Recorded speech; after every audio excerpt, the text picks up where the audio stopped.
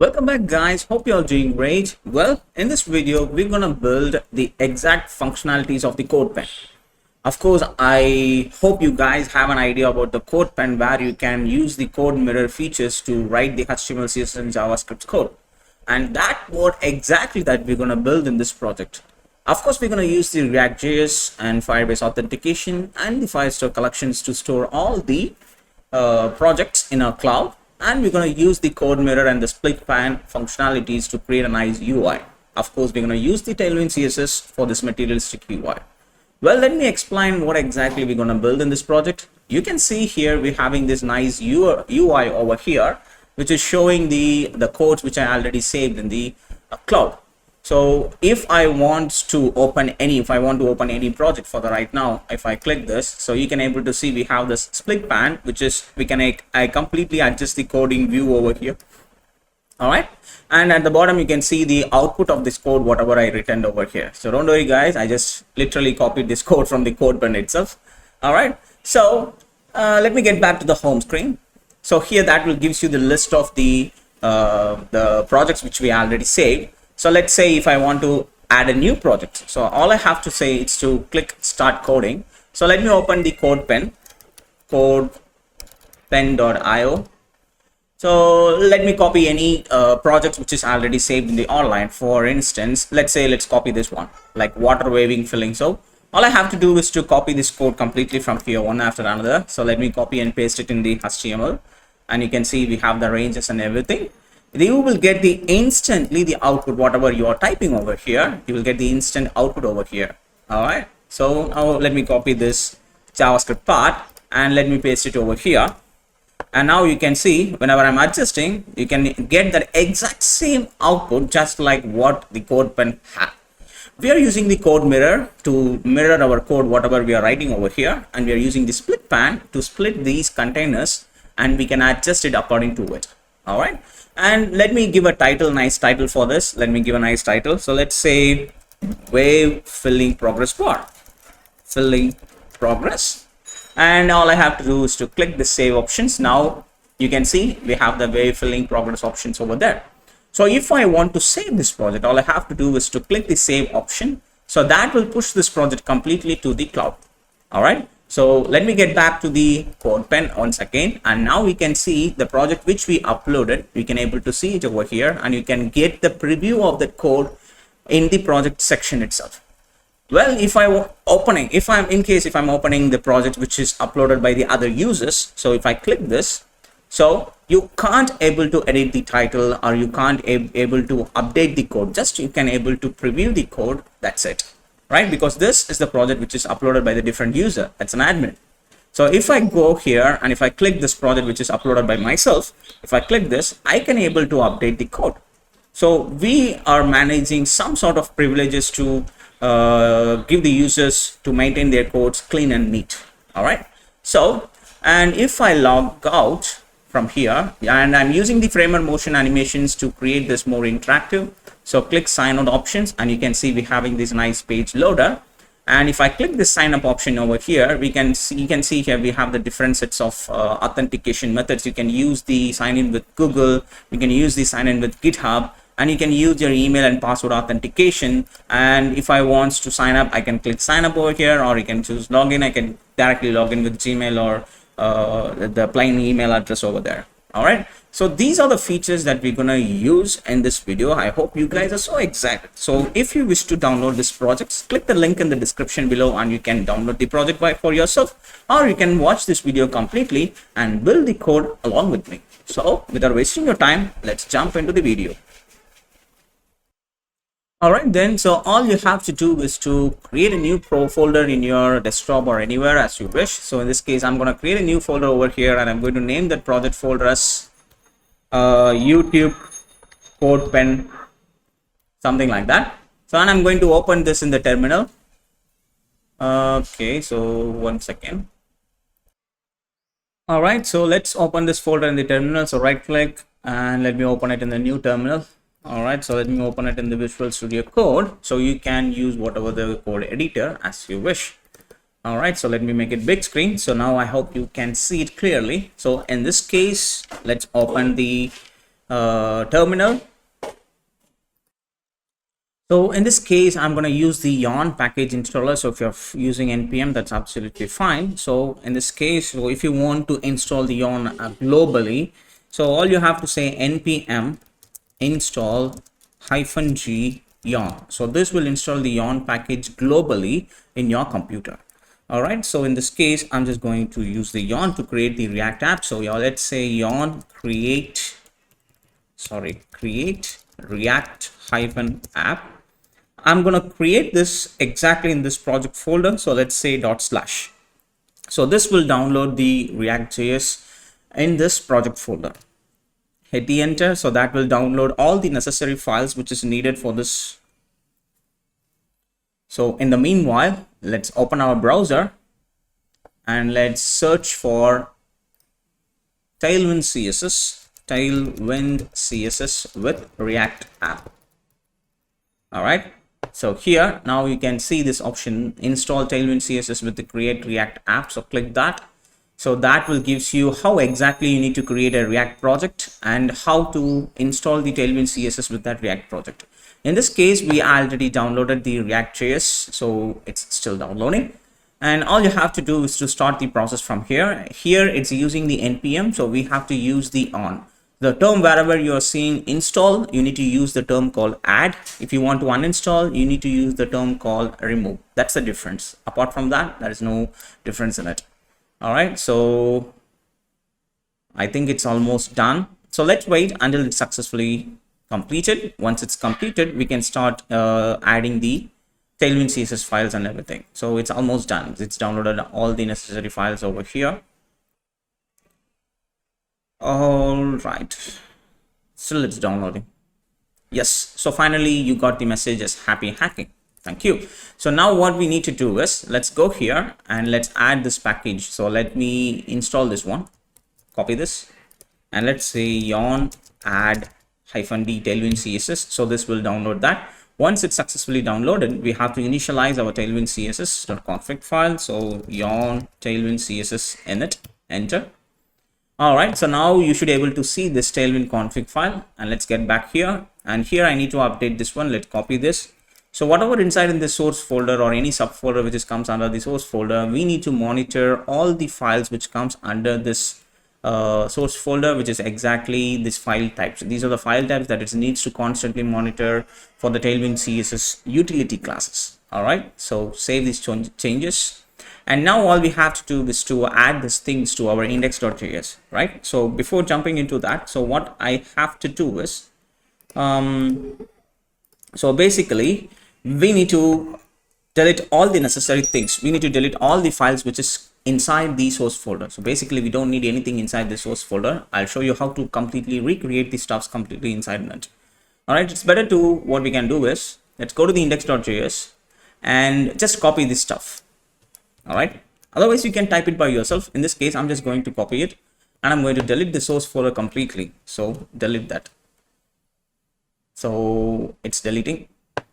It's taking some time, I don't know why. Okay, it's deleted now successfully. So once it's deleted successfully, all you have to do is to create a new folder under your source in the root folder called src, which is exactly the same thing. Let's create a new folder called src. All right, inside the src file, first you need to create a new file called index.js. Then you need to create one more file called app.js. Then you need to create one more file called index.css. All right, so now in the index.js file, all you have to do is to paste this line. All right, so now what we need to do is we need to import this necessary packages which is needed for us first. So let's go ahead and import that. So import React. We need to import this React from React. All right, so then we need to import React DOM. So don't choose this. We have to import it from a different. So if you press the tab option, that will import this React DOM from the React package. So basically we don't need that. So we need to get this React DOM object from the React DOM /client. All right, so now we have that. Then I need to import this index.css also in it. So let's go ahead, import /. index.css. So make sure they are spelled properly. And of course, I need to import the app.js, which we generated.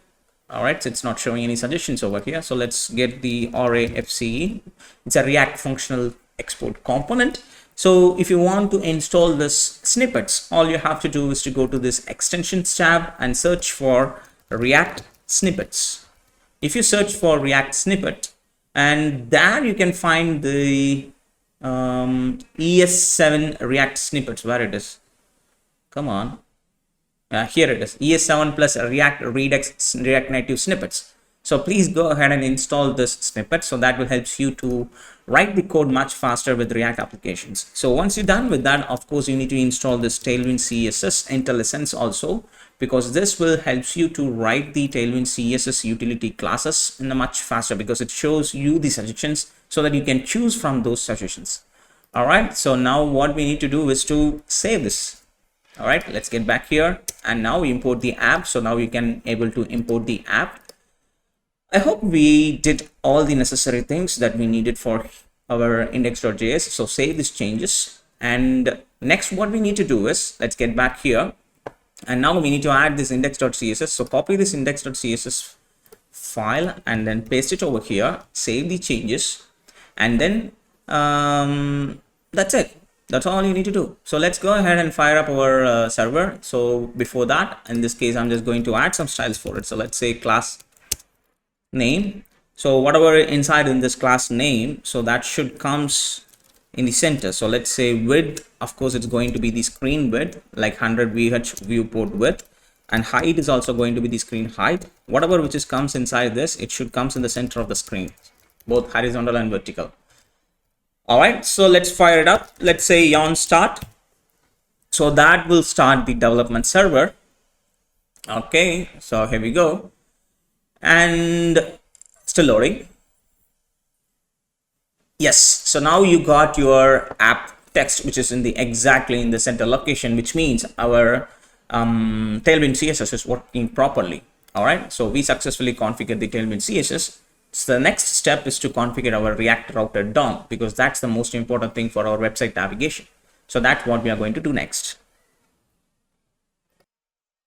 All right, so to work with the React router navigation, so we have to install a certain packages. So let's go ahead and install that packages first. So I'm going to stop my server and I'm going to add the necessary packages. So let's say yarn add React router DOM. So this is the package that we need to configure our router navigation. So make sure that you spell it properly, yarn add React router DOM. So hit the enter option, so that will download those necessary packages. So basically, if you want to know much more about the React router DOM, so click search for React router DOM. So that will take you to the package installer. And if you want to learn much more, so there you can see this guide option inside this npm package installer, or you can directly open their official website by clicking the next link over there. So if you are using this React components or React router DOM for a very first time, so please go through their documentation. That will gives you a nice idea or quick overview about their packages. So don't worry guys, so I got your back. In this case, we are going to configure everything from the ground. All right, so let's close this, we don't need that.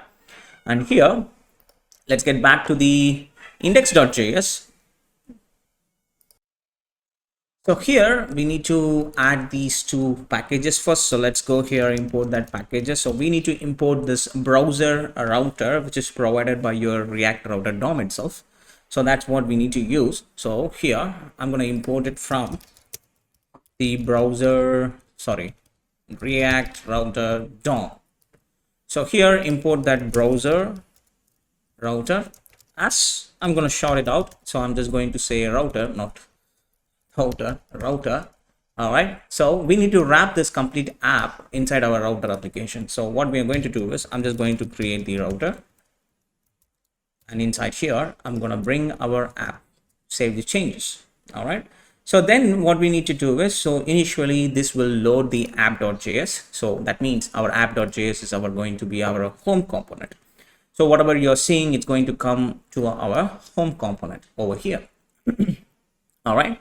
So let's get back to our project over here. You can see if I refresh it here, so that's loading this nice screen and it's taking the user to our /home/project, which is going to be the initial route. It's not directly taking to the local host or your local domain over there. No, it's directly taking the user to the /home, and inside the /home we have the projects. All right, so let's go ahead and configure the route.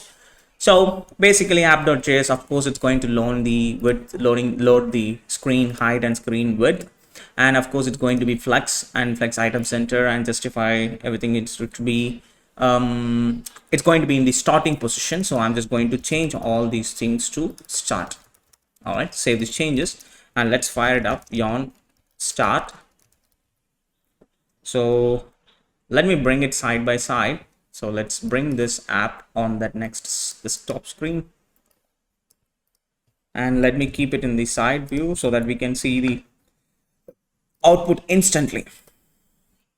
All right, so now we can able to see here, we can be having the app on the top left corner. Of course, it is in the top left corner. All right, so next what we need to do is, let me enable the word wrap so that you can see clearly. Cool.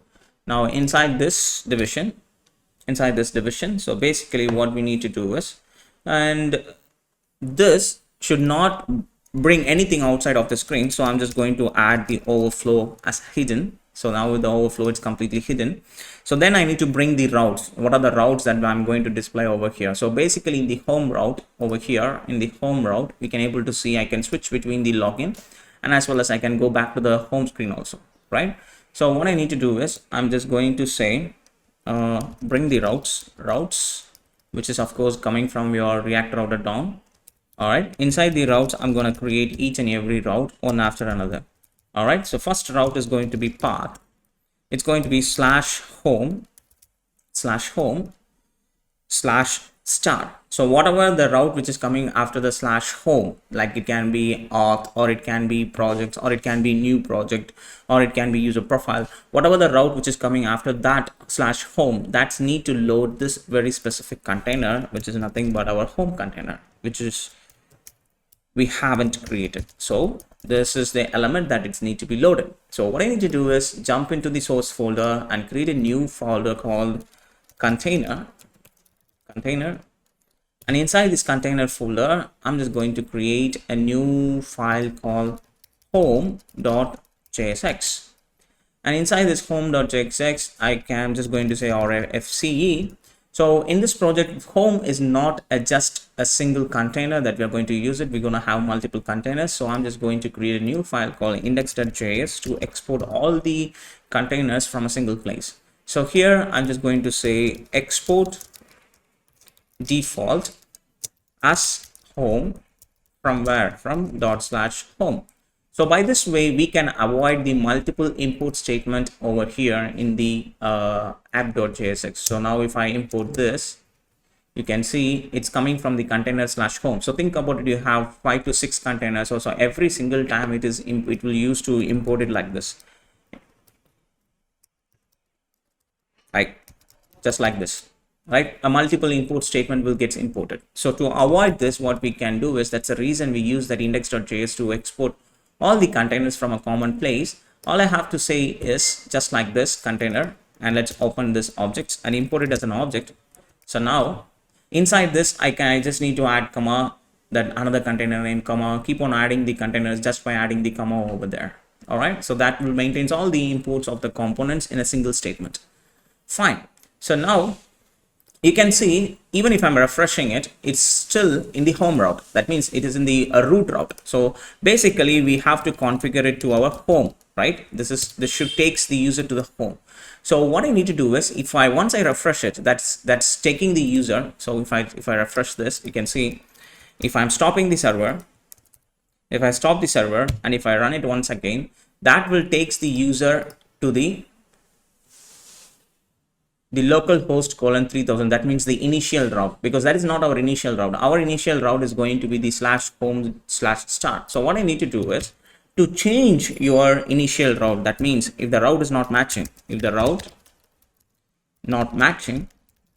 then we need to reroute the user completely. So route path If the route, that means if the path, whatever it's coming, it's not matching in our the route whatever we configured, then take the user element to. All right, so then we're going to use the navigate option. Navigate, this navigate from the React router down, so make sure that you're using the navigate. Then navigate the user, now navigate the page completely to the /home, the route which we defined over here. All right, so now if you save these changes, now even though if you're using this, that should take the user to the /home. All right, cool. So now we configured our initial route. So then let's jump into the home screen, and that's what we are going to do all the customizations over there. All right then, so next what we need to do is let's jump to the home route over here. So now, and I'm just going to delete everything over here, open the React fragments. So inside this fragment, so let's jump into the project which we already have. So you can see we have this two containers. So one is the left menu and another one a very big right side container. So let's go ahead and create two subdivisions over there. So div and div. All right, so then what we need to do is over here inside this, I'm just going to say class name, and I'm going to open the string literals, because later we need to add some states. According to the states we need to customize this. Then what I'm talking about is, like, if I click this, you can able to push the menu to completely to the left side, and if I click that again, that needs to bring that menu completely outside, right? So that's what we need to do. So to do that I'm gonna add these styles as a string literals, the dynamic string literals. So basically the width is going to be 2. The left menu width is, of course, it's going to be 2. All right, when the state is active, so I'm just going to say use state imported snippets is side menu. If the side menu, basically if it is true, sorry, initially it's going to be false. The side menu, if that menu is true, so then I need to fix the width and everything. So if that side menu is true, if side menu is true, then the basic width is going to be W2. If not, I'm going to say, so flex, use the flex. Instead of taking the complete flex, I'm just going to say flex 0.4, right? But from the medium devices on, no, it's not necessary. We can just say it as flex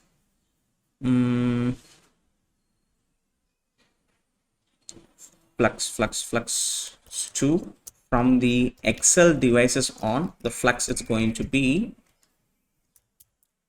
flex 4, like 40%. Like the double Excel size, when it comes to the very big screen, it should take the 40%, or else it should take the 20% of it.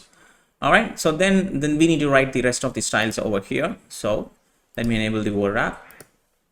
So right after this curly brackets, so we need to start writing the rest of the styles. All right, so now we fix the width. Then what is the height? Of course, it's going to be always, it should maintain the height of the screen.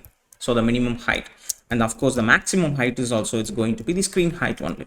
All right, so position, of course, it's going to use the relative position, because anything inside this, if I want to keep it in an absolute position, this should react as a parent element. So that's why I'm keeping it as a relative. So then we need to bring the our customized color. So all you have to do is to open your Tailwind CSS and then just copy the color from the description below. You can able to open that gist folder, and from there, in that, you can able to see these colors. So these are the primary color, secondary color, text color, which we are using in this project. So save this and let's go to the home. In this case, the color of that, it's going to be BG secondary color. So save these changes. So now you can able to see the secondary color of that, the width over here, right? All right, I think this 0.4, it's bit 2, so let's keep it as 2 itself for the time being. All right, I think this is fine for the time being now. Later, if we can change that thing. All right, so then we just need to go to the index.css file. Go to the index.css file, because that's the place where we need to add our custom font styles and our background styles and everything. So I'm just going to use a very specific font called Poppins. So I'm just going to say Control Shift P, and I'm going to use the Google Fonts import URL at. So to use this extension, you need to search for Google Fonts. So search for Google Fonts, and there you can able to find the Google Fonts. So please go ahead and install that. Once you successfully install that, just use your keyboard shortcut Control Shift P or Command Shift P. So then search for Google Font, and that will help you to insert either by link or insert by @import URL. So in this case, I'm going to use the @import URL and search for Poppins. I'm going to use the font called Poppins. So let me copy this Poppins font, and right after that, what we are going to say is the body color. So let's say the body color. So background color, of course, it's going to be hash 131417. All right, that's the background color it's going to be. Now we can see the background color is completely applied over there. So then the font family, of course, it's going to be font family. It's going to use the Poppins fonts. If not, it's loaded successfully, then use the sans serif and use the system UI default fonts. All right, so now it takes that font size and everything. So we fix the index.js CSS now. So let's jump into the home.jsx again. So here, once you fix that home.index.css, so then what we need to do is we need to fix this after this bg secondary, whatever inside this, it's need to comes inside the in a flex column directions, right? So let's add that later. So first let's bring the things which we needed inside in it. All right. So first what let's go here, and you can see we have this anchor section. So where if you click this and if you can adjust the side menu and everything, we need to bring that anchor section, and you have this home menu, and you have to bring this coding start coding option, and we need to display this home button also. So let's go here. So first what we need to do, we need to bring that anchor section. So then we need to bring the logo, and then we need to create the start coding option, and we need to bring the home nav option. All right, so here let's fix this anchor section first. All right, so let's fix this anchor section. So for this anchor section, I'm going to use the division. All right, so for this, I'm just going to add a class name. So class name, of course. So width and height, of course, it's going to use the 8. Height is also going to be 8. And then the BG color is going to be the secondary color.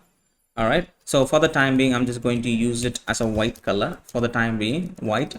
And rounded in the top right, it's going to be LG, and rounded in the bottom right, it's going to be LG, and of course it's going to be in absolute position, and I'm just going to keep it as a right 0.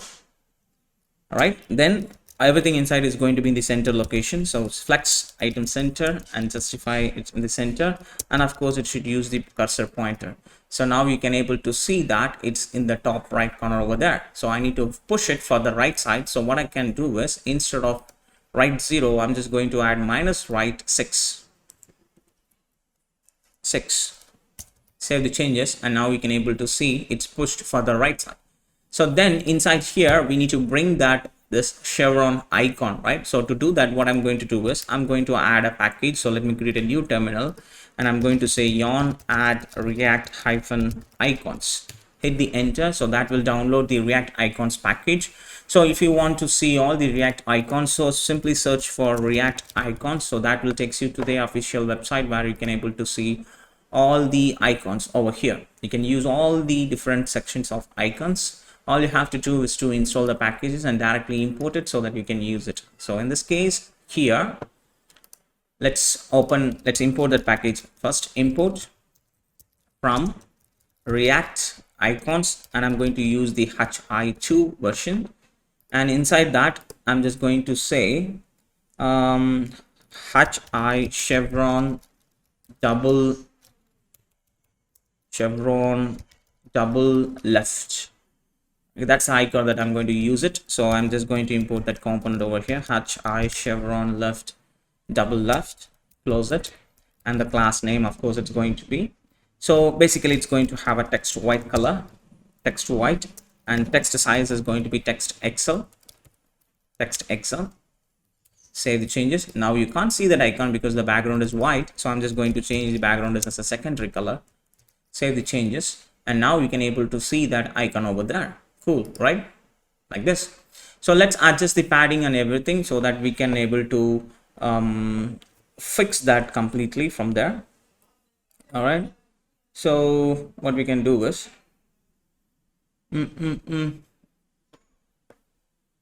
let me get back here and you can see. Okay, so let's go here for this.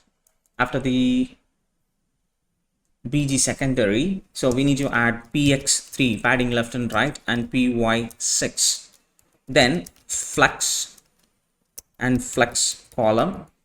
We already flex and flex column, item center, and justify everything in the starting position, and gap between each element is going to be 4. So the transition, so we just need to move it left and right, so the transition is going to be smoother, so the transition and the durations, and ease in out. So save these changes. So now we can able to see which is adjusted perfectly according to it. All right, so now we can able to see that what is that anchor button is perfectly in that position. So now we need to adjust this according to that movement, right? So to do that, what we need to do is, so since we already created that state, so I'm just going to say add an action listener for it. So for this anchor section, let's say on click, whenever I'm clicking it, I need to call this callback function. So let's say set is side menu as not a side menu. Save these changes. Now if I click this, that means that menu is active, so it's pushing it completely in the left side. If I click that again, it will bring it back, so it's working smoothly. So for the clicking action, so we don't get any feel that it's clicked successfully, right? So to get that feel, we need to add some animation stuff. So for the animation stuff, I'm going to use the yarn add framer motion. So hit enter and add the framer motion package inside your project. So that will successfully added. So it's added successfully. And in this case, I'm going to import that motion package from the framer motion. So then what I need to do is I need to change this division as motion.div.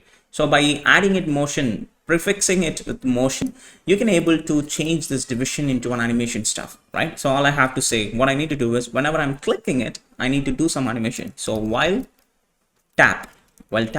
So these are the properties names for that framer motions. If you wish to learn much more about that, so go to the framer motion official documentations. So please take your time and go through it completely and what exactly you can do with all these stuffs which is provided by the framer motions. And this documentation is completely insane and it's really helpful for you, especially for the beginners. All right, so please take your time and go through it. Whenever I'm tapping it, I need to call this object. So basically that object is going to be the scale, which is nothing but normally the CSS classes, CSS properties. So I'm just going to reduce the scale to 0.9. That means 90%. From the 100%, whenever I'm tapping it, I'm going to reduce it to 90%. Then I'm going to stretch it out. So save these changes.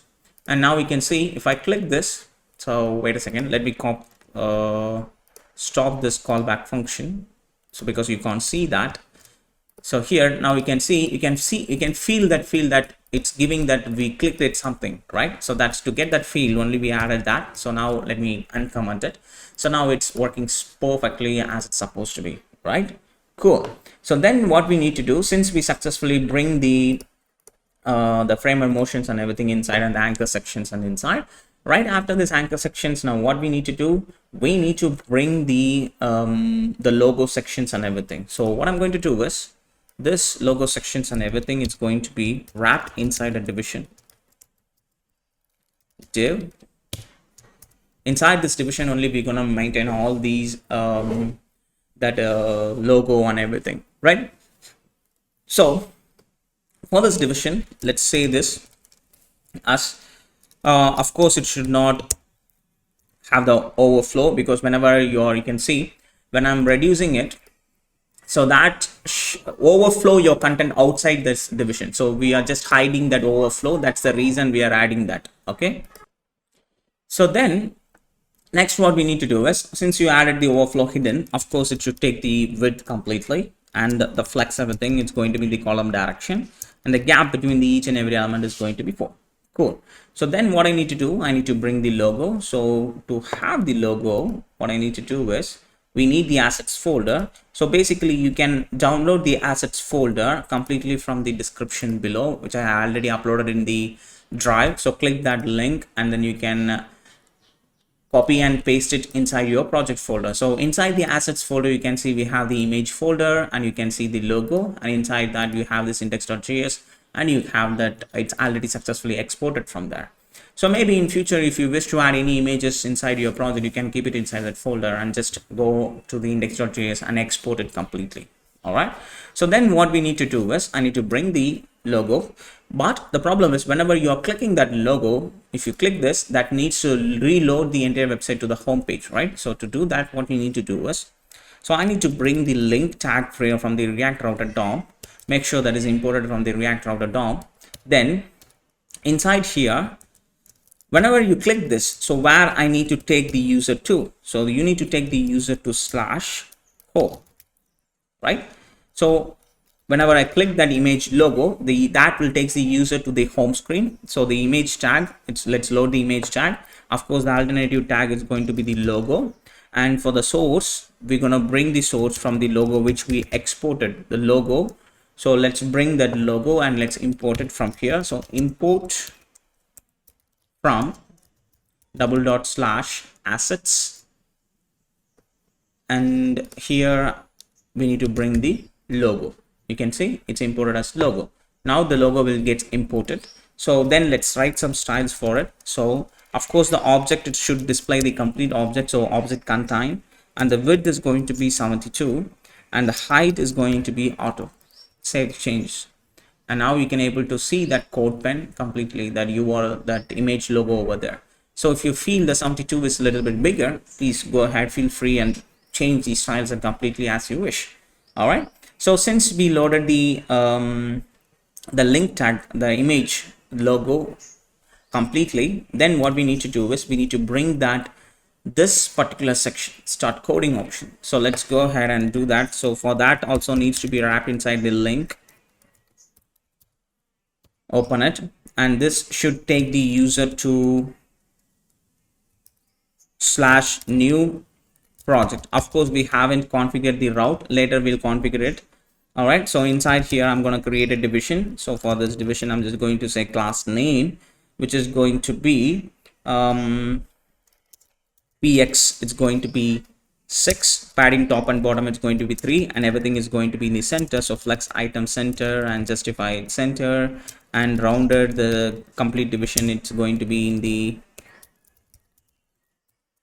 Excel. So border, of course, we need some border color, and border color it's going to be gray 400, and cursor it's going to be the pointer, and I'm going to create it as a group so that I can do the group hover animations. So group on hover, I'm just going to change this border color, border gray color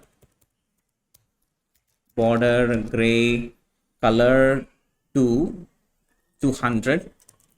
And inside this, I'm going to have a paragraph tag, and basically it's going to say start coding. So save these changes. So that should display this option over here, and basically this paragraph tag should carry on a different style, which is nothing but like this, the text gray color, and everything should be the capitalized. And on group hover, whenever you're doing the group hover, the text color should be gray 200. So save these changes. And now if I hover it, you can see we have the dark color initially, and when I'm hovering it, you can see the paragraph and the division, it's changing the entire colors and everything, right? So if I click this, now you can see, you can't able to see that, right? That's looking good. All right. So then what we need to do is, so we fix this home menu over here. So basically what we can able to do, so here it's displaying the home menu option. So this home menu option is not supposed to display for the user if the user is not authenticated. But by the time I created this project, I forgot to do that. So to do that, what you need to do is that home menu object needs to be displayed only if you have the user state, right? So to do that, initially I'm just going to create a state, use state snippet, and let's say user. So later we need to bring the user object from the Redux store, right? So let's do that later. For the time being, I'm just going to keep the user as a null object. So over here, after this link, just like after that link, I need to bring that home nav link. Let's say only if I have that user object, I need to display this. So let's bring that link tag.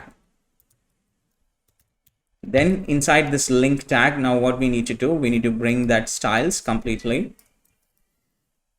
Let's add the class name, flux, item center, justify center, gap, everything is going to be. And whenever you are clicking it, that's need to take the user to /home/projects, where the user can able to see all the projects, /home/projects. And inside here, I'm going to bring the home icon first. Let's say md home, which is not showing because the package which we haven't imported. So let me copy this and paste it and change this to md and change this to md home, this one. All right, so let's import it. And then for this, the size, we are going to say class name. So text is going to be the primary text color, and the text is going to be the text LG, or we can say Excel. That's much better. Let's keep it as text Excel. So say then for this here, I'm just going to display the home. For this paragraph tag, I'm just going to say text LG, and text is going to be the primary text color. Save changes so that you can able to see that object only if you have something over here. Let's say if I'm having an empty array and inside here something blah blah blah text, you can able to see that home/home, right? Because this is not an empty. So now let me make it as empty, so you can't able to see that, right? Cool. So then what we need to do is, so over here we have to bring this right side section.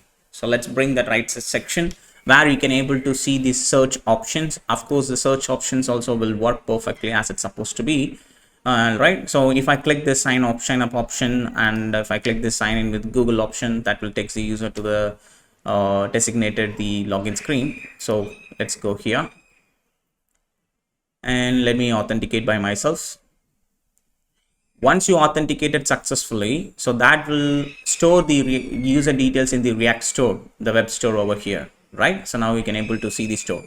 So now inside here, if you want to search something, let's say card. So if I type CA, the place wherever the term CA is appearing, it's displaying that text. So if I close this, that will brings that complete projects completely over here. So let's say neon or something. So that brings the neon over here. All right. So then okay, so now we can able to see all the searching features and everything. So that exactly what we need to do it now. So let's bring the UI first in the right side section. So let's go here. This is the right side section which we are talking about. So let's fix this right side section first. Let's say flux. So class name, it's going to be flux first. It's going to be flux1. Of course, it should take the complete width. And the minimum height, of course, it's going to take the minimum screen, and the maximum height is also it's going to take the screen height. All right. And the overflow Y direction in the X, it's going to be the scroll, and height, of course, it's going to be the full, and flux column. Item, everything should be in the starting position, and justify, everything should be in the starting position. And the PX, it's going to be 4, but from the medium devices on, the PX, it's going to be 12. The PY is going to be 4, but from the medium devices on, the PY is going to be 12. All right.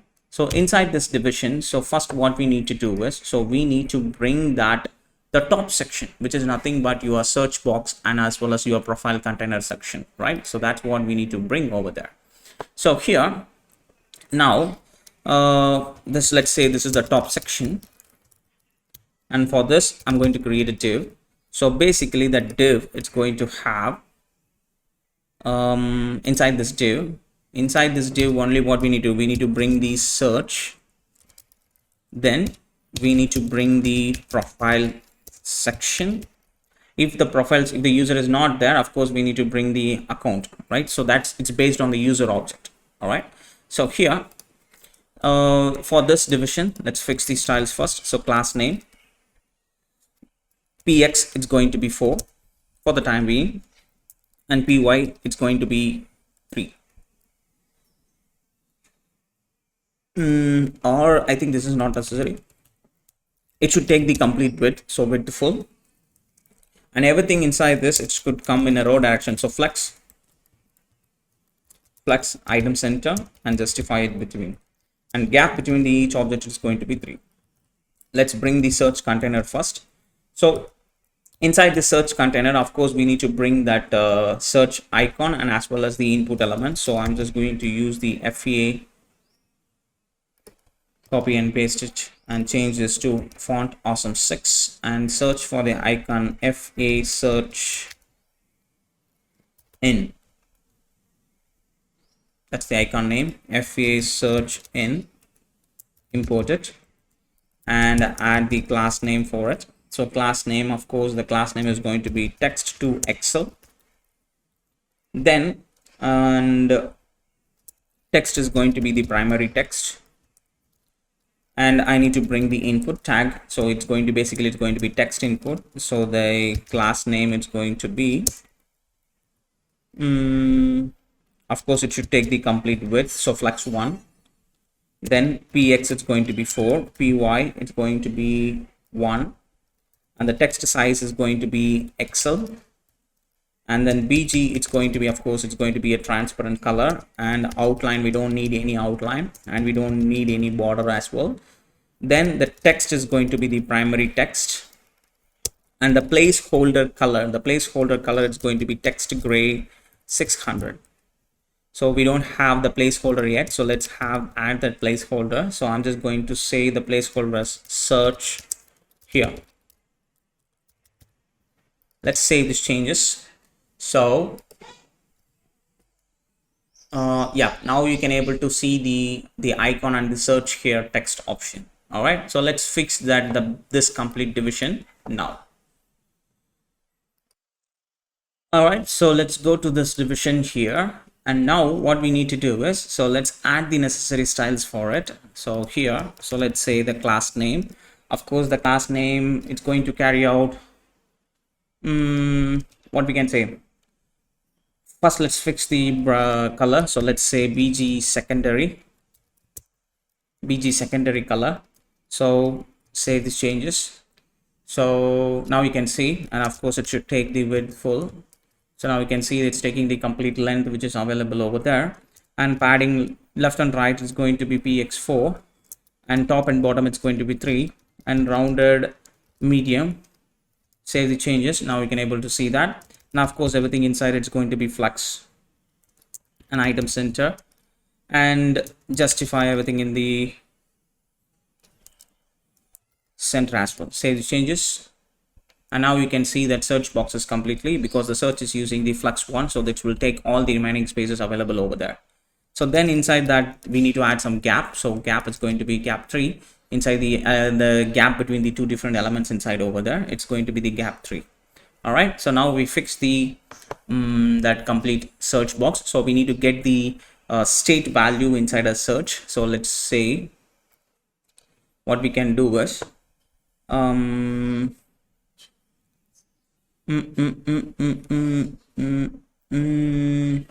so right now, if you wish to keep that state everything, if you wish to keep the search options everything inside a state, we can keep it. But in the real case scenario, we need to keep the complete search term in the Redux. So based on the Redux search term, we can able to filter it in these data in a different components. So that's the reason we need to keep it in the Redux.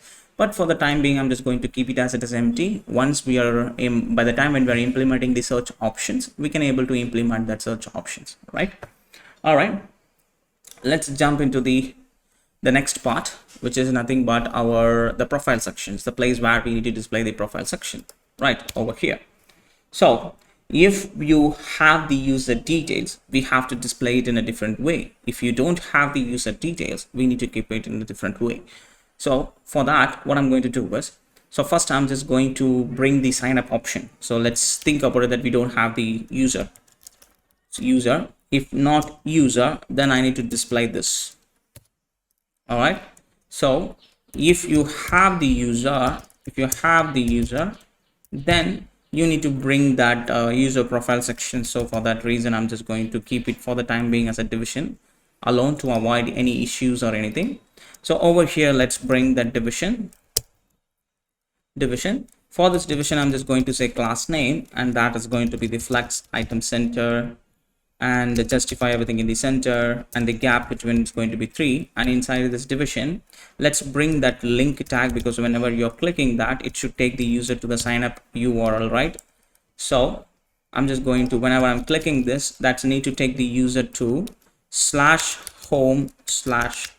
That's the URL. That's the user needs to be navigated. We need to configure these navigators, these routes and everything, because we haven't configured any of the routes, whatever I added over here, like home, project, new project. We haven't configured any of the route. Later, by the time when we are moving to that specific section, I will configure the router. Don't worry about it. All right. So now what you need to do is a link to and the class name. Let's say the class, oops, not here. The class name, it's supposed to be here, the class name. And of course, inside this link, for the time being, I'm just going to display the text as sign up here. And over here, BG Emerald, the text color, it's going to be the BG color is going to be BG Emerald 500.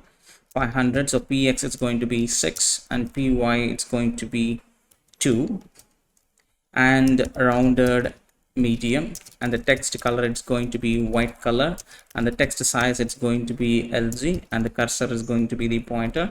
On hover, when I'm hovering it, and the BG Emerald it's going to be 700. So save these changes, and now you should be able to see that the sign up option over there. All right, so let me keep it like this, sign up. Cool. Now I can able to see the sign up option over there. Fine. So now when I click this, that will take the user to the home author option, so that we need to customize that particular option over there. So what I'm going to do is I'm just going to keep this as a motion division. Motion, add the motion before that. Then I'm just going to say while tap, just exactly the same way. Scale, it's going to be 0.9. Say the changes. Now when you click it, it gives you that option, that wobble option, right? Cool. So now let's go to the auth section. So this is the place where we are going to bring the auth section. So let's fix that area first. We need to fix the authentication parts and everything, right? So this is the top section, right? This is the top section. Where is our top section is getting finished? And not this one. This is the top section where we are getting finished, right? So this is the place where we are all right, this is the place where our top section division is getting ended, right? After here, we need to bring that second section. So make sure, guys, this you can see here, this is our second section, this entire right section. Inside that we have this top section, right? So we need to fix this. Inside this we have this top section. Let me bring this screen brush so that we can mark that option. Over here you can see this is the top section, and right after here we need to have one more section, right? That's what we are worrying about, right? We need to bring that section right now.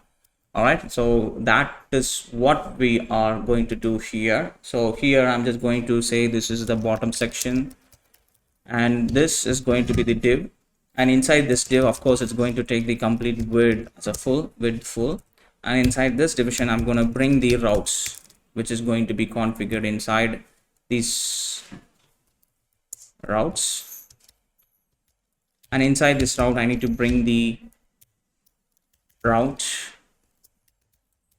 So if the path which is coming inside the home route, which is basically anything, then if anything coming after this /home, after the route /home, we need to display this elements, right? Elements, and if anything is coming after that route, we need to display the projects. So we need to display this project component which we haven't created. Then if anything is coming through this auth, that means the home slash auth, if it is coming to that specific route, because we are already inside the home route, right? That's the reason we are simply adding the slash auth.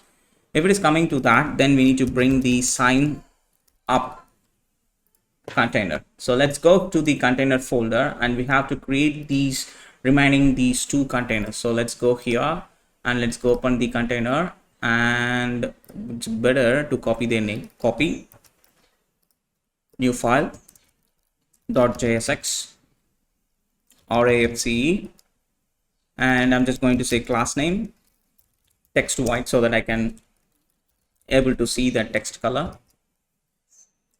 Let's copy this. No, we don't need to copy this because we need to copy here. So copy new, and let's say paste it .jsx sign up.jsx and RAFCE, and give the class name for this class name. It's going to be text primary text. Save this changes and go to home.jsx. Of course, we need to export it from here. So copy and paste it 2 times. This is going to be the sign up. Copy it, paste it, and this is going to be the projects. Copy it and paste it. So now we successfully exported. Let's close this and save this home.jsx. So we haven't imported it, so of course this error is natural. So import this. It's coming from /projects. So basically it's supposed to come from /container, and this is needs to be imported as a project. So now if I add this sign up, that will import it in a single statement. So save these changes. So now you can able to see it as an auth, right? If it is coming through anything after the home, that will take the user to the projects. Look at that. So now if I click this sign up, that will take the user to sign up. If after that anything, if it is coming anything after the home route, that will take the user to the projects route. So we fix the routes for the home screen, the sub route for the home.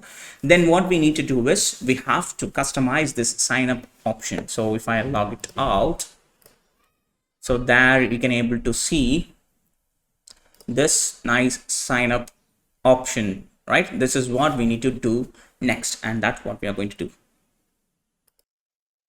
All right then, so let's jump into the sign up component over here. So let's get back here and let's get back here, and you can see basically we're having an image and we're having a complete division. Inside the division we're having this text and this container which is holding multiple input options and everything. All right, so let's go ahead and design that stuff now. So what we need to do is over here, I'm just going to delete this completely, delete, and I'm going to create an empty division, and that's going to have a class name, and of course it's going to be widthful.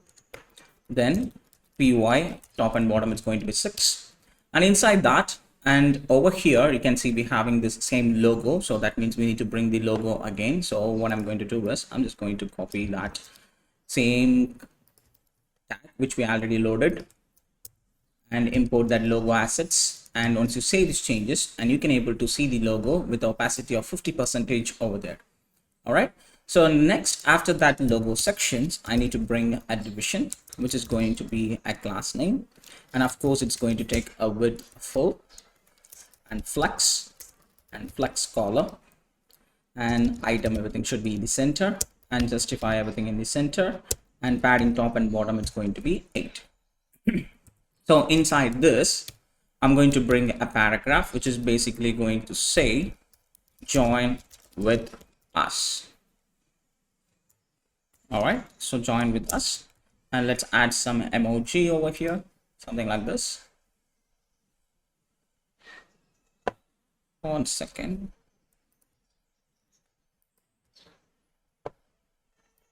Where is that? Oh my god, I'm sorry, that emoji it's been placed in my another screen over here. All right, so now inside here, now we have that section. So then what I need to do is I need to bring one more division, which is basically this division, right? Which is basically that division. So that's what we are going to do now. So for that class name, I'm going to say padding px, it's going to be 8, and width, of course, it's going to be full, and the from the medium device onwards, width is going to be auto, right? And py, it's going to be 4. All right, so then what we need to do is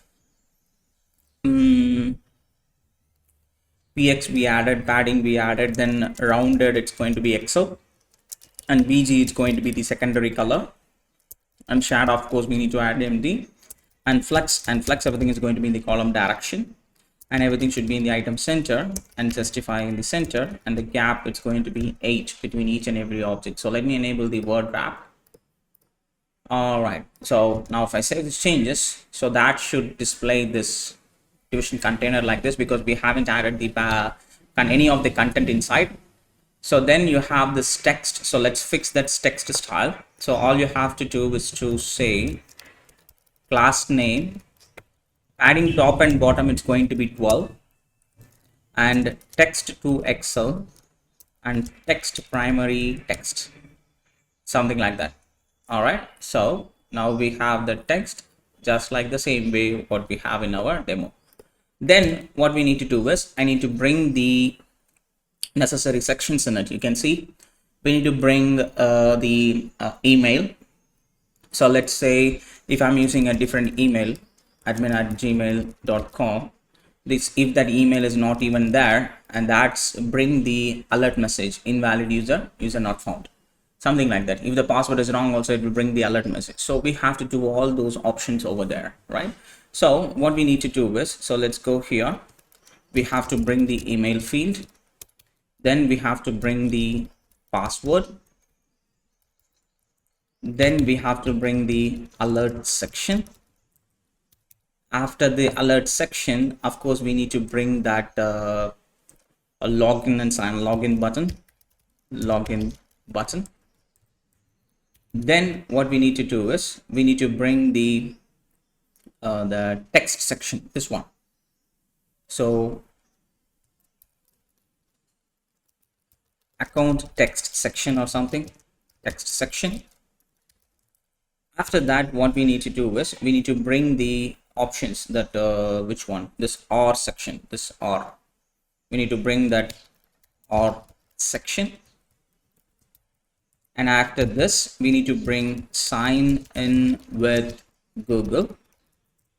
Again, we need to bring the or section, and we need to bring the sign in with GitHub.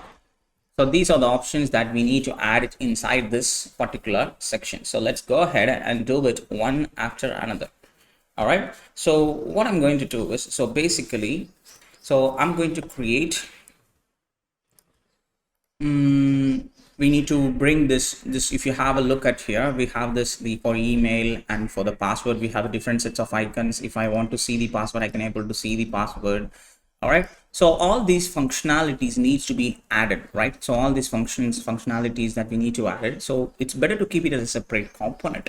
So that's what we are going to do now. So what I'm going to do is I'm going to create a new component folder. Let's say components.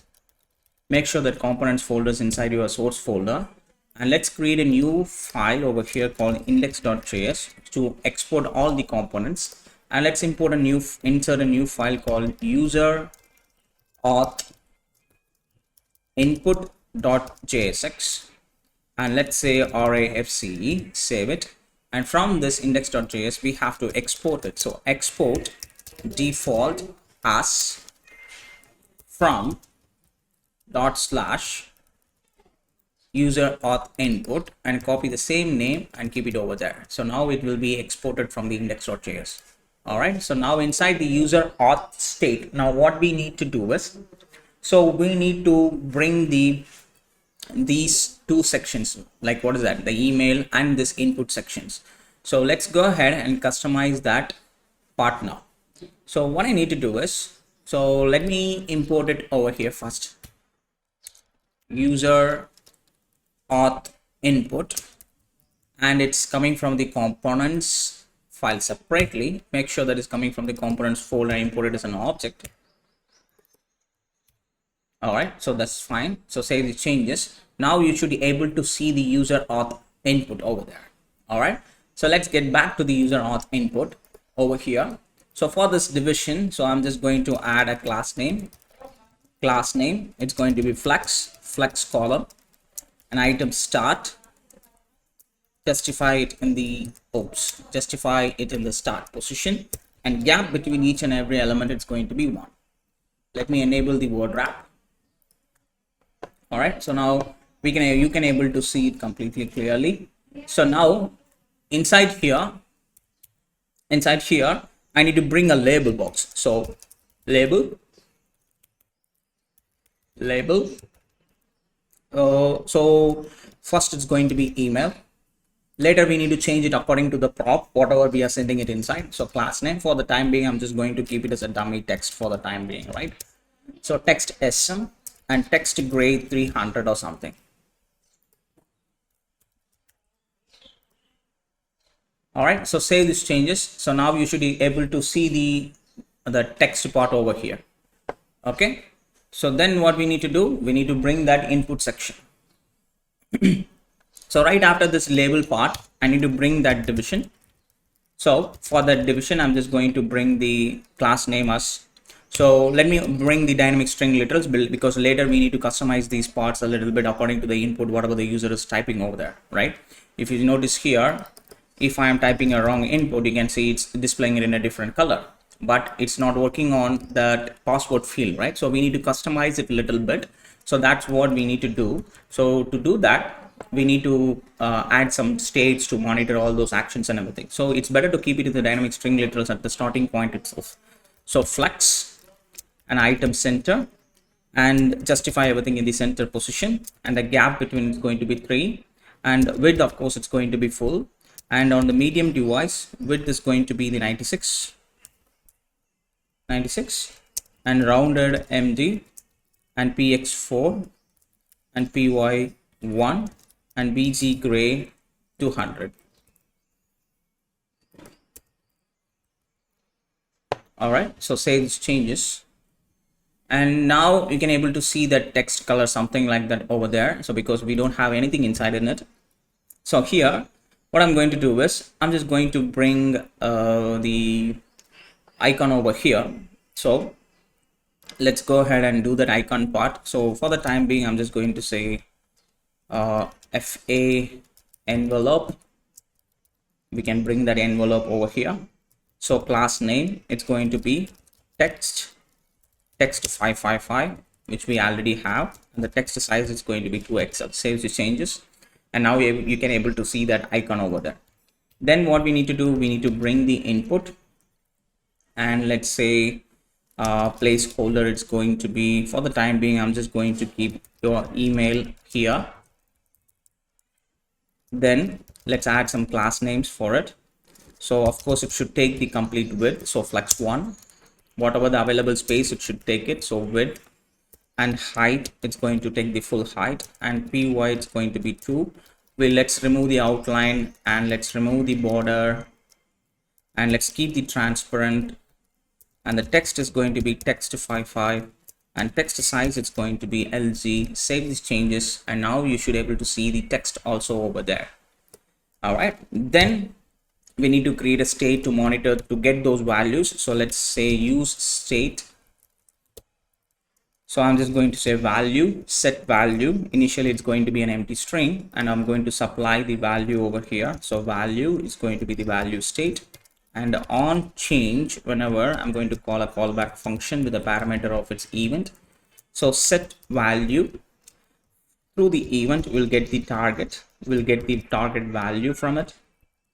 So now those state value will get updated, and it will be instantly displayed over there.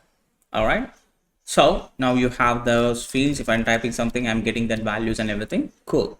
So right after here, I need to bring that password options also, right? So let's bring that password option. So what I'm going to do is I'm going to create a division. For this division, I'm just going to say class cursor pointer, and inside this I'm going to bring the icon far icon. All right, so the class name, so text 555, then text is going to be to Excel, and of course the cursor is also going to be pointer. I think this is not necessary because we already wrapped it inside over there. So the main point of having it over here, it's like, so if I'm typing something, if I click this option, that I need to bring the password, I can able to see the password, right? If I don't want to see, I need to hide the password, right?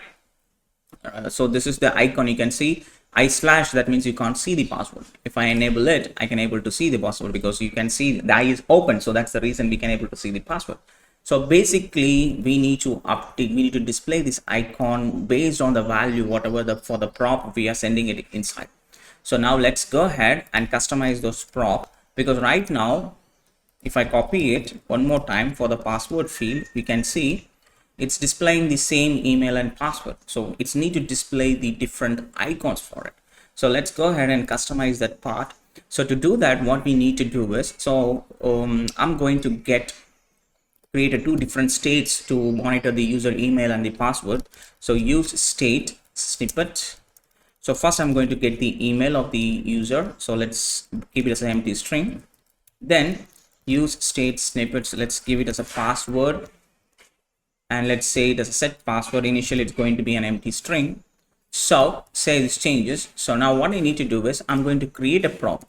So the prop, what we are going to create over here, so let's use the multi-cursor editor. So label, what kind of label that we are going to send, then what is the placeholder that we are going to send, then label placeholder, whether it is as a password field or not. So is pass.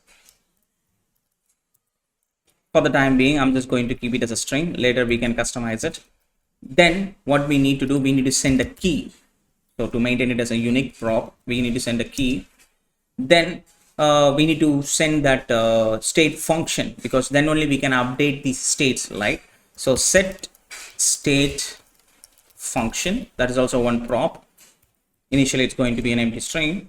Then we need to send the icon. According to that the field only, we need to display the icon. So I'm sending an icon over here, and I'm sending the icon as a reference, not the complete icon. That's the reason I'm keeping it as a capital letter, because we need to display the icon as a component over there. So keep it as a first letter as a capital letter, because we are not sending the icon completely from here. We are sending the icon reference alone.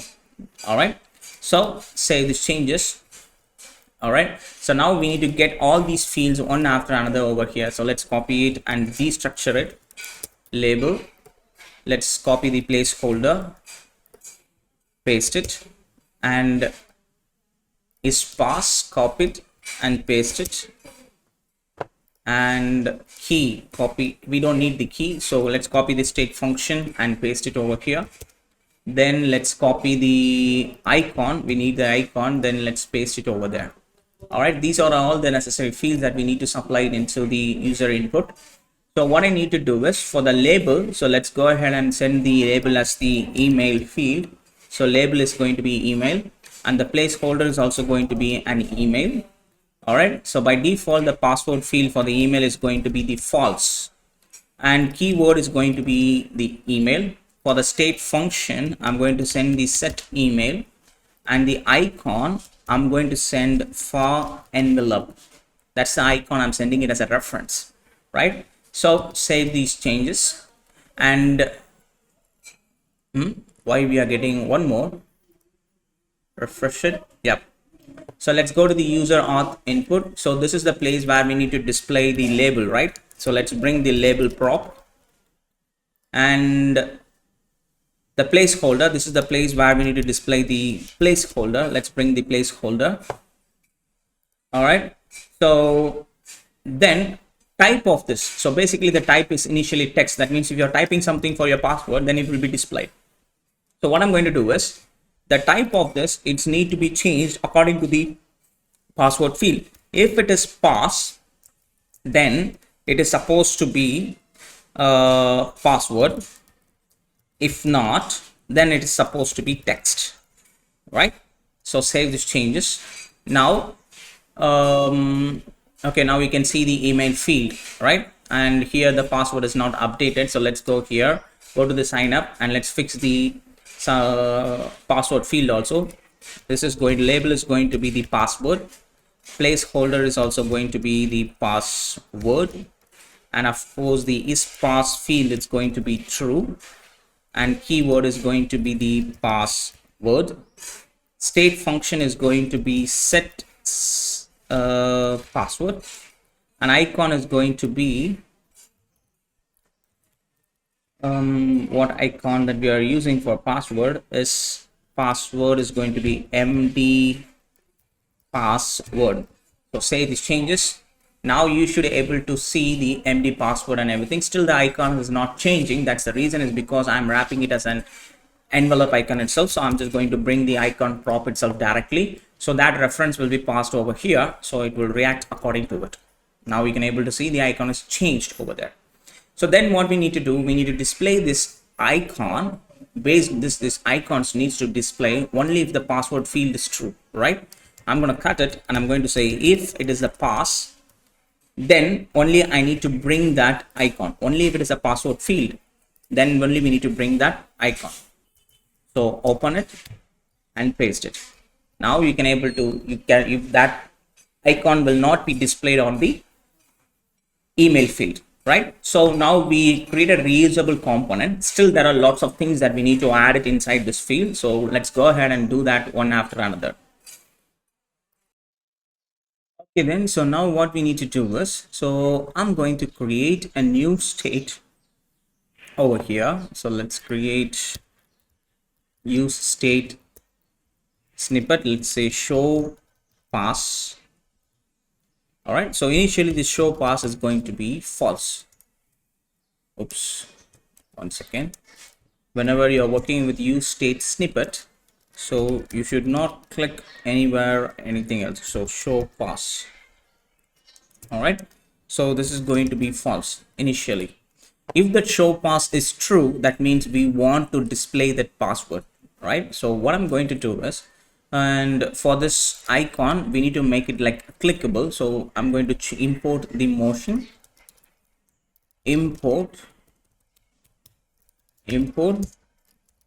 motion, and import the framer motion object, then wrap this, prefix it like motion dot. Then what I'm going to do, I'm just going to say while tap,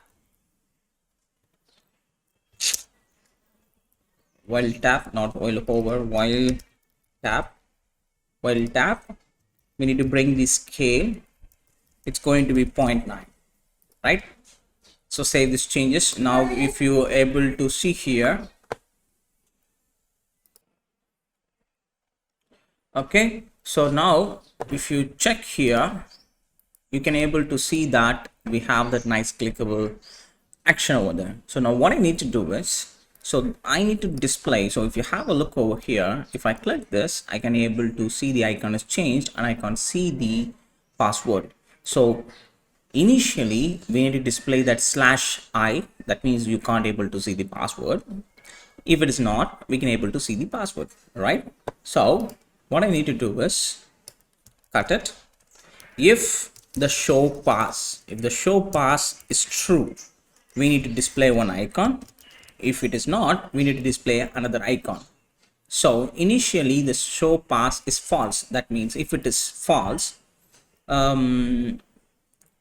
like what we need to do initially, initially it is false, right? If the show pass is true, then we need to display this. If it is false, we need to display the /i/ like that. So initially it is hidden. Now if I type something, I can't see, right? But at the same way, when I'm clicking on whenever I'm clicking it, I need to change this action. So I'm just going to say set show pass, it's going to be not show pass, a reverse action. If it is false, make it true. If it is true, make it false, right?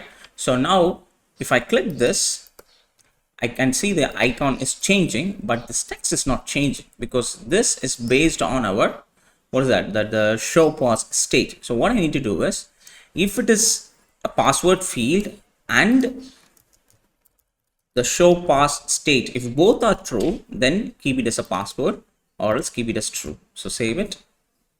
Now if I change it, see, we can able to switch between the passwords, and we can able to view the password and all those things. All right, so now the password field and this, both of them are working perfectly as it's supposed to be. So then what we need to do is, we need to make sure that email is a valid email or not, right? So what we need to do is, for that, where the place we are getting the input action, right? This is the place where we are changing the text and everything.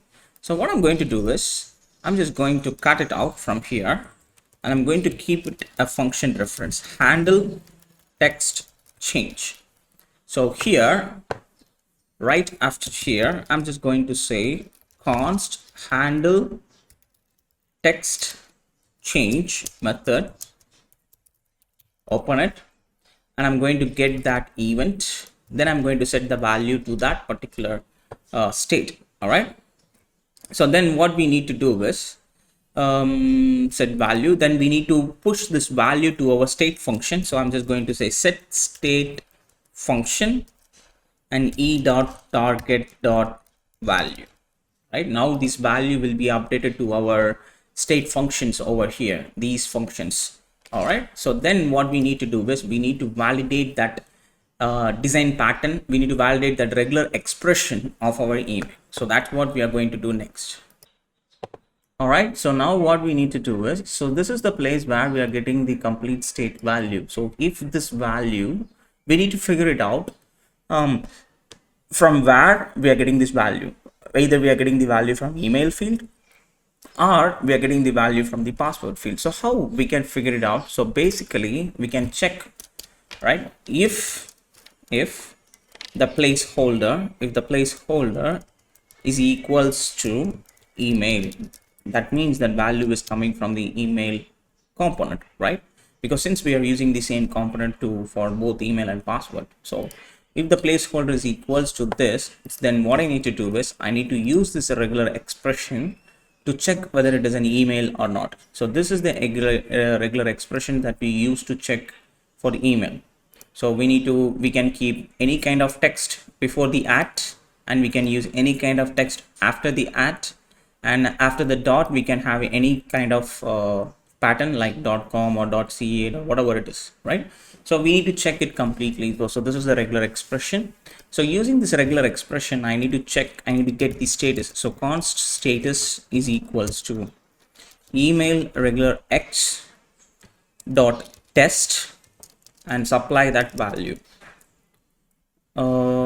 I think we are supplying the state value. So this is the place where we are setting that state. So the state will get updated. So we can use this value to check that, right? If it is equals to that, then what we need to do is, I need to update a state. So I'm going to say use state snippet. What we can say is email valid. This is the state that we are creating. Initially it's going to be a false state, and I'm going to say set is email valid that status. That means, so this it's going to give you either true or false. If it is a valid email, it will return true. If it is not, it will return false. So we are updating to that state, right? Save these changes. Now using this, I can change this border color for the email field, right? So what I'm going to do is, so where is that background color that we are displaying? This is the place where we are displaying that, right? So right after here, and I'm going to say dollar curly brackets inside here. If it is not, is email valid. If it is not valid, and if the placeholder is, you need to check whether what placeholder we are using, right? If it is otherwise, it will display that border red color for the password field also. So we don't want that. So that's the reason I'm checking whether that placeholder is equals to email. And that value, the value, whatever the state value, the state value length should be greater than 0. So length should be greater than 0. If it is true, then only we need to use the border red. I need to give the border 2, that means 2 pixels. Then I need to give the border red 500. Save these changes. So now if I type something here, you can see it's giving the border. Even if the empty, if this empty string is empty, that will not give it. That's the reason, is because of this condition. And if I am typing something here, it's not giving me that red color. The reason is because the placeholder is not a password, it's an email. It should be an email. Then this is not valid. That's the reason it is giving me the red color. So now if I type admin@gmail.com, so now it's giving the valid email because it is valid. That's the reason it's not changing the color. So now I need to change, I need to send this status to the sign up page. So here I'm going to create use state snippet get email validation status. That's the states we are creating. Initially it's going to be false, right? Let's keep it as a false. Then over here, now we need to send this to the email field, right? So I'm just going to say set, I'll send this exactly the same thing. Okay, so let's pass this state over here. So let's set get email validation. Then let's copy this and go here and let's destructure it, and let's send the status over there. So we can use that to validate before clicking that. If the status is true, then we are supposed to log in or do something else, right? So that's what we can do.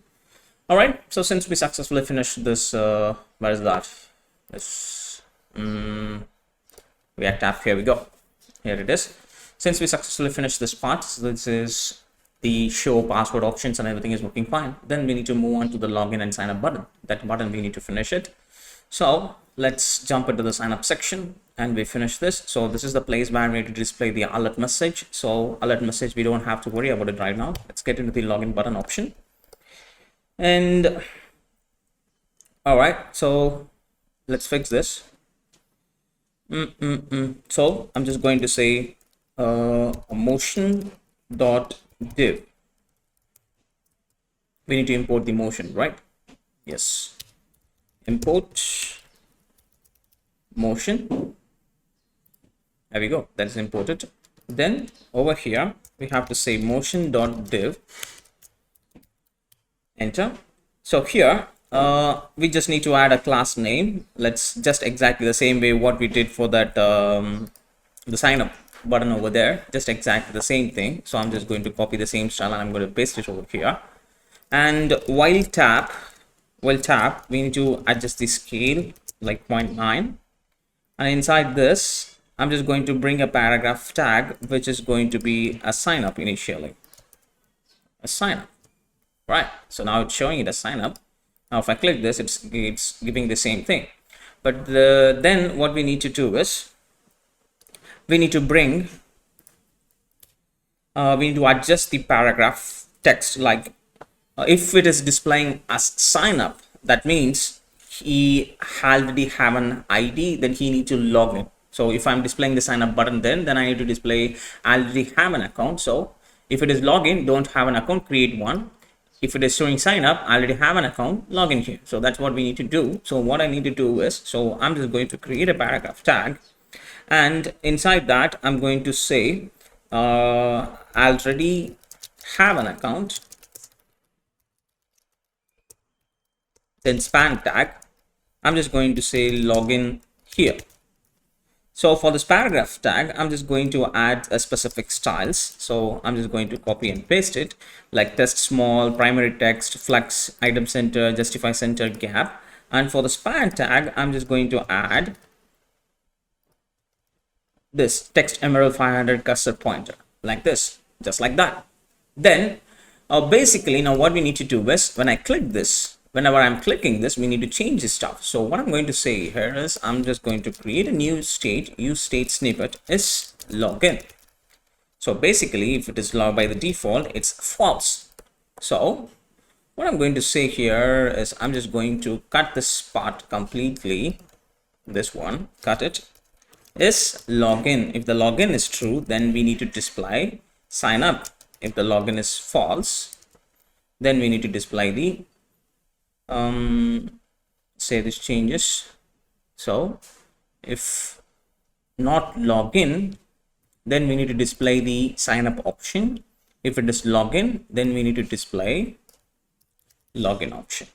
All right, so save this changes. Do the same thing for here. Dollar if not is login, then display already have an account. If we login is true, then we need to say create here don't have an account. If you doesn't have an account, yes, if it doesn't have an account, create here, just like that.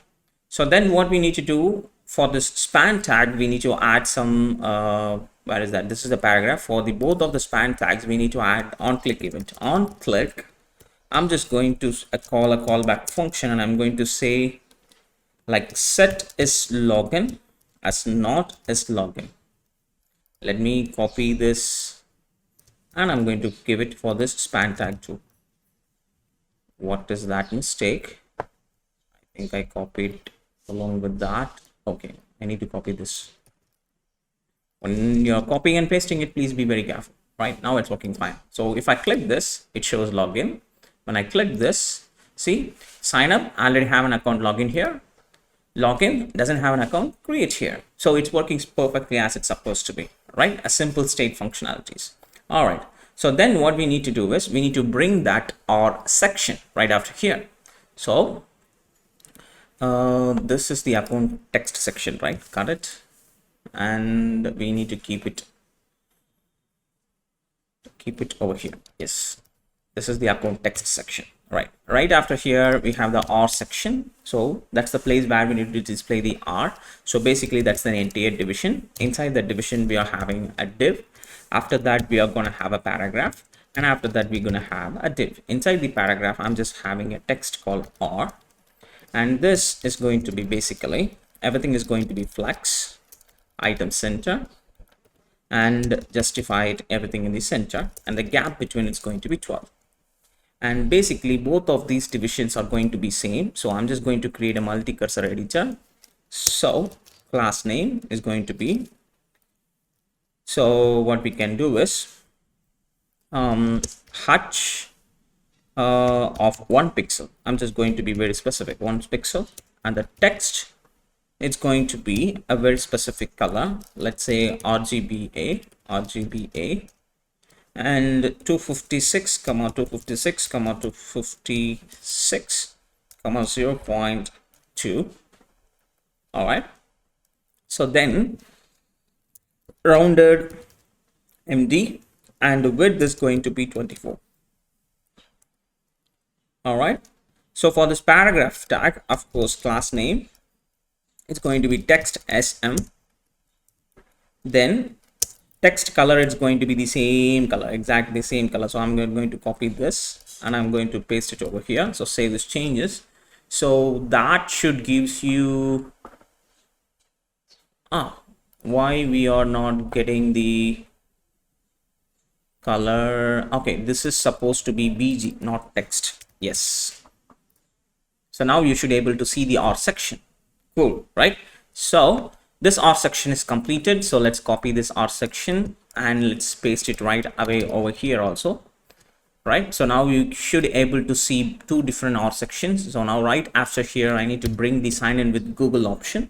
So this is the place where we need to bring the sign in with Google option. So to do that, what we need to do is I'm going to bring a motion dot div, close it, and while tab we're gonna have, let's say what we have to do is scale :0.9, then inside here, we need to bring that Google icon. So FC Google, FC Google. So it's not showing up. So let me go to the top and I'm going to import that FC package, FC, and I'm going to bring the FC Google. Right, that's done. So then over here, I'm going to bring that package FC Google. So for this, I'm just going to say class name. So size of it is going to be text 3XL. All right, cool. So then what I'm going to do is I'm going to bring a paragraph and I'm going to say sign in with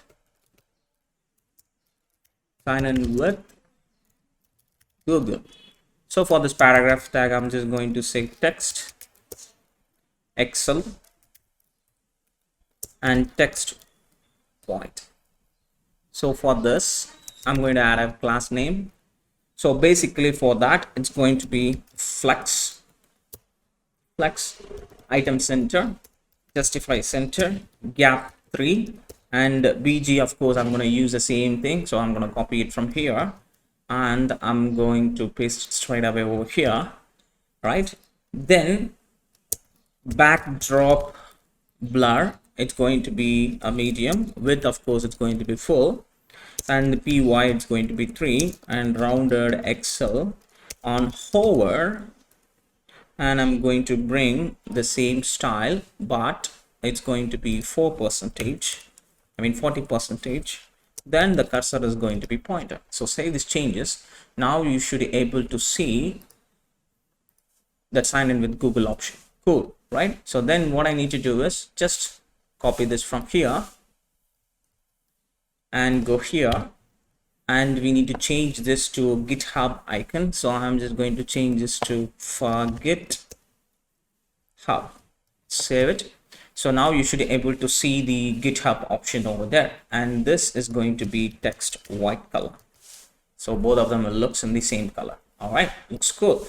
So now we have ourselves a nice login options. You can able to switch between the two different buttons over there, and you can able to sign in with Google or GitHub. So this is supposed to be GitHub, right? So we have ourselves a nice authentication screen. So next, what we need to do, we need to do the live authentication. So that's what we are going to do next. All right, then, since we successfully finished the screen part, so now let's jump into the authentication part. So we have to create a Firebase project now. So let's go here and search for firebase.google.com, and we have to create a new project. So if you haven't used the Firebase before, don't worry. You just need to create an account just by using your Gmail account and click the go to console option. So this is the place it will ask you to create a new project. In this case, we are going to click this add project. So over here, I'm just going to give a name. So let's say YouTube CodePen clone, something like that. And I'm just going to create it, and I'm going to disable the analytics and create the project. So let it create this. So in the meanwhile, search for Firebase docs. So click the Firebase documentation, and that will take you to the Firebase documentation. Over here, you can able to see the build option. Click the authentication part.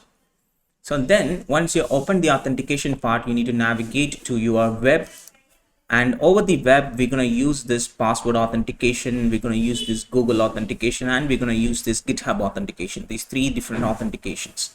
All right, in this case, first we're going to fix this Google authentication. So click the Google authentication, and basically for Google authentication, what you need to do, we need to create a project, which we are done, and we need to create the authentication provider. We need to initialize the app. We are up to do that.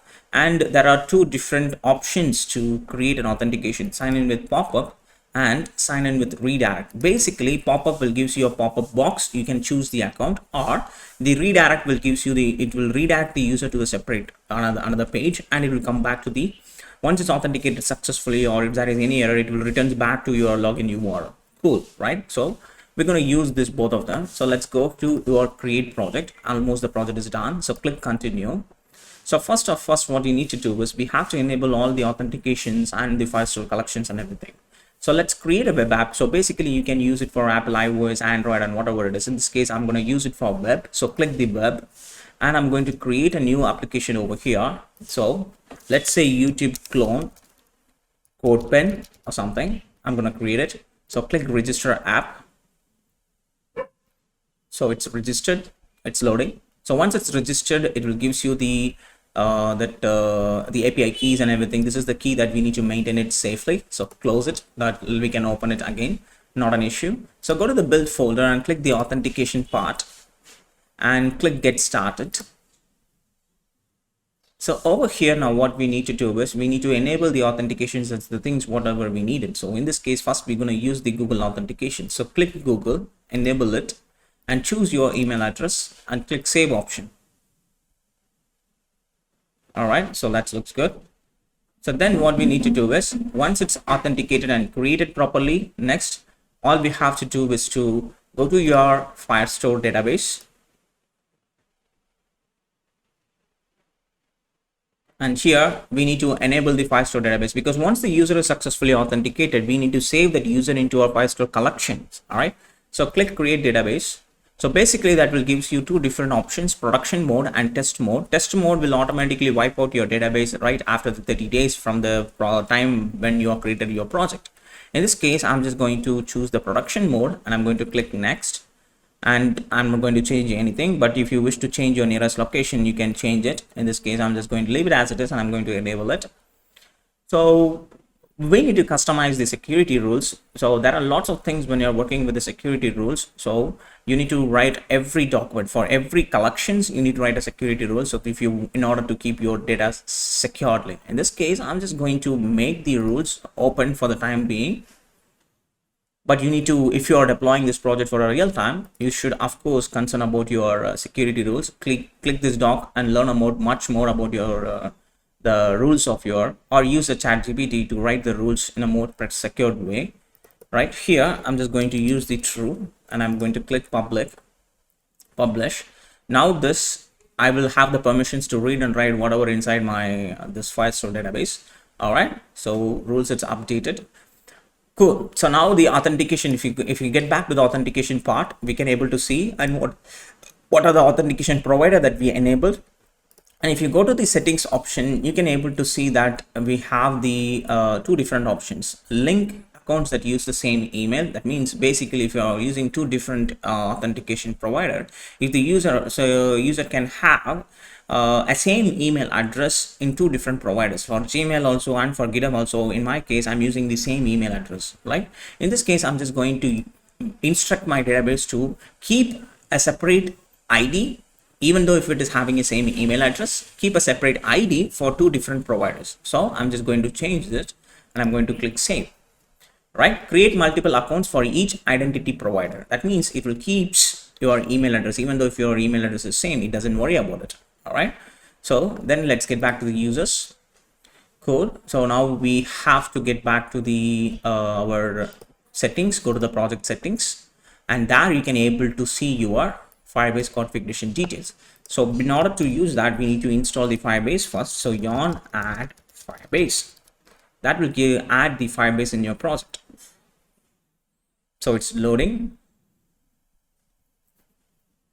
So let it download that. So before that, what we need to do is I'm going to stop my server, stop it. And in the source folder, I'm going to create a new folder called config. And inside this config folder, I'm going to create a new file called firebase.config.js. All right. And in the root folder, I'm going to create a new file called .env, an environment folder. So this is the place where we are going to configure all our API keys and everything. So I hope this is done. Yes. Now what I'm going to do is I'm just going to copy this and I'm going to paste it over here. So now what we need to do is, so basically we have to keep all these API keys in a secured way. So the better option is to keep them. Oops, I should not paste it inside the env folder. I should keep it inside the Firebase config. Yes, here. So now what we need to do is to create a public environment variable. So what we need to do is we need to prefix it with React_app_API key, something like this, right? So what I'm going to do is I'm just going to copy this completely from here. Just copy it completely. And I'm going to paste it, delete this, and I'm going to paste it. And let's arrange this in a perfect way. Like that. All right. So I'm going to create a multiple cursor. So over here, here, here, and here. Delete this. And this is supposed to be equal sign. And move it to the end. And what we need to do is we need to delete that comma. So fine. And this is supposed to be completely in a capital letter. So what we can say is React underscore app underscore API underscore key. So let me copy this. And this is auth domain. So paste it. And I'm going to change this to auth domain. This is project ID. Paste it and change this to project ID. Storage bucket. Paste it underscore storage bucket. And messaging sender ID, paste it underscore message sender ID. And this is app ID, paste it underscore app ID. Save these changes. So make sure that you stop your server, because every time when you're working with the environment variable, we need to restart the server. That's the reason I stopped my server for the time being now. And I'm just going to here. All these things needs to be changed. So create a multi-cursor editor one more time, like this. So delete everything till the end, and I'm just going to say process. Okay, so my suggestion is taking some time. I don't know why. Process.env dot, we need to paste it over here. So what I am supposed to do is I'm just going to paste it like this, and I'm going to add a comma for avoid the error. Instead of this React app, we need to change all these things. First, API key. So copy the API key and replace your API key. So then we need to copy the auth domain, and change your auth domain. Then we need to copy the project ID, and change your project ID. And then storage bucket, paste it, and then message sender ID. While pasting it, please be very careful, because if you are pasting it in the wrong way, it will not work. Process.env, and save these changes. Now everything is changed. All right. So then what we need to do is we just need to import certain packages, and we need to write the import that, and we need to create the application. So let's import it first. So I'm going to import from first. I need to import it from the Firebase app. Firebase slash app. Come on. Slash app, and from here I'm going to get the app's details. Then I'm going to get that specific app information, and I'm going to initialize the app. Then I'm going to import from Firebase slash auth. I'm going to get the auth information from get auth. I'm going to copy and paste this, change this to Firestore, and I'm going to get the store information. Get Firestore, like this. These are the three important import statements that we need to import. Now we need to create the app. So let's say const app is equals to get apps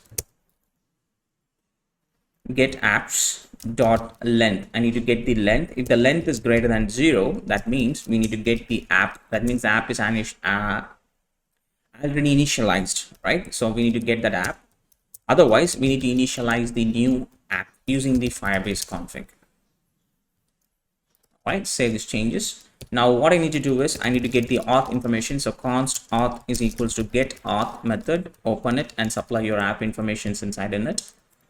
Then what we need to do, const db, that's the database object we are creating. So get Firestore, and we need to supply the app inside in it. Save these changes. And then we need to export all these things. So I'm just going to say export app, auth, and the db. Come on, yes, db. So now we literally exported everything. So next what we need to do is we need to jump into the we need to jump into the sign up option, and then we need to add those sign up options and everything, right? So let's go ahead and create that option. So what we need to do is basically I'm going to create a utils folder, create a utils folder. Inside this utils folder, I'm going to create a new file called helpers.js. All right, so let's close this. Firebase config is not necessary anymore, and env file is also, close that thing. And I'm going to start my server right now. So let's say yarn start. So that will trigger our server one more time. So let's make sure everything is working perfectly as it's supposed to be. All right. I don't know why the reason my laptop is so hot right now. Something is running very bad at my background process, I think so. That's the reason it's taking so long to load. Still it's loading, I don't know why. Come on, yeah, it's loaded now. Yes, now we are in the auth, so everything is working fine. There is no error or anything, just a warning because there are unused variables are everywhere. So fine, that's good. So then what we need to do is, whenever I'm clicking the sign in with Google, all right, sign in with Google bar here. So we need to call a function. So I'll go to the helpers function and I'm going to say export const sign in with Google, open it, call a callback function, no, open it. And what I'm going to do is that basically the sign in with Google, this function is going to be an asynchronous function, async function, right? So we're going to say await. So we need to get that sign in with redirect. Basically, I'm going to use the sign in with redirect option. So sign in with redirect. Okay, sign in with, not this one, it's not showing that option. All right, so let's import it by ourselves. So what we need to do is import from Firebase /auth. Now it should show the suggestions. Sign in with redirect, this one. All right, open it. So basically it's asking the auth. So we need to get our auth, which we exported from the Firebase config. So auth, that's need to come from where? From import from /config /firebase config. So now you should get that auth object, of course. Then what we need to do, we need to supply the provider information. So I need to create an object for our provider. So const Google provider equals to new Google auth provider, create a new instance and supply that instance over here, Google provider. So basically this auth object will get all the information about the authenticated providers. Then we are creating the instance for our Google auth provider and make sure that I'm going to use the Google auth. Then after this successful dot, then I'm going to get the user credentials, right? So I'm going to get the user credential, user cred, and I'm going to send. Okay, so once this successfully went inside the user credential, that means once this promise is written successful and everything, all I need to do is to window dot location dot reload. So I'm going to reload this, right? Because once it's reloaded, then how I'm going to get that session management. So basically Firebase will provide you on auth state change. That's an listener event which is going to constantly listen for a state management, the session token state, right, which is constantly going to listen to your active sessions token. So if the token is active, that means the user is active. So we are going to do that from our app.js. So what I'm going to do is I'm going to call this method on click. I'm going to call sign in with Google, sign in with Google, basically, which is coming from utils helper function. All right, so import it. Now if everything is working fine as it's supposed to be, if I click this, that should take you to the next screen. Why the hell it's not taking me anywhere? If I click this, yes, now it's reloading and it's taking me to the Google authentication where I can able to see all my ID. So once I click this, this should return back to a home screen right now, that it doesn't show any issues or any error. So if I go here and if I go to the authentication, and there you can able to see the this account, right? You can able to see the account. but it's not giving us the email address. I don't know why, the reason it's not giving the email address. Let's figure it out. That we can figure it out later. All right, so then what we need to do is, all I have to do is to get back to the app.js. So inside this app.js, now what we need to do is I need to get that authentication information, right? So I'm going to use the use effect hook. So use effect, open the bracket, and it takes two different parameters. One is the callback function and another one is the array dependency injection. Over here inside this use effect method, what I'm going to do is I'm going to create a method which I'm going to check that authentication state. So const unsubscribe is equals to auth imported on auth state change. I'm going to get that user credential, user cred, then open it, right? If I do have the user cred, then that means I have something. If not, I need to navigate the user to somewhere else, right? So I'm just going to get the navigation object from the React route, use navigate hook, const navigate equals to use navigate. If I don't have the user credential from there, then navigate the user to /home/auth and replace the entire route. Replace it as true. All right, say this changes. If I do have the user credential, all I'm going to do is console.log user cred dot provider data, and I'm going to get the provider data is basically an array. From the array, I'm just going to get the email address. Okay, so save this changes. And now if we go here, inspect the elements and go to the console, and currently we are getting the null because over here it doesn't receive the email address. I don't know why. So let's check it out. Instead of email, let's get the provider data, and now you should be able to see the complete display name, email, and because basically the email field we are getting over here as an empty. The reason I don't know why. So let me delete this account, delete it. Now it's deleted, and let's re-log in one more time. Sign in with Google. It's redirecting over there, and in this case this time I'm going to use my different account. So now it's again redirect to our home screen, and this time we should be able to get that, and still our email field is null. I don't know why it's not giving us email field from the Gmail itself, from the Firebase itself. It's not giving us the email property. Maybe the reason, I think so, because I couldn't figure it out what's the issue. But maybe it's because of the settings we deprecated, use the same identifier, because it's not using the email ID now, it's using the UID to monitor that particular email, right? Maybe because of that. It's my assumption. Still, I couldn't find the proper solution.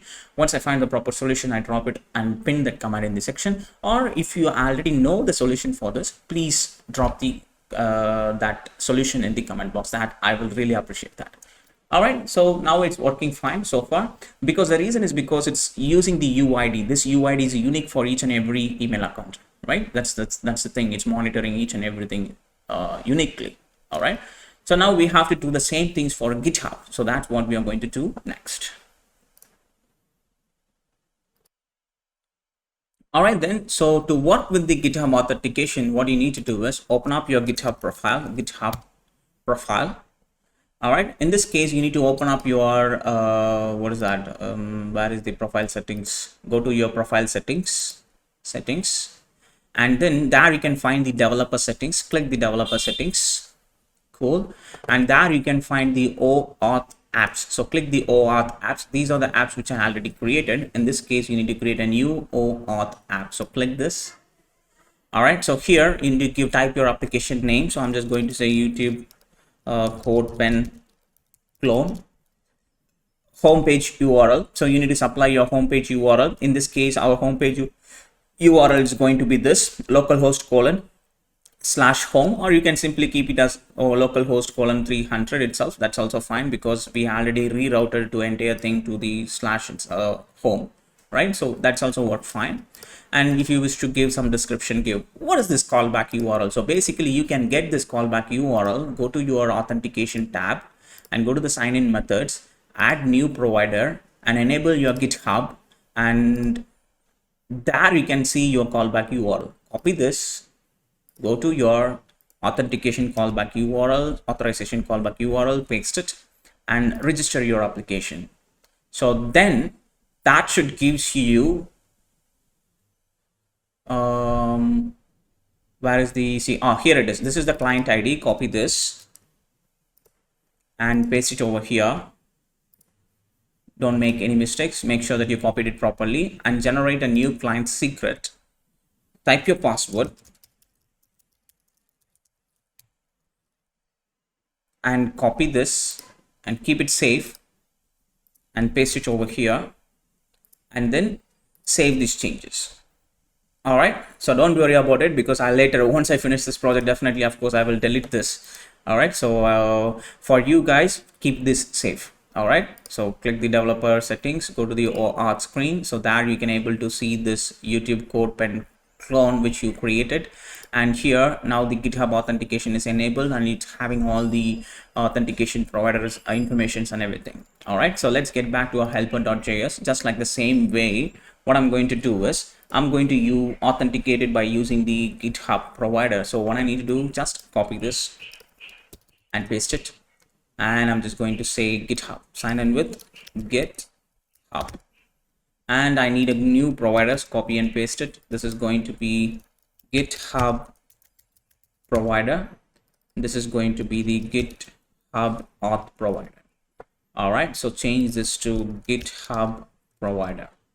All right, cool. So let's copy this, save it and go to the sign up. And for here, I'm just going to say on click, I'm going to call that method and I'm going to import that method as well. Save these changes and let's get back here and let me clear the console. If I click sign in with Google, this is supposed to take me to the authorization place where I can able to authorize my GitHub account. So authorize my account. Now I've been redirected to my home screen, and right now it's verifying the yes, now it's verified and I should be able to get my display name, email address and everything. All right, so now I'm getting all my email addresses and everything.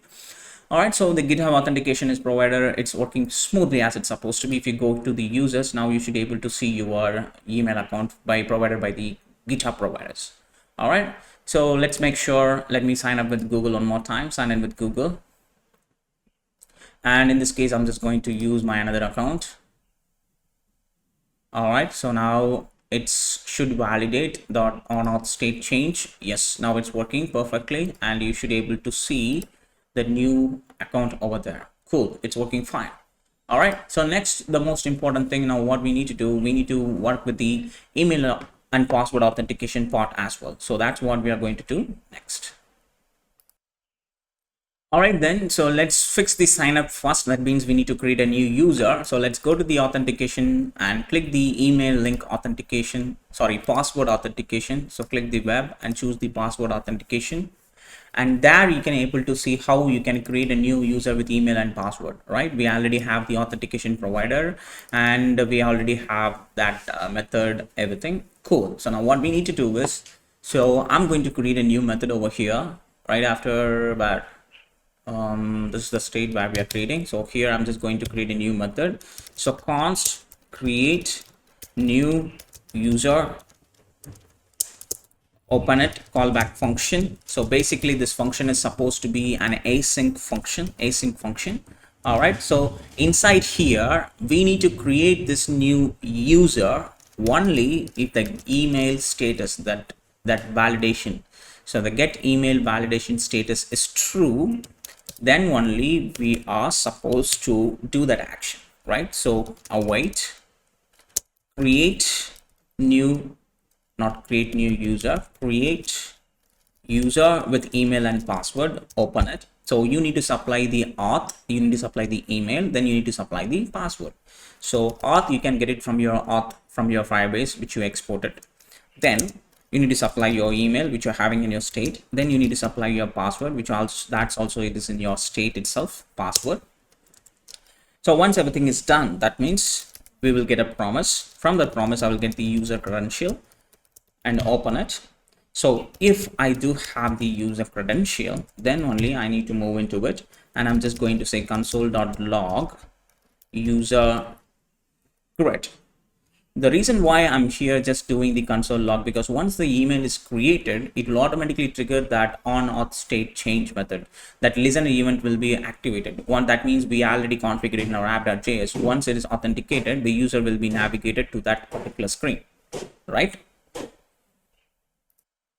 All right, so we need to capture whether if there is any error or also not. So this is the place where we are finishing the then function. So dot catch. If there is an error, then console.log that error too, of course. So save these changes. Now this function is created. I hope there is no mistakes. Cool, there is no mistakes. Copy this function, and where we are doing the sign up, this is the place. So for this, on click, I'm gonna paste that method, create new user. For login, we need to do it next. All right, so now what I'm going to do is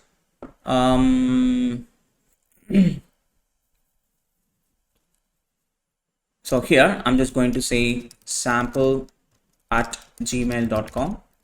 That's valid now, and I'm going to say sample at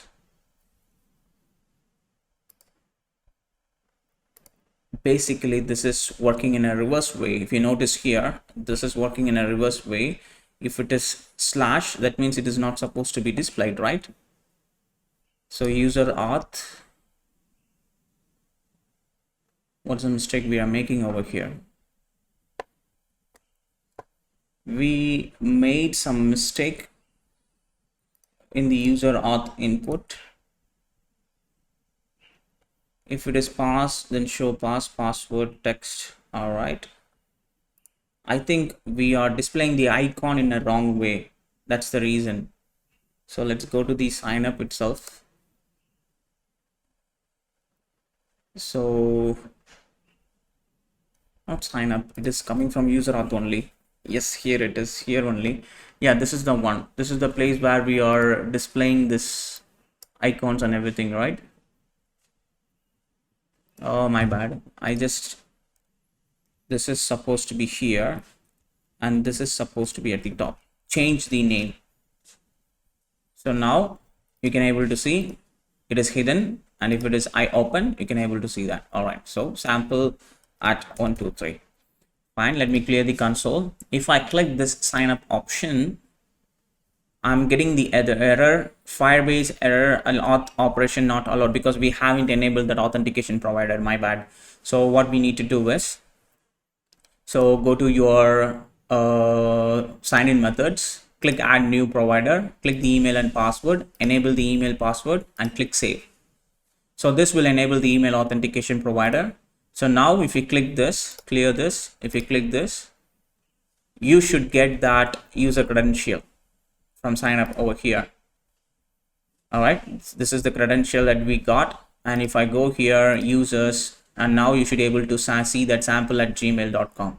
So once you click that, it's automatically authenticated, and you can see that from the app.js, the on auth state change is triggered, and it's giving you the sample@gmail.com. That is because that listener is triggered, and it's giving you the data. And this is coming from our sign up. That's the reason, is because we printed it, right? In the sign up, we try to print the user credential over here, console.log credential. That is the credential we are getting. Once the user is created, you can see that instantly it's triggering that on auth state listener event, right? That's the reason you are getting the console log for that event first, right? Anyways, it's working fine. Now all we have to do is to do the login. All right, so click login. So now here I need to worry about the login now. So if I refresh this one, you can able to see the sample@gmail.com is authenticated right now. All right, so I need to go to the login. For login also, we have to do the exact same stuff. Now what we need to do is we need to create a new function. So just like the same way, after here, I'm just going to say const login with email password, open it. Oops, this is supposed to be a function, right?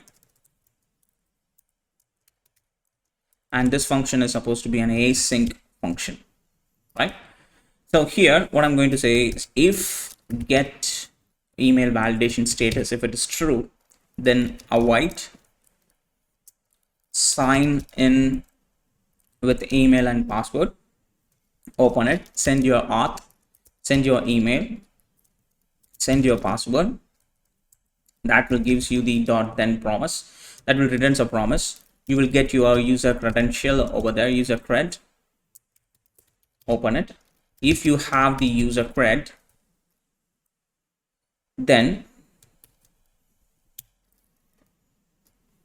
if we have that user credential, then we'll just do the console.log user credential. If not, we'll catch that.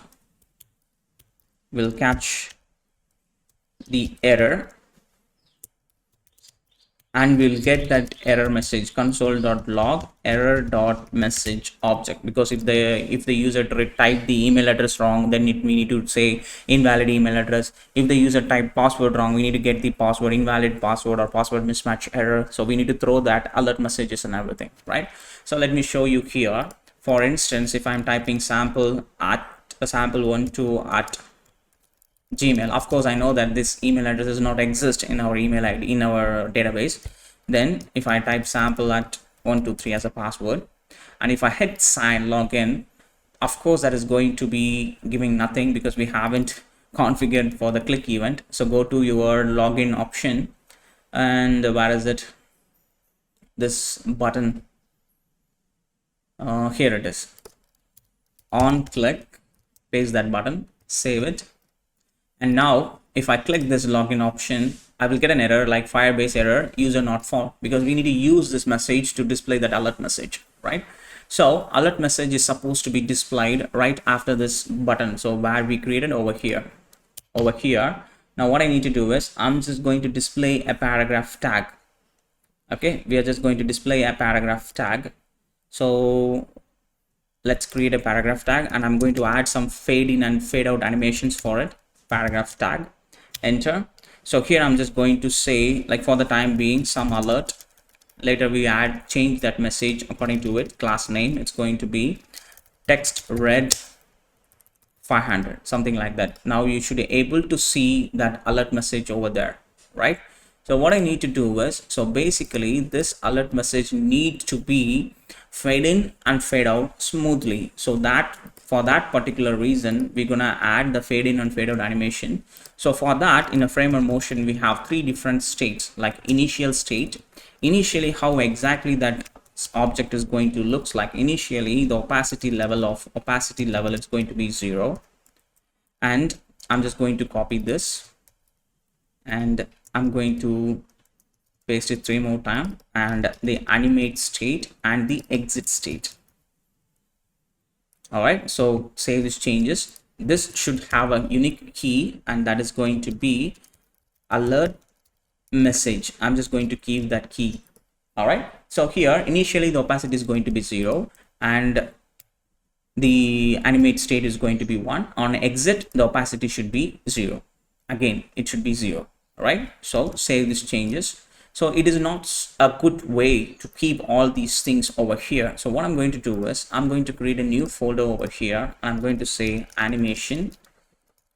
Inside the animations folder, I'm going to create a new file called index.js, and over here I'm going to export that animation. So export const fade in out equals to create an object.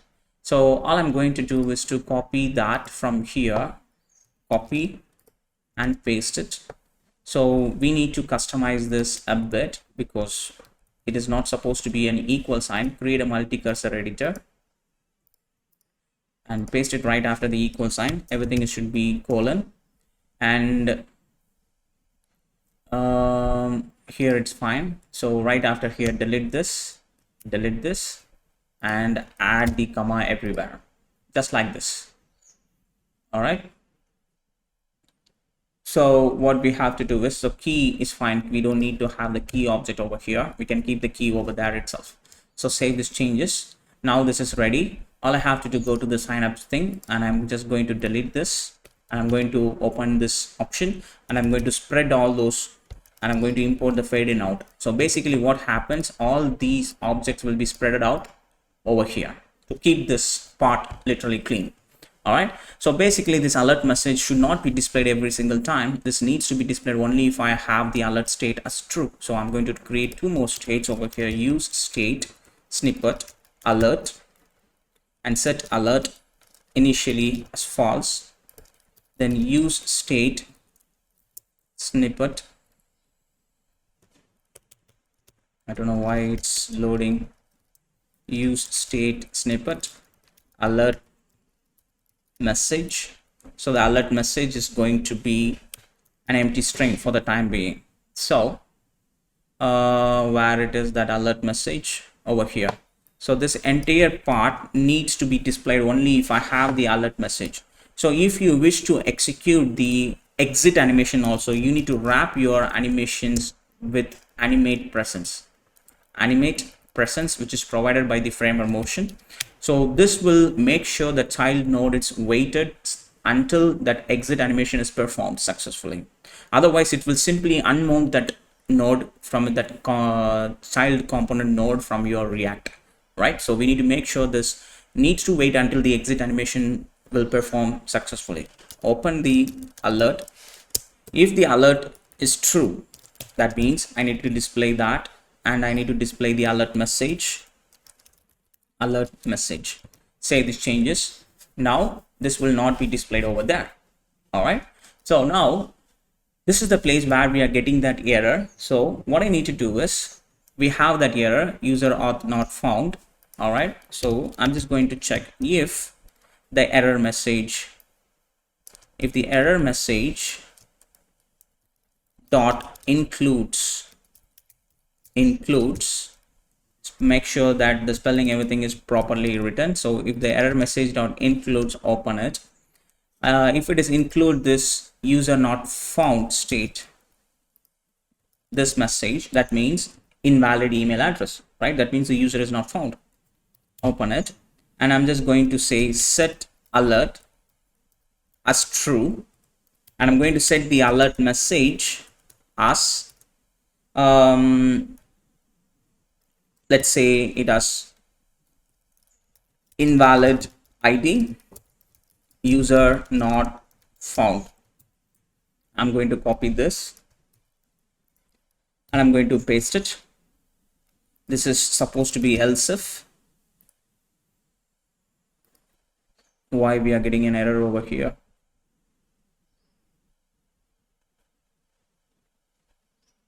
I'm not sure. Expected. Oh, come on. Oh, this is supposed to be that is need to be space somewhere. Okay, I missed the space. That's the issue.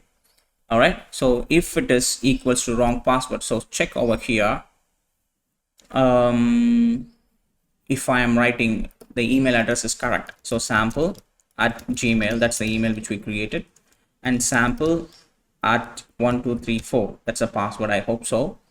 If I click login, you can see it's showing as a wrong password. So if the text is this, that means the password is mismatched. If it is showing as a wrong password, then that means invalid. Otherwise we can simply say password mismatch. Password mismatch. All right, so save these changes. Else if I got any more mistakes, any more errors, that means then we need to simply set this message temporarily disabled due to many failed login.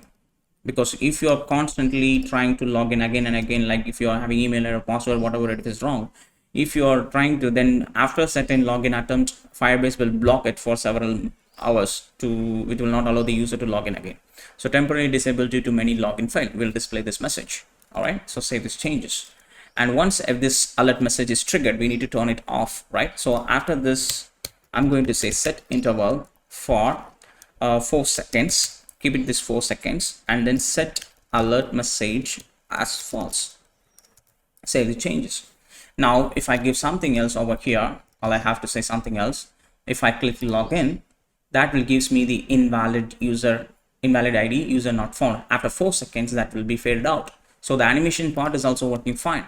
So if the ID is correct, and if I am trying to log in, sample at 1 2. If I click login, it shows password mismatch. Oops, I forgot the password. I hope it is 3. Login. Yes, it is login. So that means it's logged in successfully, and you will get that user token over here. See, user token. This is the user credential that we got over here, this login credential. All right, so we've successfully finished the Gmail authentication, and we finished the GitHub authentication, and we'll finish the create user account by using the email and password, and we successfully finished the sign in with Google option also. So now what we need to do is, whenever this authentication is happening, that means once it's this authentication's happened, so we have to push the user, to the where we have to push the user, collect the user from here, and we have to push the user to the Firestore database, and we have to push the user to our Redux store as well, right? We have to do those two things. So that's what we are going to do next. All right, then, so now it's a time to push our user into our Firestore collection first. Then we need to push the user to our Redux store as well. So what I need to do is, once this successfully, the place where we are getting the data over here, this is the place where we are getting the data, right? Once you get the data over there, now what we need to do is, we have to push that user into our we have to push that user into our Firestore collections, right? So to do that, so basically what we have is, go to your documentation and go to your go to the build, click the Firebase and go to the click here and go to the docs one more time. Yes, so here there you can find, click the build and you can find the Firestore. And in the Firestore, you can able to see there is an option called add and manage data. So click add data. So basically for add data, we have two sets of method. One is set doc and another one is where is that? Here. One is set doc and another one is add doc. Add doc. Where it is? Set doc. Here it is. So basically what's the difference between the set doc and the add doc is, because when you're using set doc, you need to specify your ID by yourself for the document. If you're using add doc, you don't have to worry about the ID of the document, because basically that ID will be automatically generated by the Firestore itself. In this case, we're going to use the set doc method only. For the set doc, you need to supply the document reference. Along with that, you need to send your data, right? You can see it's clearly mentioned like this way. All right, so whenever you're learning the technologies, as I already recommended all the students, just go through the documentation. If you're using any technology for very first time, right, go through this documentation, which is really user friendly.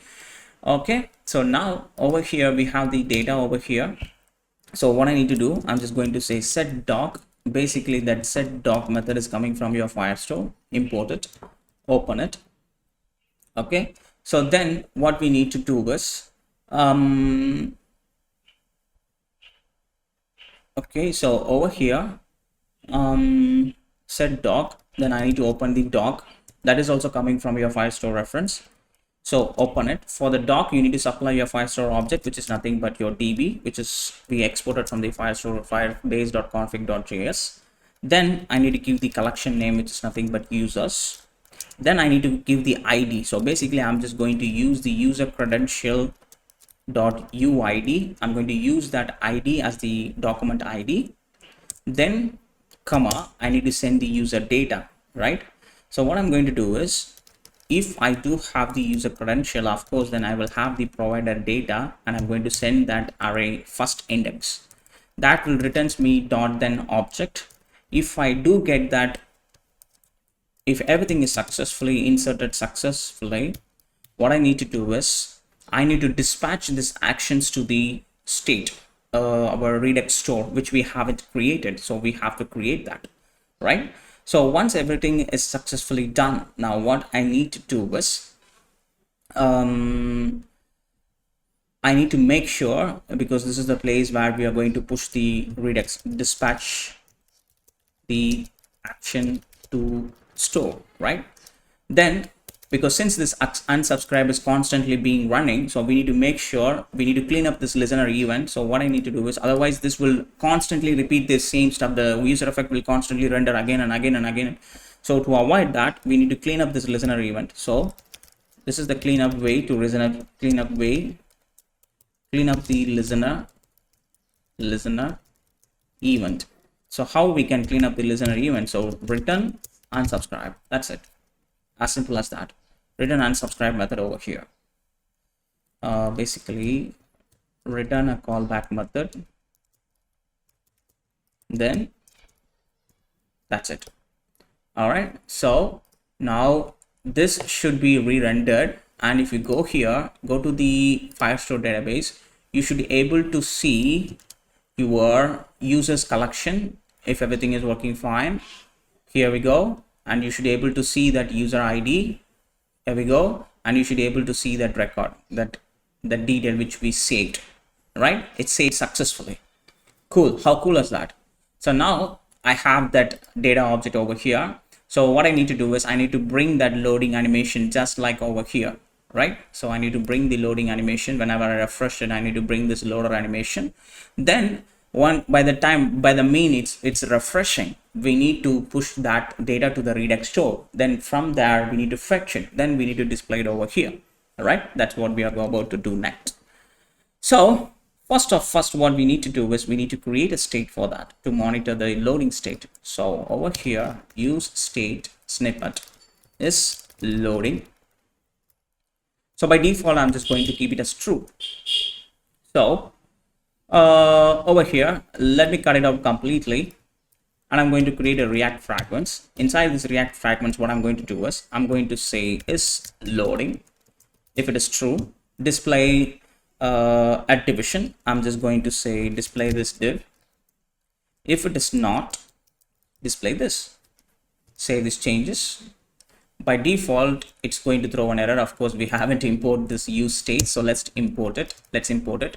Now you will not see anything because we simply added this division over here, right? So what we need to do is all we have to clear this and go here, and I'm just going to copy, or I'm going to say everything should be comes in the center of the screen, right? So class name, so width is going to be screen, height is going to be screen, flex, item center, justify center.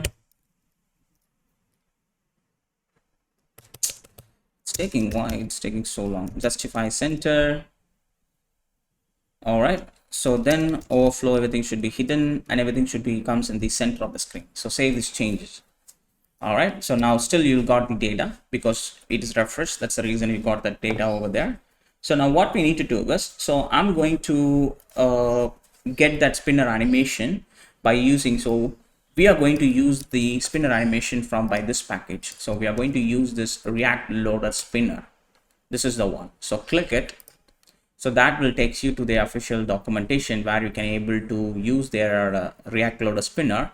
So click this spinners, that will take you to the list of spinner objects over here. In this case, there are lots and lots of free loader animations. In this case, I'm just going to use this triangle animation, right?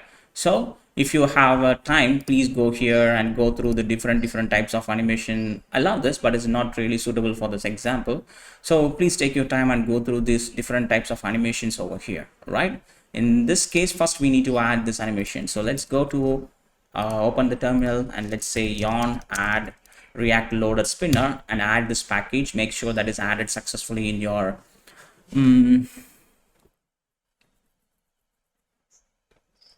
all right, so it's added successfully. So then what we need to do is, let's get back.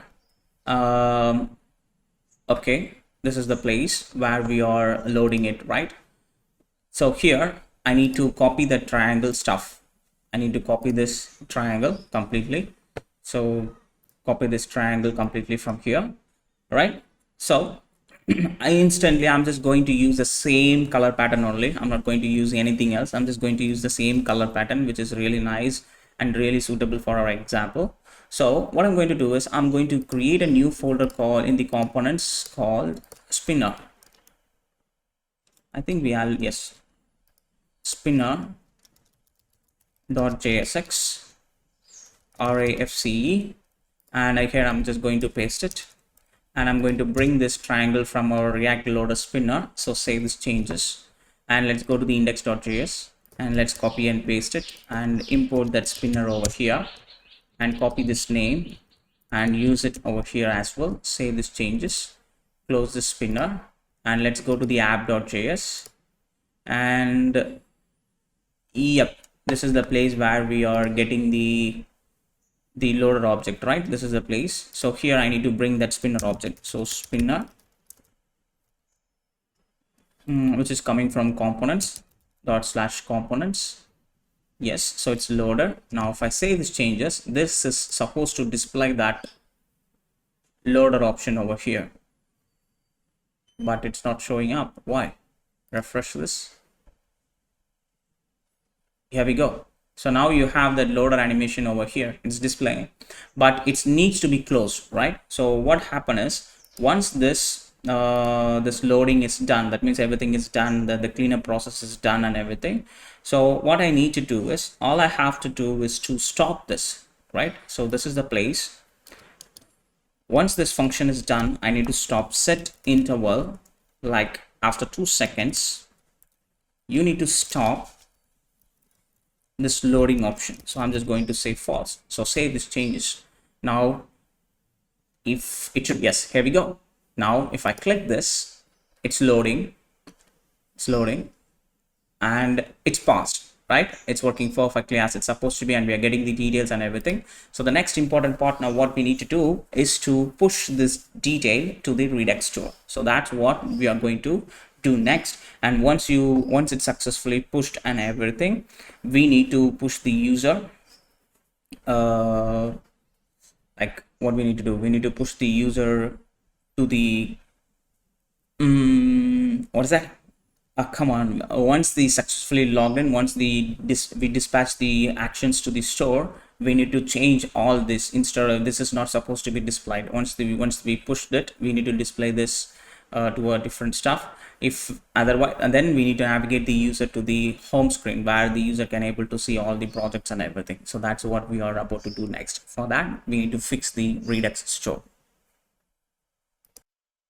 All right then, so before starting everything, we need to add 2 different packages. So let's say yarn add Redux and React-Redux.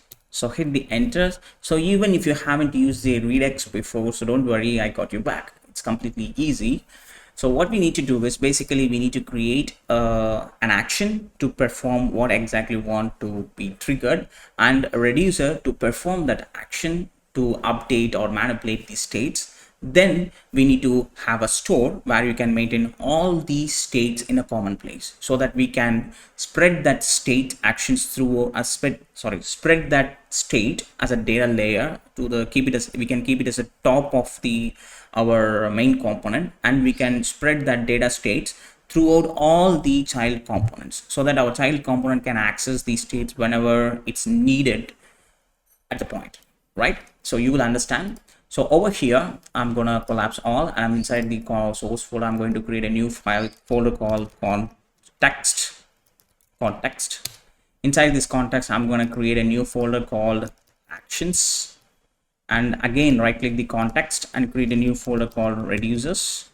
And inside the context, I'm gonna create a new file called store.js. All right, right click the actions folder and create a new file called user actions.js. So inside this user actions.js, so now what we need to do is, so basically we need 2 different actions, one to push the data to the state and another one to remove the data from the state.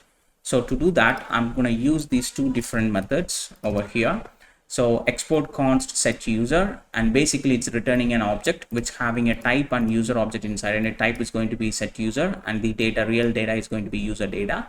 And export the user null, and we are sending the user null. Basically we don't need to send the user object as null, it's not necessary, because we can make it null over there itself. All right, this is the action that we need to use. Then right click your reducer folder and create a user auth reducer.jsx. Oops, that is supposed to be JS alone. Yes.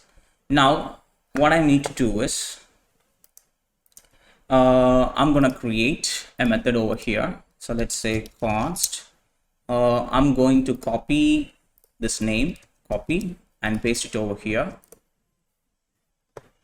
paste it, equals to a callback function, open it. Basically this function is going to have a state and action. So state, initial state is going to be null and action as a parameter. So then I'm going to use the switch case over here, switch, and I'm going to send the action dot type. So we are having this type object over here. We are sending this action type into this switch case. If that first case is equals to this action, that means the set user action, that means we need to set the user data. So I'm just going to say return, open it. Then I'm going to say state, comma, user colon. From the action, we will get that payload, which is nothing but our user object itself. This is the object that we are getting it from our action. We are setting that thing to our user state, set user. Then I'm going to copy this one more time and I'm going to paste it. And over here, I'm going to use this type right now. If it is equals to user.null, then I'm just going to say keep the user as null. By default, I'm going to say return the state, return the state, whatever the state you have, please return it. And at the end, you need to export this, export default user auth reducer. Save these changes. All right, now the user reducer is created. In future, you might not have a single reducer over here. You might have multiple reducers. So what we need to do is we need to combine the reducer, because your store can't access multiple. It's not a very good idea to push multiple reducers into a store separately. It's better to combine them and push it as a single reducers into a store, right? So inside this reducers folder, I'm going to create an index.js. So inside this index.js, what we are going to do is we are going to combine the reducer. To combine the reducer, you need to import this package from your Redux, which we imported, combine reducers from Redux.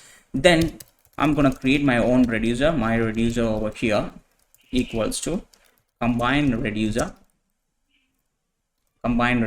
open it and supply an object to it. So we are going to supply the user state, and for that I'm going to use the user auth reducer, right? Then what I need to do, I need to export this, export default my reducer. So save these changes, and yep, now the index.js is ready. Now we need to create our store. Let's go to the store.js. Now what we need to do is, so basically we need to use the create store object from the Redux method. So don't worry about this strikeout, because the create store is declared but its value is never used and it's being deprecated. Because it's asked us to use the configure store. It still works, but not in a future release. In future, they might release the create store object completely. They are going to use it only the configure store, right? Okay. So here I'm just going to create a new store, S capital store, and I'm going to use the create store. Okay. So here I need to supply our reducer. So then I need to export this store, export default store. So if you wish to monitor the state just like the way what I'm doing right now over here, this is the Redux developer toolkit. If you want to use this, you have to search like Redux dev tools. If you search for Redux dev tools, you can find their GitHub link, click it. And if you scroll down, you can able to see how exactly you can install for your different browsers. So click the browser extensions and installations. If you are using Chrome, it's better to go to the web store and download the recommended extension what they are recommending you to download. So download and install it fast. I already downloaded the thing from the web store over here. You can see the Redux developer tool, which I already downloaded and installed. Then all you have to do is to copy this simple line, copy, and then right after your reducer, paste it. That's all. You don't have to do anything else apart from it. So save it. And then what we need to do, we have to go to the app.js. So inside the app.js, we have to use the provider component, which is provided by your Redux itself. So what we have to do is, one second, not to our app.js. It is supposed to be inside our index.js. Yes, it's inside the index.js. So basically we need to get the provider component, which is provided by your Redux itself, provider React Redux. Then I need to wrap the entire stuff into this provider component like a data provider. This will act as a data provider for our complete app. So now our complete app will get refresh, reloaded. I think it's reloaded. So refresh it. It will throw us an error. Cannot read the property of get state because we haven't used the store object for it. So let's apply the store and supply the store which you created from your context folder. Yes, save these changes. Now this should be reloaded properly. It's reloaded and you can able to see the data. You can see the React toolkits active and you can see the user state it's null because we haven't dispatched it. Now what we need to do is let's go to the app.js. Over here, this is the place where we need to dispatch. So before dispatching it, I need to create const dispatch equals to use dispatch hook. I'm going to use the use dispatch hook to dispatch the action. Come on. Use dispatch hook, import it. Then over here, I'm just going to say dispatch, open it. So let's say use dispatch, open it. Oops, not this one. Use dispatch, const dispatch. Then we need to go to the user actions. Copy this set user method. Basically, this is a method you need to copy, paste it, and import it. Open it. Then you need to supply your data, which is coming from here. If everything, I'm dispatching this action only if this document is stored, right? That's the reason. So don't worry about that. You might wonder why we need to keep it the set dog over there, right? Because every time if you are refreshing or reloading it, it might replace the overwrites the data again and again. It will not overwrite or it will not create a new record unless if the ID is already inside the document. It will not create that ID again and again and again. That's the reason I'm supplying the ID as the user credential.uid. This UID is never going to change. So that's the reason we are going to use that user ID over there by the time when we are creating a new document in our Firestore collection, right? So save these changes. Now, if everything is working fine, it will refresh. It will push the details to the store, and you should be able to see the user data over here, right? Now I can able to see the user data over there. Cool, right? So if everything is perfectly fine, now then what I need to do, I need to navigate that user, navigate the user to the home / projects. Of course, we haven't add that projects. Replace it to true. So now it will now automatically navigated to the project because the user object is there and it's been pushed to the state over here. It's pushed to the state and it is pushed to the projects folder as well. So over here, if you notice that inside the Redux store, if the user object, you can see user, inside the user we have one more user object. That reason actually is because of this. In the reducer, we are pushing one more user object over here. If you don't want to return it in this way, just you can case set user. After that, you can simply say action.user. That's also fine. Okay. So in this case, I'm just going to leave it as it is. So then what we need to do is we have to change this part. So what I'm going to do is over here in the home, where is the home? In the home page, this is the place where we are checking the user object, right? Basically, this is getting the default state, but this is not supposed to have.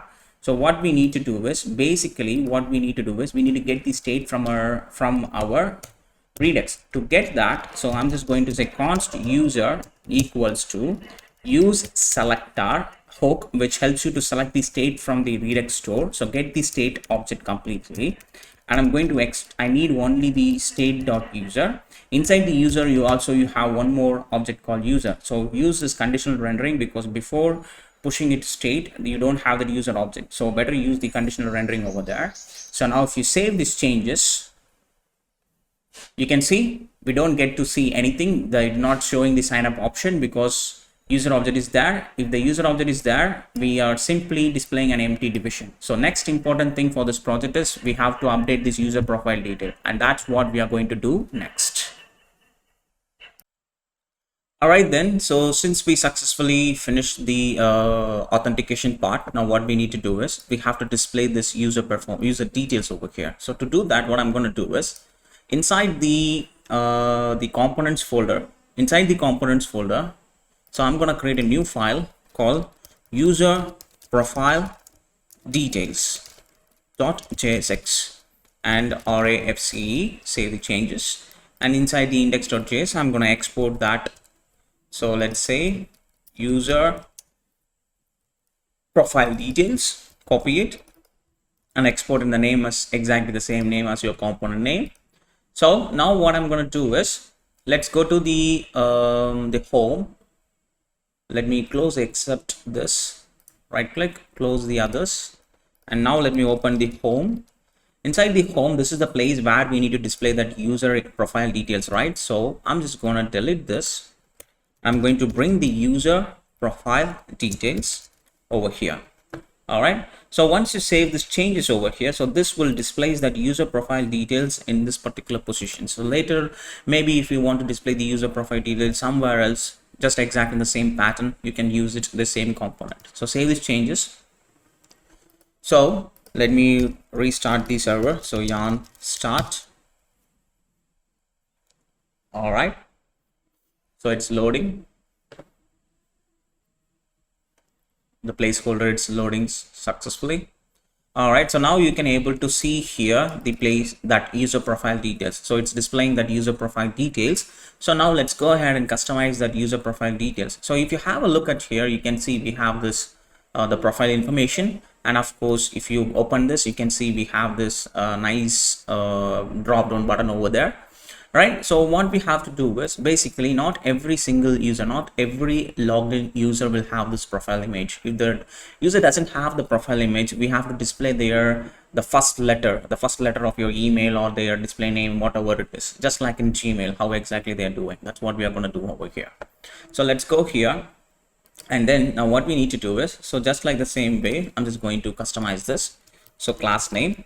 So of course everything inside this is going to be a flex direction, because if you have a look at it, we have two different objects over here, so it should be in a row direction.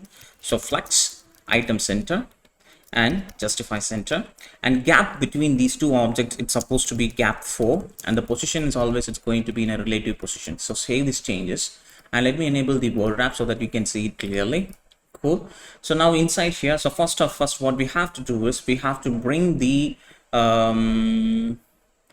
what we have to do, we have to bring this image sections. So basically what I need to do is when I move my cursor over this, you can see the image is zooming in a little bit, but it's not coming outside of the box. So we have to create a division and we have to wrap the image inside the division. So let's create the div first. So for this div, I'm just going to say width, of course it's going to be 14, and height, of course it's going to be 14, and everything inside it's going to be in the center location, flex item center, justify center, and rounded, of course it's going to be in the XL direction, XL in all the corners, it should be in XL size, and overflow, of course it's going to be hidden, and the cursor pointer. All right, so the background color, if you need it, for the time being I'm just applying the background color. And of course we need to bring the background color. The reason why I'm talking about is because not every single user will have the profile image. If the user doesn't have the profile image, we have to display the letter, right? So that's the reason I'm adding the background PG Emerald 500. Save the changes. Now you can able to see that box. Now what I need to do is I need to fetch the user information from here. So we can able to fetch that user information from the state itself. So what I'm going to do is let me go to the top and let me copy this information and let me paste it over here. So now I have the user information. Let me import this use selector hook. It's imported. Now what I need to do is I need to check whether the user have the photo URL or not. So if you go here to your Redux and if you expand the user object, there you can able to find out we have the photo URL, and of course we are also able to see the display name also. Right now you can see this particular logged in user doesn't have the photo URL, right? So what I need to do, if the photo URL is not there, then I need to get the first letter of the email and I need to display it over there. So that's what I'm talking about. So over here now, if there is a user object, then inside the user object I need to copy this photo URL where it is, yeah, copy. If there is a photo URL, then I need to display something, or else I need to display something. Okay, so inside here, I'm going to bring that image section.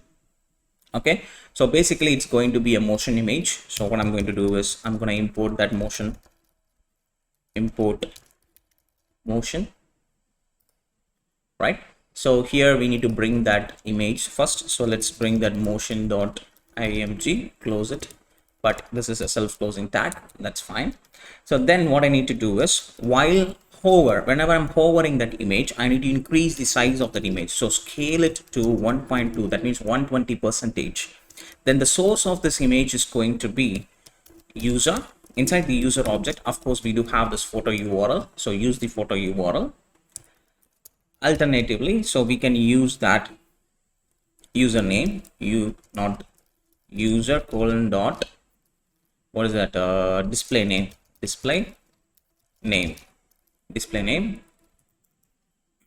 then referrer policy. Of course, it's going to use the no referrer, because sometimes the Gmail image will not load properly, so you need to give the referrer policy as a no referrer policy. Then the class name, of course, it's going to be widthful and heightful, and object cover, it should cover the entire section of that. So if the user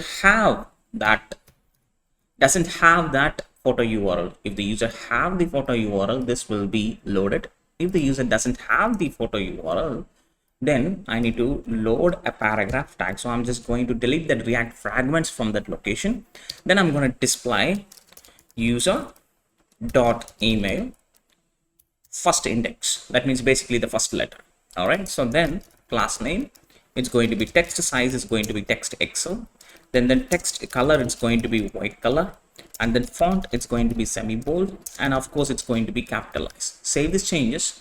Now you should be able to see the first letter of that particular user. All right. So since this is also not showing an issue because we don't have the photo URL, and now we have the text over there. So right after that, now what we need to do is I need to bring that particular, this is the place where we are having the division. So next over here, now what I'm going to do is I'm going to bring this option, the place where I'm clicking this. Okay, so I'm going to wrap this as a motion div, because whenever you clicking that, you can see that it's having some wobble effect. So let's bring that. So while tap, I'm just going to say scale it to 0.9%, that means 90%. Then inside here, I'm going to bring for chevron down icon. Then the class name of this icon is going to be text primary text. That's it. Save the changes. Now you should be able to see the icon, but I need to fix the styles for this division. So class name, because we need to make this class name exactly looking in the same way over here. So what we can do is, so basically for that division, I'm just going to say px, it's going to be 4, py, it's going to be 4. That means you can simply keep it as padding 4 also. That's also will work.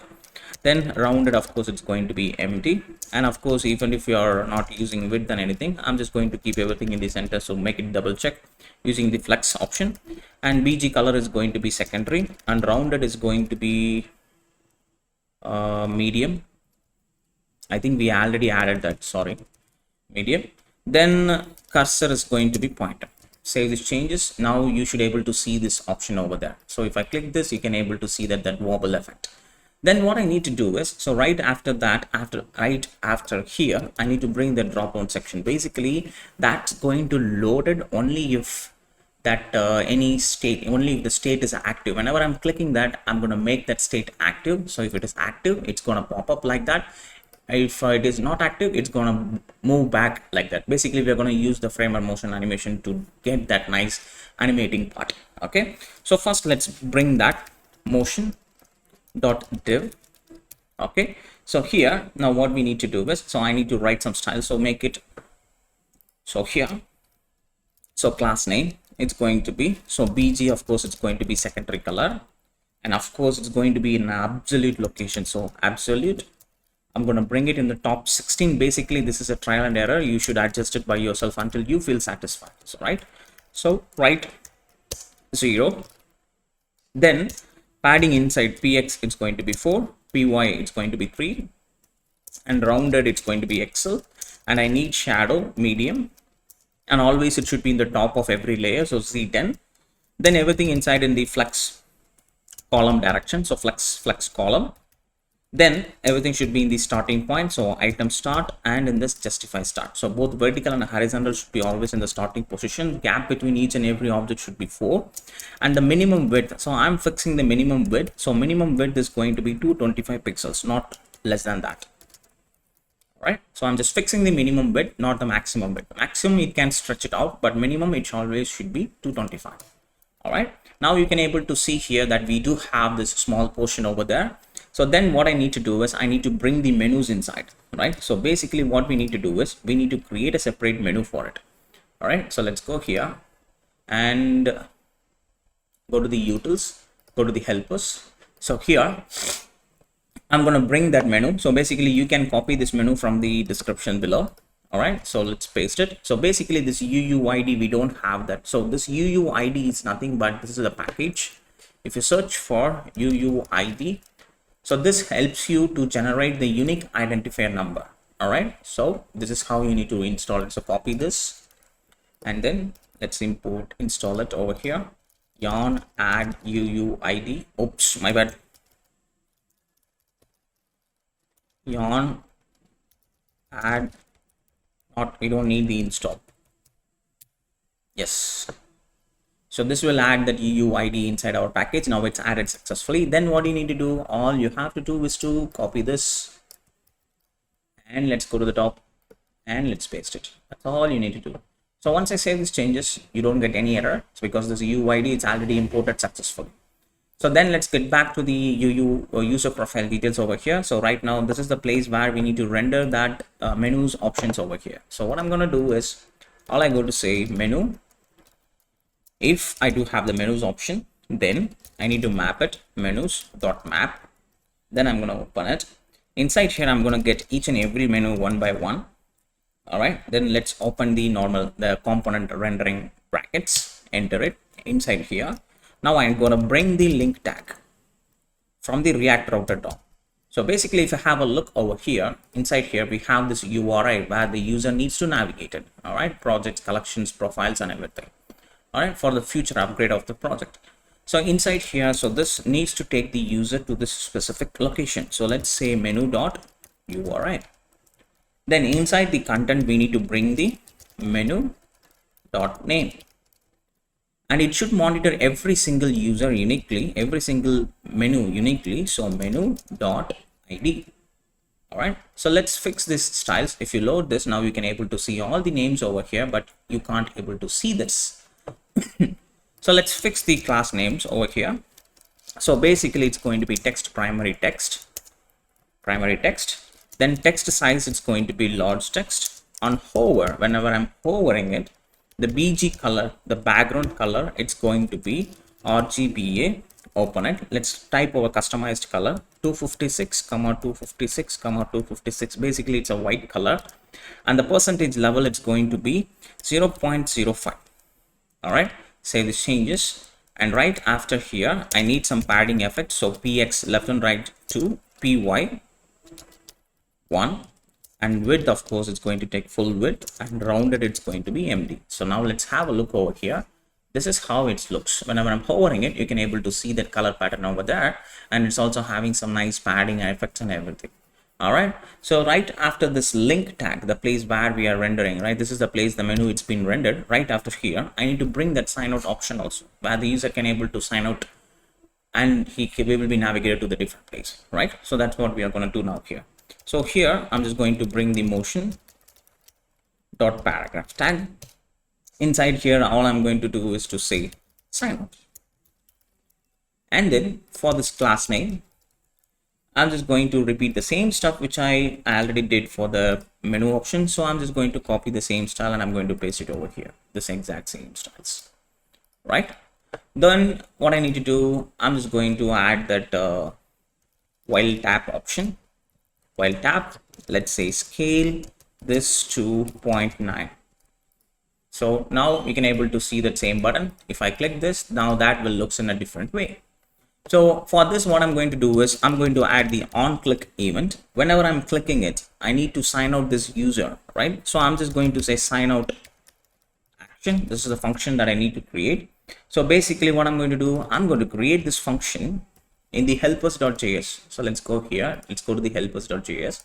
Over here, let's say export const, paste it, and it's going to be an asynchronous function. Let's call a callback function. Okay, so here now what I need to do, await the user auth dot sign out, open it.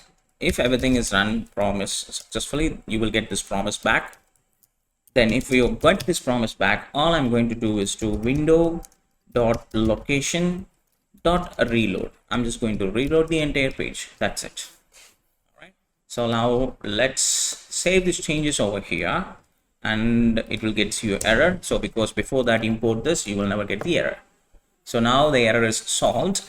So if I click the sign out option, he will be signed out and it's reloading the entire section. Now you will be navigated to the authentication page where the user can able to see the auth part.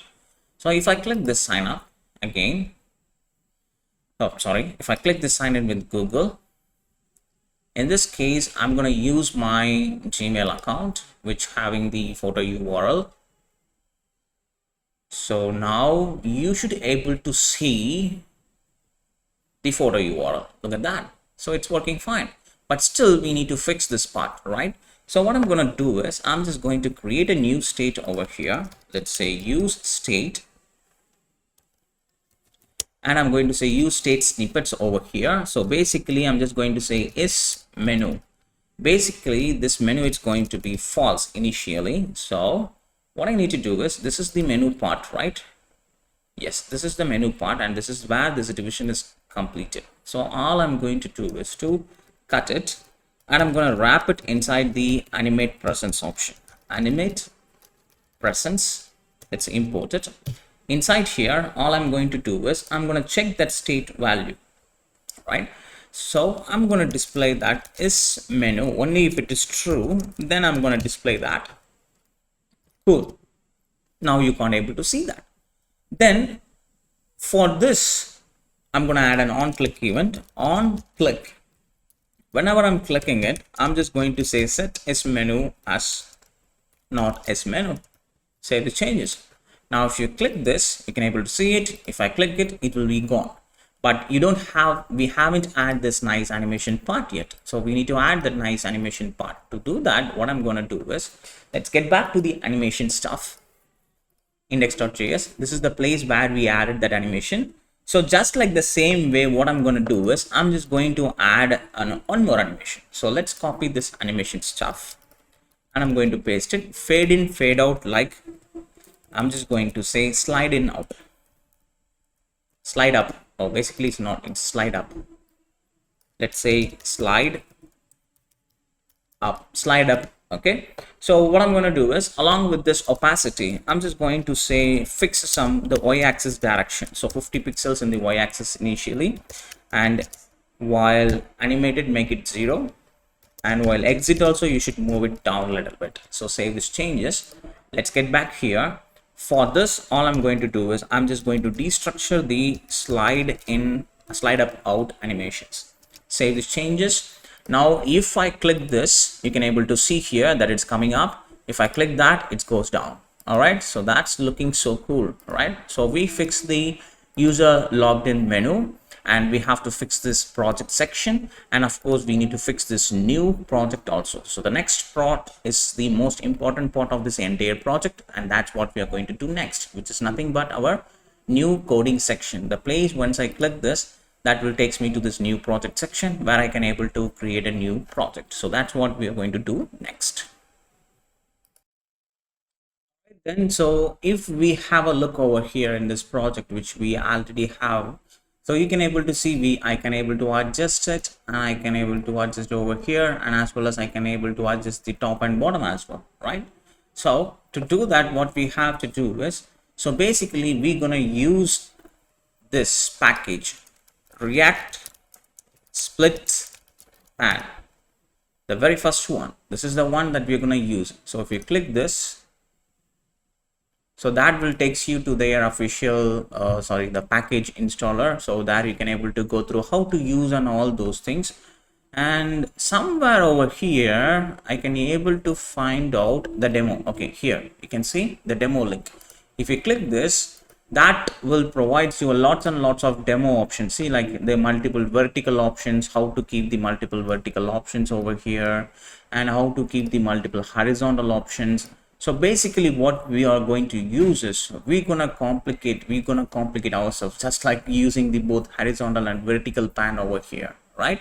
So let's go ahead and install this pan first, and we need to add all these styles in our GitHub. So sorry, not in GitHub, we need to add all these styles inside our project. So basically I made some changes over here. So what I'm going to do is I'm going to copy and paste that code in the description below, so you guys can just copy it and paste it inside your index.js. All right, so not in the index.js, in index.css file.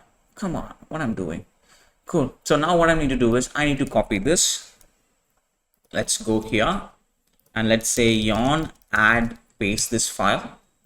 So let it download successfully. So now it's downloaded. All right, so then what we need to do is let's move to the top location over here, and from here now what we need to do is first we need to fix this route. When I click this, it's need to navigate the user to from where to new project. So let's go here and let's create a new container, and let me expand it a little bit. So the container is going to be new project.jsx RAFCE. In the index.js, let's export it, new container, sorry, new project, copy it and paste it over here, save these changes. All right, so let's jump into the home.jsx. Where is the home.jsx? Over here. So whenever I'm clicking that start coding option, so where is that start coding? This is the place. So that's need to navigate the user to the new project. So let's copy this route and let's jump into the app.js. That's the place where we are configured our routes and everything. So over here I'm just going to create one more route. So one more route, that is nothing but the path equals to / new project.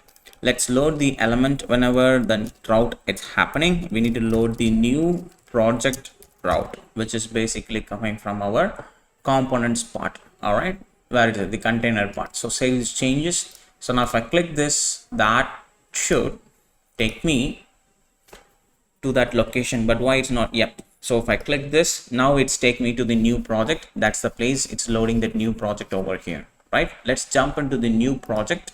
And what we need to do is, all we have to do is let's bring the React fragments inside. All right, so now inside here, now what I'm going to do is I'm going to create a division. So class name, that division is going to basically occupy the entire screen. So width the screen, height the screen, and flex everything. It's going to be in the flex and flex column direction, and everything should be in the item starting position, and justify it should also be the starting position, and overflow, of course, it's going to be hidden.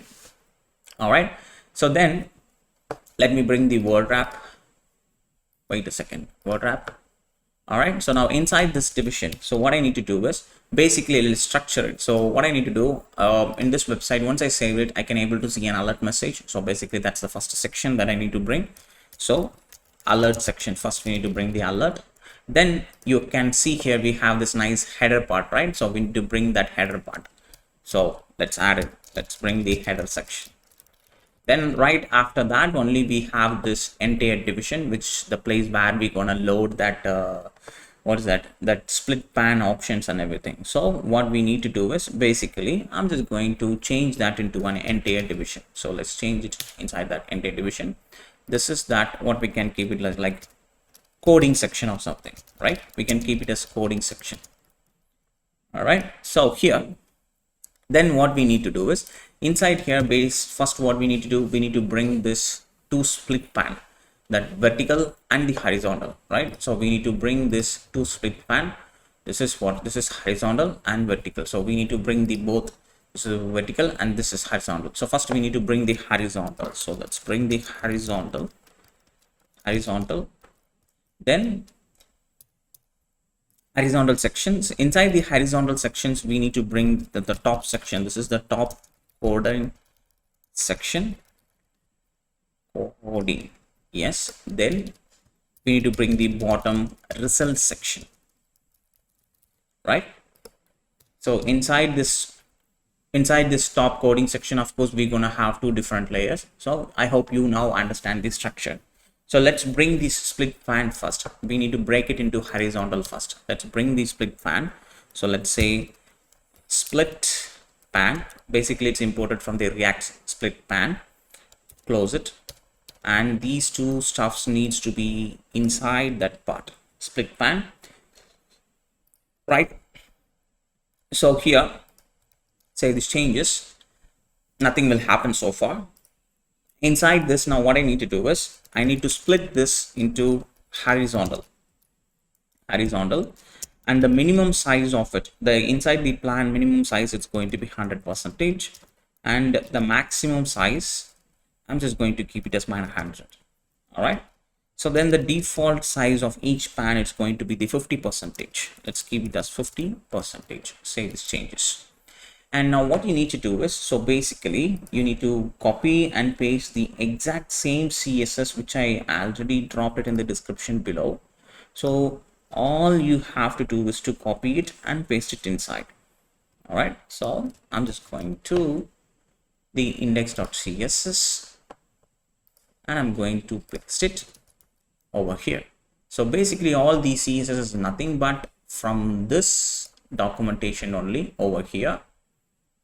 This is the same thing only, but I customized it a little bit. So that's the reason I'm just copying it from my project. You can also use the same style from my project. Now you can able to see that we do have two different horizontal line, right? Basically the code which they given, it's for the light theme. That's the reason you can able to see these lines and everything, right? When I move the cursor, you can see the hover effects and everything. So I customized it for the dark theme, so I can able to see these light split pan. Now I can see it's moving up and down, right? Split pan is working perfectly as it's supposed to be. Then what we need to do, all we have to do, jump back over our new project section. Oh, wait a second. So now inside here, we have to create the top section. So that is also going to be one more split pan, and another one is going to be another division. So we do have two different layers, right? So that's the reason we split it into two different layers over here. Now we can see once I added the split pan, the top section is already ready. So inside this split pan, this is going to be split this into a vertical direction, and the minimum size of the each split is going to be the 500. All right. So now inside here, what I need to do, I need to bring one. Basically, this is for HTML code. Then I'm going to create one more split inside, and inside here I'm going to bring the CSS code editor, and I'm going to bring the the JavaScript code editor.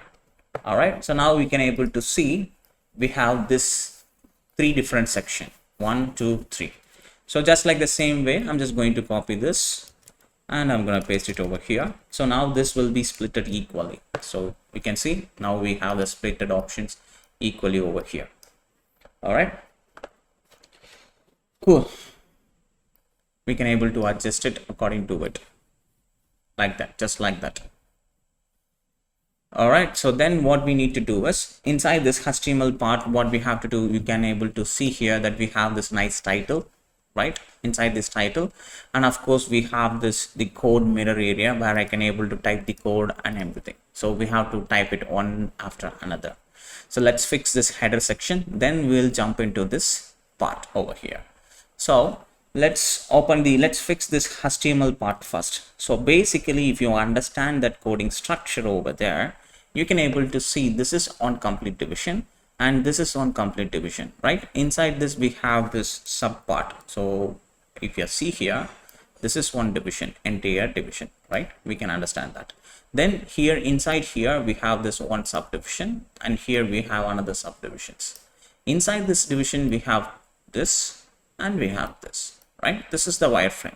So we have to achieve that same wireframe over here. So let's jump back over here And inside this HTML code, what I'm going to do is I'm going to bring a division. So div, enter. So basically that is going to use the entire styles available over there. So class name it's going to be width, of course it's going to be full, and height is also going to take the full height, and flex of course it's going to be in a column direction, because inside that we're going to bring two different divisions.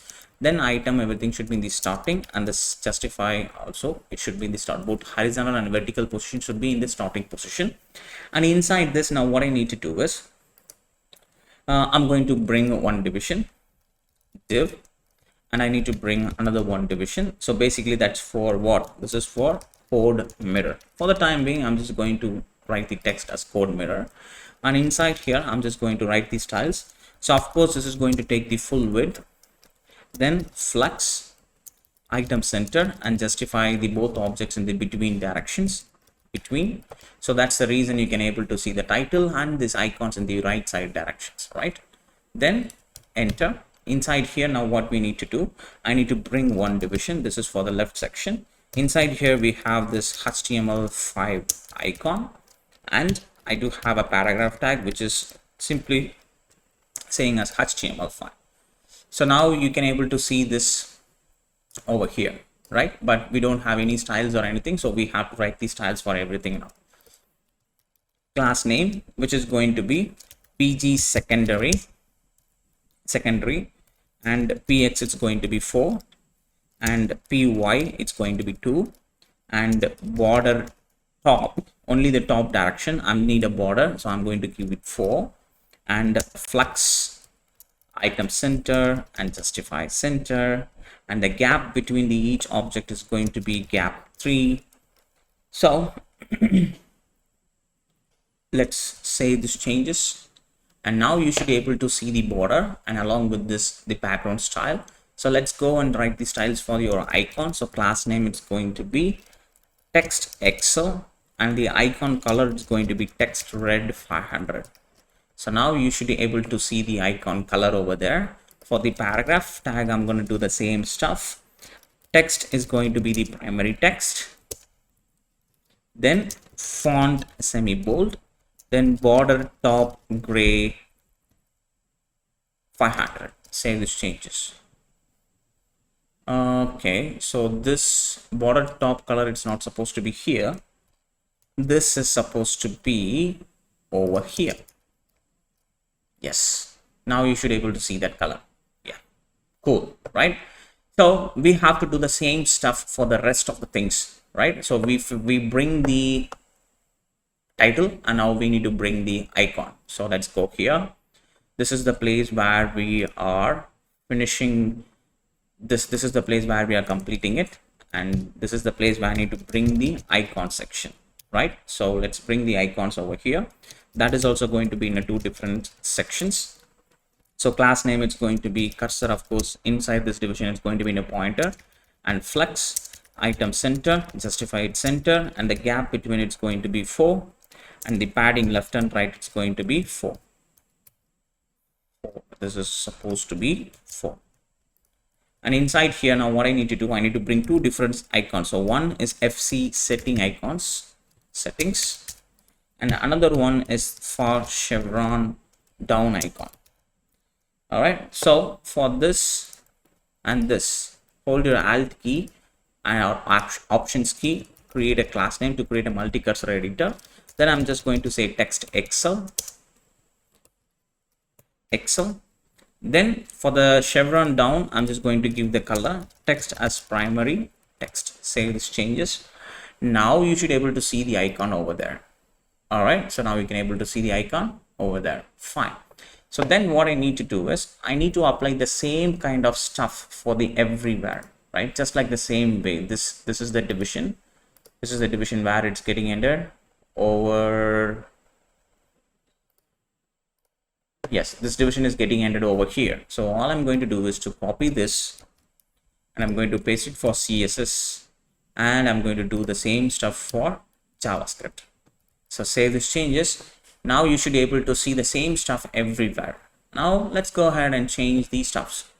So that's the first part, and this is the CSS part, right? Let's change this to CSS. and let's change this to far CSS3, and the color is going to be sky. Save the changes. Now you should be able to see the CSS over there. Then let's go and do the same stuff for the JavaScript, right? So let's change this to JS, and let's change this to hello, and let's change this to far.js. Save the changes, and now you should be able to see all the changes over there, just like the exact same way how we have over here. Okay, so the next most important part now, what we have to do is to fix the code mirror part, right? So to fix the code mirror, so what you have to do is, so basically I'm using the CodeMirror package. It's not the default CodeMirror. So if you are searching for CodeMirror, React CodeMirror, you should be able to see this CodeMirror 2. I'm not using this one because when I'm trying to use this, I ran into lots and lots of issues. To fix this, I just ignored it. So the best is to, I figured out this UIW React CodeMirror. It's really user friendly for what is that, to connecting it and configuring it. It's completely user friendly, right? So I'm just using that one. So open this one, UIW/React CodeMirror. So I'll drop the link in the description below so that you can able to download, you can able to navigate to that page. So basically they do have lots and lots of styles and configurations. You can see these are the styles, these are the different theme styles. So if you wish to use any of these theme styles, you can able to download that specific themes and you can able to use it. All right, so all you have to do is to just install the necessary packages, then you have to configure it. So this is how you need to use it, and this is how you need to call the on change event, and this is the things that you need to import it in your files and everything, right? So let's copy this stuff and let's go ahead and import it in our project. So all I have to say is Control J, yarn add UIW/React-CodeMirror. So download that package. So it's downloading now. All right, so it's downloading. Let it download. Yes, now it's the download is successfully completed, right? So let's go here and let's copy these two lines. Copy it and let's go to our top location and let's import it. All right, so now it's imported successfully. All right, so let's make sure this lang JavaScript, it's not showing the suggestions. Now once I save this, you should get an error. Right now it's not showing us any error. Yep, it's showing an error. It's showing in the error as CodeMirror lang. This is not imported. So what we need to do, we have to download this separately. Control J, yarn add JavaScript, download that package separately. As I said, you need to download everything separately for each and every languages, right? So if it is showing errors, then of course you need to go ahead and download that. If you click the themes, you can see these are the different themes that you can able to use it inside this using this CodeMirror. So that's the reason I told you this is completely user friendly and you can able to see the real view, how exactly it's going to look. All right, let's get back. Fine, let's go here.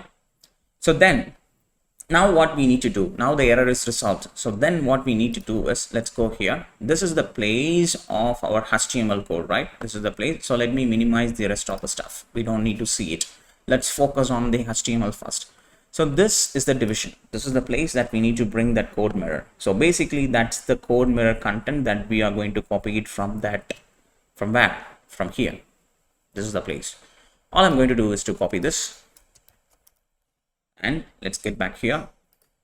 So inside this, I'm just going to say class name, take the complete width, the available width, and then I'm just going to add some padding inside a little bit because otherwise it will be too close to the borders. So I'm just going to add this, and height, I'm not going to give it 200, I'm going to give it a 600. So basically we are using the JavaScript and the JSX type is also true.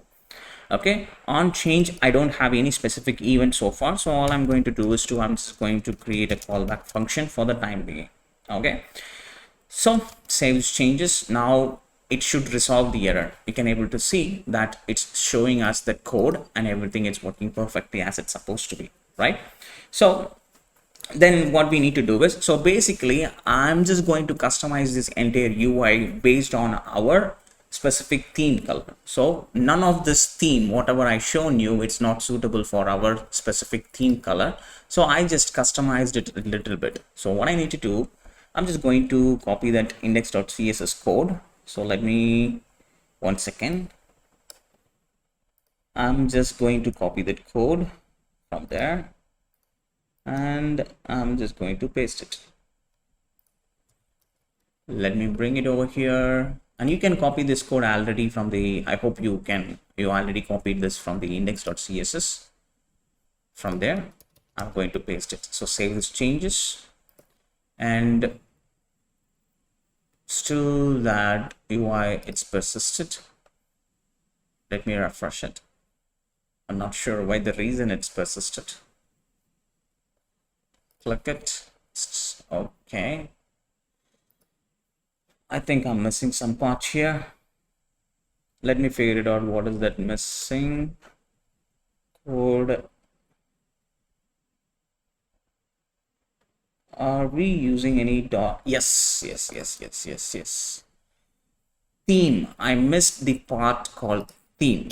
So theme is going to be, of course, we are going to use the dot theme. So now you should be able to see that. Look at that. So the color pattern, everything, whatever we created, it's already applied, and we are applying the dot theme, and it's working perfectly as it's supposed to be. And this is a space for our header section, which this already I copied the styles from here, right? So I just moved it a little bit from the top positions, because otherwise it will overlap at the top, because this SplitPane, it's using the absolute position. So I just moved it by using the top. So that's the reason I just added the styles over there. Now it's this area, empty area, it's for our header section. So the theme, dot theme is applied. Now all we have to do is to just create the 3 different states. Then we just need to copy and paste these stuffs over there in their respective positions. So what I'm going to do is I'm going to create a 3 different states. So use state snippets, HTML, set HTML. Initially it's going to be let's keep it in the way as empty string or something. Initially it's going to be empty string, because inside this you need to display the value, right? So that, let's keep it that in that way. Then use state snippet CSS, set CSS as an empty string. Then use state snippet JS, set JS as an empty string. All right, of course, once everything is done, we need to get the output also. So use state snippet output, and set the output is also initially as an empty string. All right, so now what we need to do is, let's get back here. Over here, this is the place where we are calling that on change event, right? So at this part, whenever I'm getting updated, so if you go here and go to this CodeMirror, and you can able to see on change event that is getting 2 different objects, value and view update, right? So I'm just going to get the exact same objects over here. One is going to be the value, comma, another one is going to be the view update. These 2 parameters. Inside here, I'm just going to say set HTML. I'm going to supply that value. Save these changes. Now I'm going to copy, okay, the use state is not imported, my bad. Import the use state. Now that error is resolved, I'm going to copy the same stuff, basically this entire division, copy it. Then let's open this SplitPane. Instead of this CodeMirror, I'm going to paste it. Instead of set HTML, I'm just going to say set CSS. And in this position, I'm going to paste it. Instead of set HTML, I'm going to say set JS. Save these changes. All right, now everything is resolved. So basically now what we need to do is we have to replace this value. Basically, it's using the default value over here. So instead of using this default value, you need to use the value, that HTML, that state which we created, HTML, for set HTML. And for CSS, we're going to use the value as CSS state. Then we're going to use the value as JS. So every time whenever I'm typing something over here, that's this going to collect the value and it's going to update the state. So we have the value in our state and also it will display the value over here. Let's say console.log and let's say hi there or something. And for the CSS, I'm just going to say body, open it, and background colon, let's say red color, something like this. And for basically this is supposed to be here, and over here I'm just going to create a paragraph tag, and inside this paragraph tag I'm just going to say hi there, just like this. Now we have the different code editors over here. All we have to do is to combine all these states together and we need to get the results over here.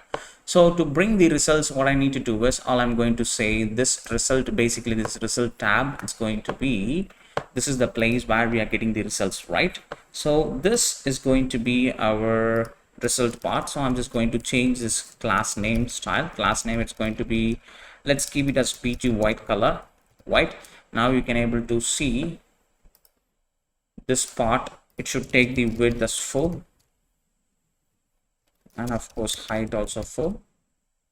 Now you can able to see this area is white part over here, right? I can able to see it in a white area. Then enter.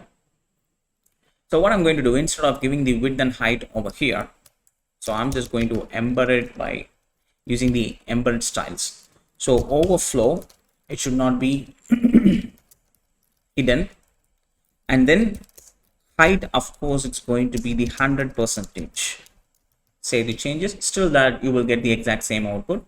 Inside here I'm going to use the iframe, so I'm going to combine all the outputs together, then I'm going to load the output by using the iframe. So let's go ahead and get the output first. So what I'm going to do is this is the place, right? Over here I'm going to create a function const update output function. Basically it's a function. So here what I'm going to do is I'm just going to create a string like combined output equals to string literals backtick and enter. So I'm going to create a HTML code over here myself, the body of the HTML and open and close the HTML, right? So what I'm going to do to keep it simple, I'm just going to copy it and paste it over here, just like this, right? HTML, inside the HTML we do have the head tag, inside the head tag we have the style tag, inside the body tag we need to display the body, and inside the script we need to display the JavaScript. So basically that's what we are doing over here, right? So this needs to be, this combined output needs to be set inside our output state. Set output is equals to combined output. This is the combined output. Basically whenever whatever the code I'm typing, those codes will be replaced in these positions, then we combined it, then we pushed it into the state, and this output needs to be updated over here. And this function, when exactly this function is going to be executed, so I'm going to use the use effect. So use effect hook, open it, dependency injections. I'm going to call this update output. These things needs to be executed every time whenever there is a changes on HTML, CSS and JavaScript states. All right. So now we have the output. Now all I have to do is to supply this output to our iframe. So let's get back to our iframe. Let me open the iframe, and that's a self-closing tag. Inside this iframe, I'm going to say title as a result. Title, it's going to be result, and source doc, src doc, it's going to be our output string. Then style, of course, I'm going to fix the style. I'm going to give the border as none, and I'm going to give the width, oops, not widows, width, of course it's going to be 100%, and height, of course it's going to be 100%. So save these changes. Once you save these changes, everything will be get refreshed. Now I'm going to say over here, I'm going to create a paragraph tag, and I'm going to say hi there, and you can see immediately the output got rendered, right? Because basically that states get updated, this combined output get injected, and that's the reason it's inside the iframe you are getting this HTML code output, right? Now here for the instance, let's say the background color for the body styles and everything, so I'm just going to say body, I'm going to say background colon, let's say red color. Now you can able to see the entire body color is in the red, right? So that means our coding part, it's working as it's supposed to be. Cool, right? So then what we have to do, all we have to do is to fix this header part. Once we fix that header part, now after we can able to push this entire data to our database. So let's go ahead and do that part. And before moving into that, let's fix this. What I'm trying to say is, let's make sure whether everything is working as it's supposed to be. Let me copy this code. So let me open this and let me copy this entire HTML code from there, paste it, and let me copy this and let me paste it here, and let me copy this entire JavaScript part and let me paste it there. All right, look at that, it's working. It's so cool, right? So but now the problem is, if I refresh this, entire part will be gone. So we need to fix that part. So that's what we need to worry about right now. So let's go ahead and fix that header part, then we'll move into that saving part. All right then, so what we have to do right now over here is, I'm just going to minimize this entire part because that's a very long line of code, so we don't need to get confused. So let me minimize this. And over here, let's go ahead and fix the header section now. Alert, we'll worry about it later, but right now I need to fix the header section. So I'm just going to bring the header tab. So this header section is basically, it's going to be width. It's of course, it's going to take the entire width, and of course everything inside is going to be the flex item center and justify it in the between. Then padding left and right, it's going to be 12, and top and bottom it's going to be 4. Inside this header section, so first what we need to do, we need to bring this header option, this particular guy, this image, and the title of it and everything, right? So basically, if I click the new project over here, I can able to see the title, but I can't edit it unless if I click this. I can able to bring that edit option where I can able to alter it. Once I click the state, again the state will get updated, the title gets updated. So this is a little bit tedious process, and we have to bring this button and the same user profile details, right? Let's go here, and first let's create a division. All right, 1 second. Yes, so this entire part is going to be in a single division. So what we need to do, let's create a division. So inside here, class name, and this is going to be the user section. Let's comment it, later we can add it. So here I'm just going to say flex and item center and justify everything in the center, and the gap between is going to be 6 inside this division. Now I'm going to bring that image, which is going to be exactly the same thing which I copied it from the home. Import this and import the logo as well. So save these changes. Now you should be able to see the header, the logo. Then right after this link tag, I'm going to create a division. So basically you can see this is the entire division. You can, if you have a look at here, 1 second. So this is going to be the entire section, and inside that we have one more division and these 2 divisions also, right? So let's go ahead and do that. So let's jump into here, and what we need to do is, first I need to create a division first. So div, inside this div I need to bring the title section, then I need to bring that follow sections also, right? Let's fix this class name. Of course this is going to be flex, and everything inside is going to be in the flex column direction, and items everything in the starting position, and justify also in the starting position, So then let's bring the title. That is going to be one more division. So that is going to have a class name, flex item center, and of course it's going to be justify center, and gap between is going to be 3. All right, so inside here, so basically what we need to do is, so right now I can't edit it, but if I click this edit option, I can bring that input option. If that is false, then it's going to display a label. So what I need to do is I need to create a state where I can able to toggle between the states. So I'm just going to say use state snippet is title. If that is title is true, I need to display that input. Otherwise, I need to display that label. All right. So now we have that state. Let's get back here. And this is the place where we need to display it. So here, I'm going to add an animate presence, because of course we need to keep it a different style, because it's need to have some opacity whenever it's coming in and going out. So I'm just going to say if S title is true, then I need to display something, or else I need to display something, right? So colon, save these changes. Now inside this React fragments, second, where I'm using the second, line number 18. Oops, this is supposed to be question mark. Yes. So now inside here,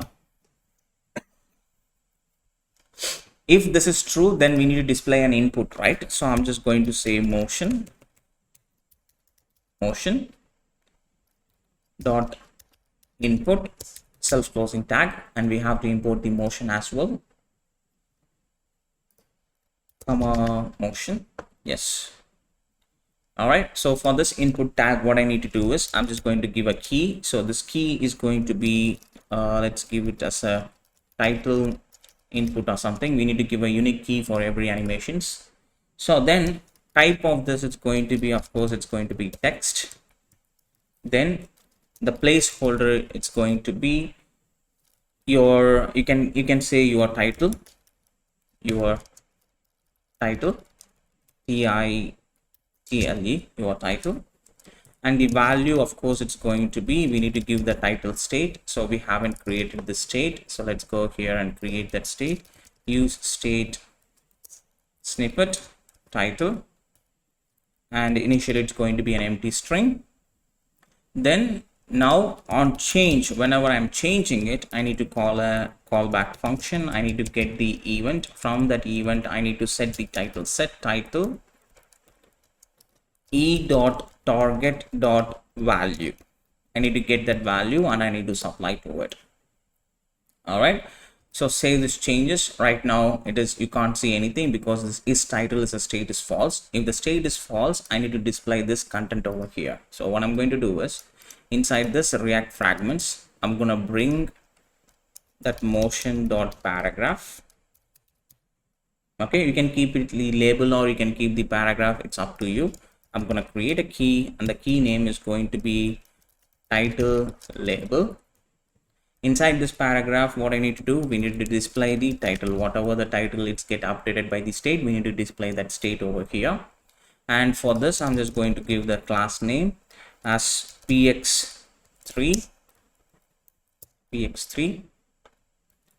and py2, and the text color is going to be in white color, and the text size is going to be in LG. Right now you can't see anything. I'm just going to say untitled for the time being.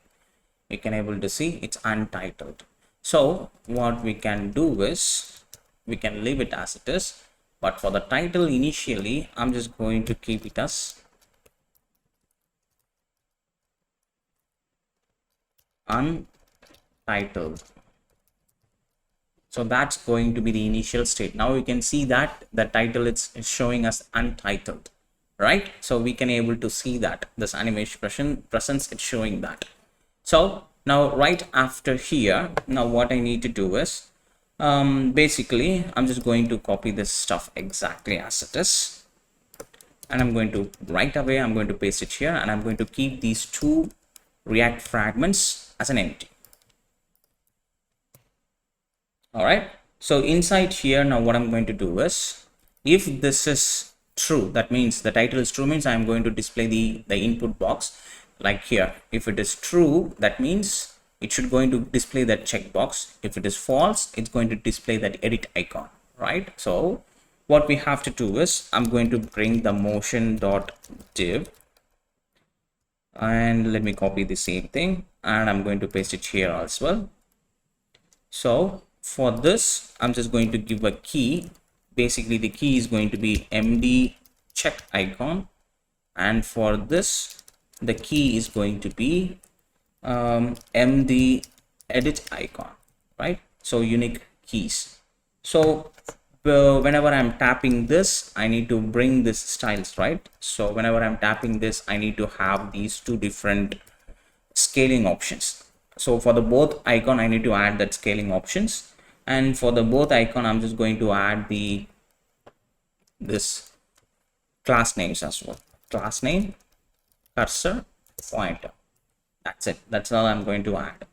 So whenever I'm just going to say for this on click, I'm going to call a callback function and set title as empty. So if this guy, if it is check mark, that means if the user finished typing the title. So if the user finished typing the title, I need to display this title as a false. So that will get back to the paragraph section. If I click this edit icon, I need to bring back the title again. So for this, it's going to be false. Whenever you click the check mark, you need to change the title as false. Whenever you click the edit icon, you need to make it to true. Okay, so inside here we need to bring the icons now, which is going to be md check icon, and inside here I'm going to bring md edit icon. For both of these guys, we're going to apply the same styles of the icon color, and for this guy I'm just going to keep it primary text. Save these changes.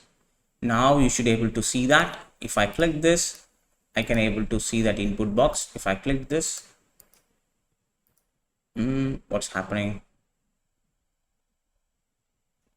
I can't see this input box. The reason is because I haven't written any styles for it. That's the reason I can't see anything.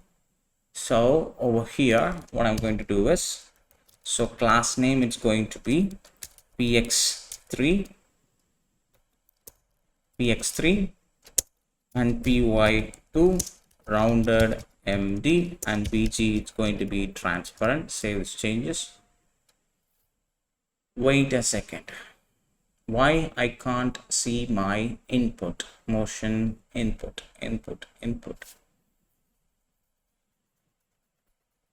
Placeholder, of course it needs to display that value right over there, right? So something is wrong. So what is that mistakes? So it's edit. If it is true, then of course it's need to display this check mark as well as, right?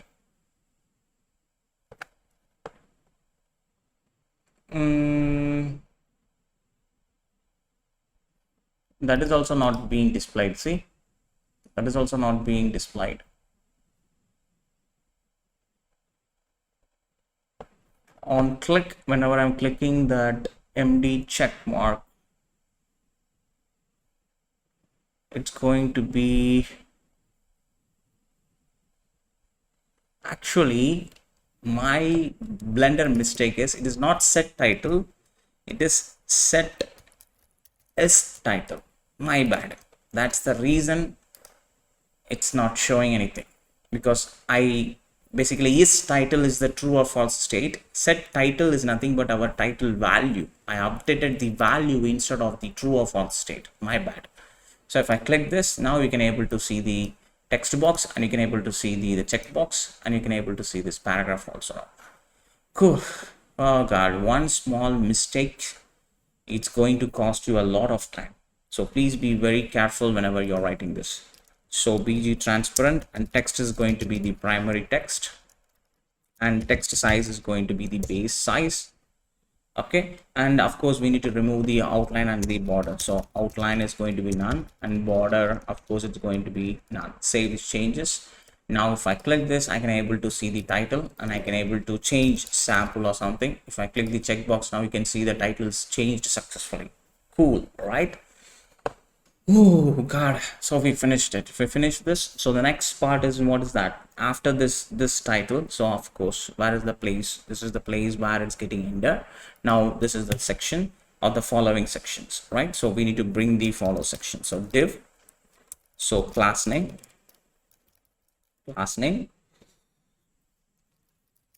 flex.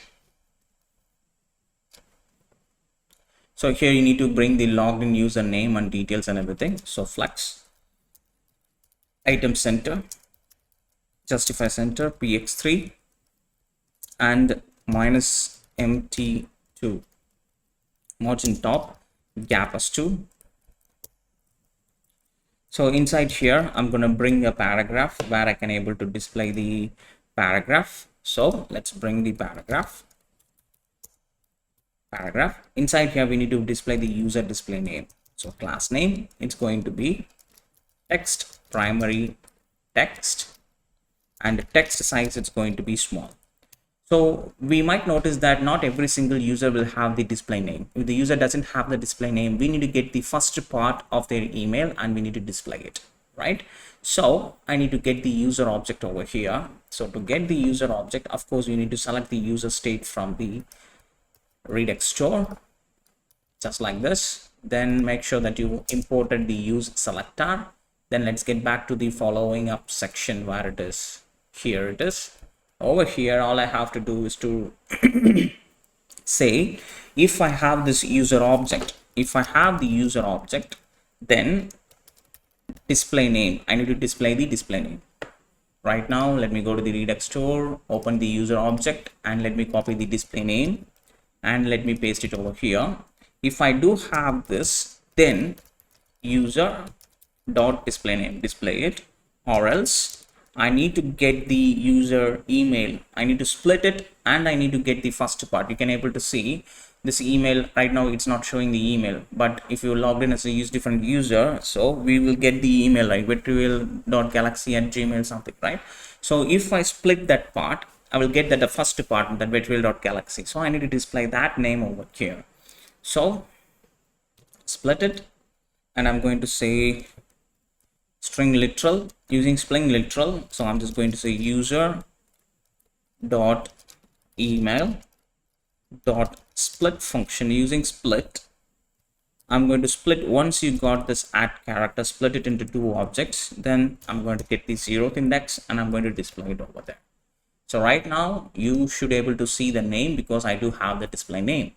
If I don't have the display name, you can't able to see it here, right? I will show you that options later, how exactly this output will looks like. So motion.p, it's going to be plus follow. This is the text that we need to display right after that. So I'm going to customize it a little bit. So while tap, I'm going to reduce the scale to 0.9.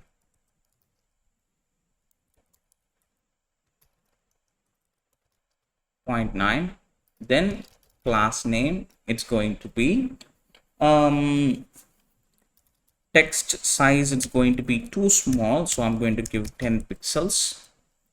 Customize size, and bg emerald 500, and rounded sm, and px it's going to be 2, py it's going to be 1 pixels, so I'm going to type it by myself, 1 pixel. Then text color is going to be the primary color, and font, of course, it's going to be semi-bold. Save the changes. Now you should be able to see that like this. All right, and of course it needs to be cursor pointer.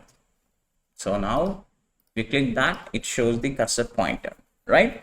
So right after this, next what we need to do in the right side sections, let's figure it out where this entire section is being finished. This is the place entire section is being finished, and this is the place where we have the user sections. So what we have to do, we have to bring the save button, right? We have to bring this save button.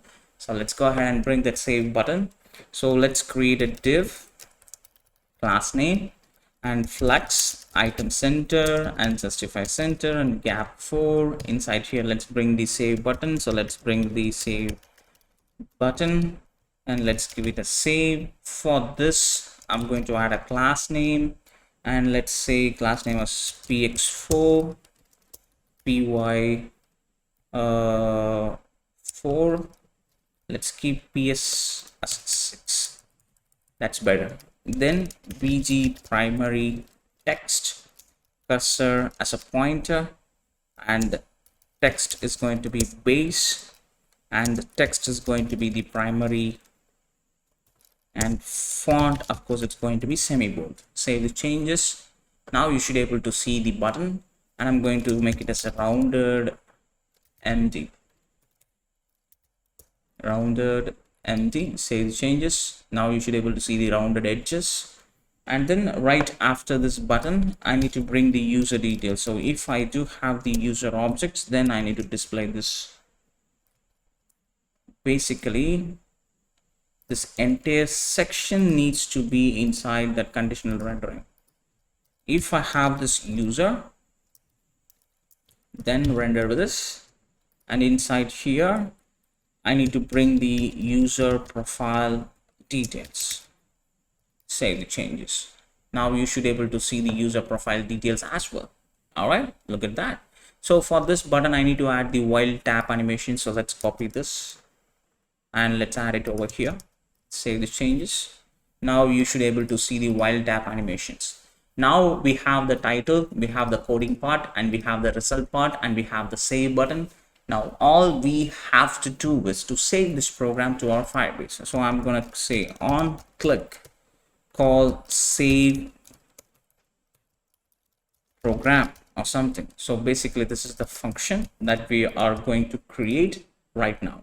So let's scroll to the top. Right after this, enter const save program. It's going to be a callback function, and it's going to be an asynchronous method.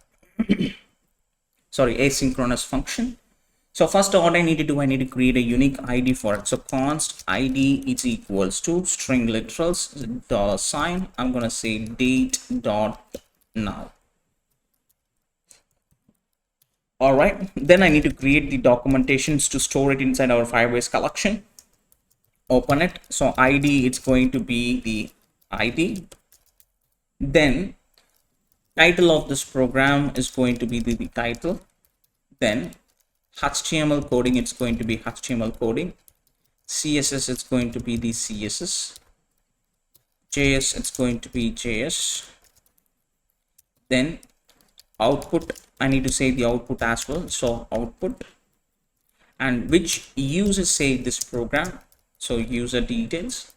So now we have the document completely in our hand. Once you have this document, I need to save this document into our collection. So await set doc, open it. You need to supply the doc reference, doc, open it. Then you need to supply your Firebase database DB. Then you need to supply your collection name, which is going to be the projects, comma. I need to supply the ID over here. Then I need to supply the document which we created. All right. If everything is successfully done, then I'm going to get the response from there. Open it.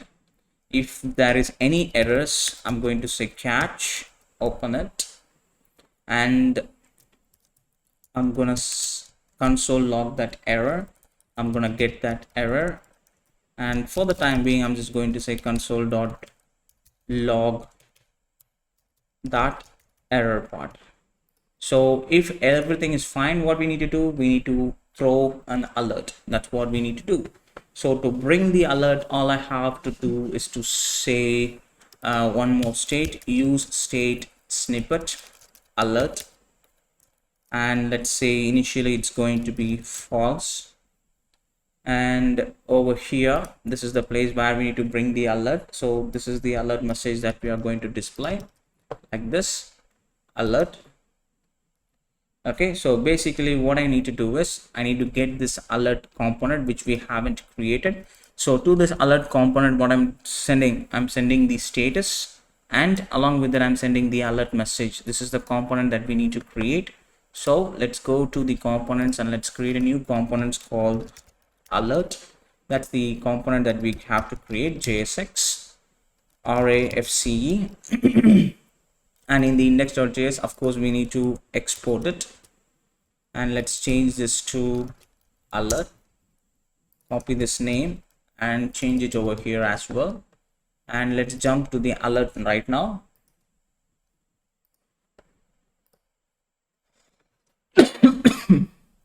So inside this alert now, what I need to do is, so I'm going to import the package import motion. So here what I'm going to do is I'm just going to change this entire stuff into motion.div, enter. For this I'm going to get the status. So let's get the status, where we are getting the status over here. Let's get the status, comma, then you need to get the alert message, what message that you're going to supply to it, alert message. So inside here now what I need to do is, if the status is equals to, if it is equals to this success, if it is equals to success, then I need to render this. So what I'm going to do, I'm going to create a div, and for the div I'm going to apply this styles, complete styles, and inside here I'm going to render a paragraph tag, and inside that paragraph tag I'm going to bring that styles. So this is the styles, I'm going to bring it inside. Right now I'm just going to keep the alert success alone. Later I'm going to change this alert message, and let me import this alert message right now at the top. And right now I'm just going to say this alert message as true for the time being, so that you could be able to see this alert message right now over here. You can see the alert message. For this alert I haven't written any styles, but that's the reason it's displaying at the top of the section. So for this I'm going to make this as a fixed position. It's going to be fixed. So once I saved it, you can able to see the alert message over here. So if the status message, whatever you're sending, if it is in a different color, if you want to keep it in a different color, so of course for this what I'm going to do, I'm going to add that slide up animation. So whenever this is changing, it's going to bring that slide up animation as well. So I'm going to change it to two different animations. So if the status is equals to warning,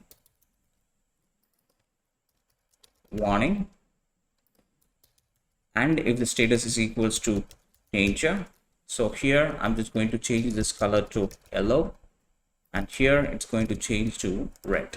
Save the changes. So based on the warnings, based on the status, the alert message color will get changed. So if I sending warning, it will be in a yellow color. If I am changing the yellow, the border color is not changing, right? So the shadow color, so the shadow is also should be exactly the same, yellow and red. Now you can able to see that the yellow color is changed, and if I am sending the color as danger, so that will be displayed as the red color over there, just like that. So right now all we have to do is to send the success. Cool. So I'm just going to change this state again back to false. All right.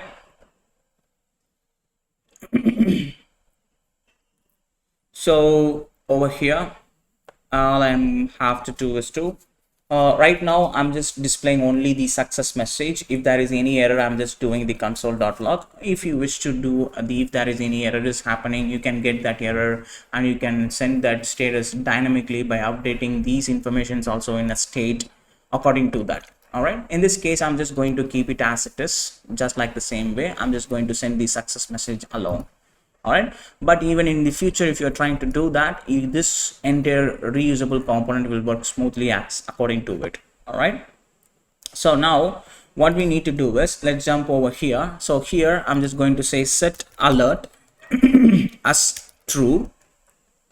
And right after here, after certain interval time, like 2 seconds, I'm going to say set alert message again as a false. So save these changes. So this will be reverted back.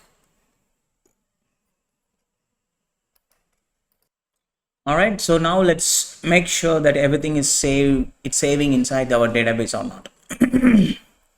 So I'm gonna get back over here and I'm going to try this one first. Let me open this. All right, so let me copy this title and let me give that title over here. Save it. Cool. Copy this,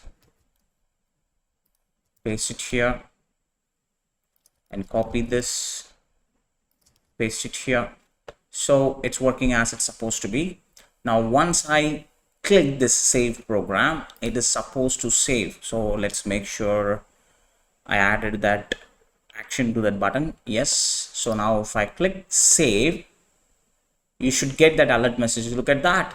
That alert message is working smoothly. That means our data is saved to our database. Let me refresh this. So you should able to see the project right now. Look at that, project ID, and you having all the code over here. JS, we haven't created the JS, HTML, output, everything is perfectly added. All right, so that means our code is successfully saved in our database. Now once I get back to a home screen, this is the place where I need to bring back that project and I need to display it over here. So that's what we are going to do right now. So let's get back to the home screen. That means the project, the place where we are displaying the project. Where it is, this is the place. Projects, this is the place where we are rendering the projects.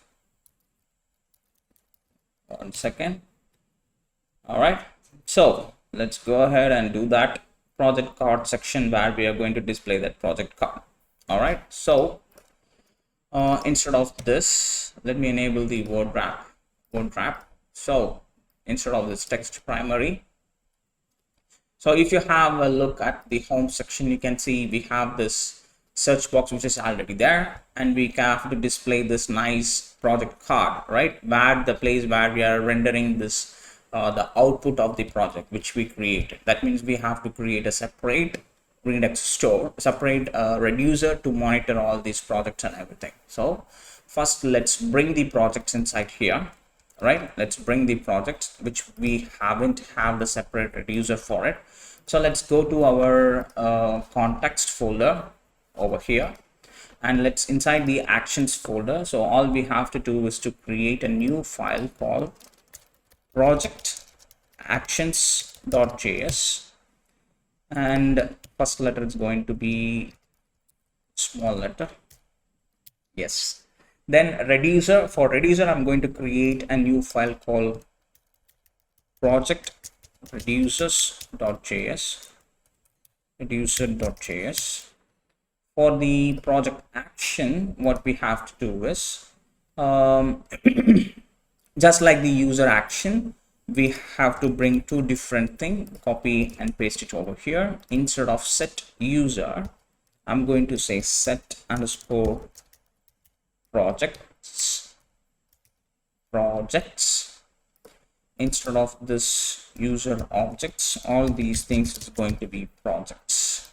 All right, and then instead of set user null, I'm going to change this to projects now. All right, that's it. Save the changes. This is going to be your project actions. Then project reducer, just like the same way how exactly we created for the user reducer, I'm gonna say copy it from here, paste it, change this user auth to we need to copy this name, copy project reducer should be small letter, copy,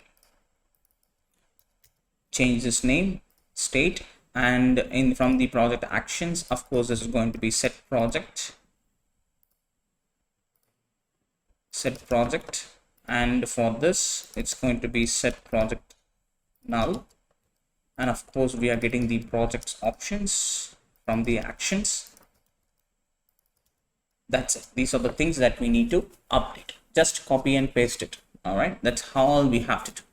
Now we have the project reducers and project actions. Let's get back to our stores, index.js. This is the place where we need to update that. Let's say projects project reducer. That's it. Save changes. Now this should, okay.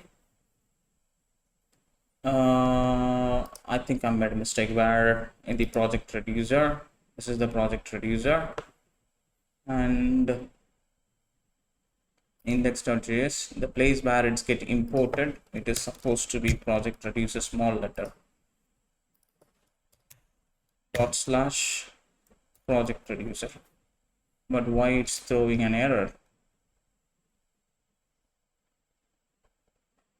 Actually, here it's not showing any issues, but inside here for me, my Visual Studio Code is showing an error. Username, because it's showing as project reducer is only in casing. Where it is?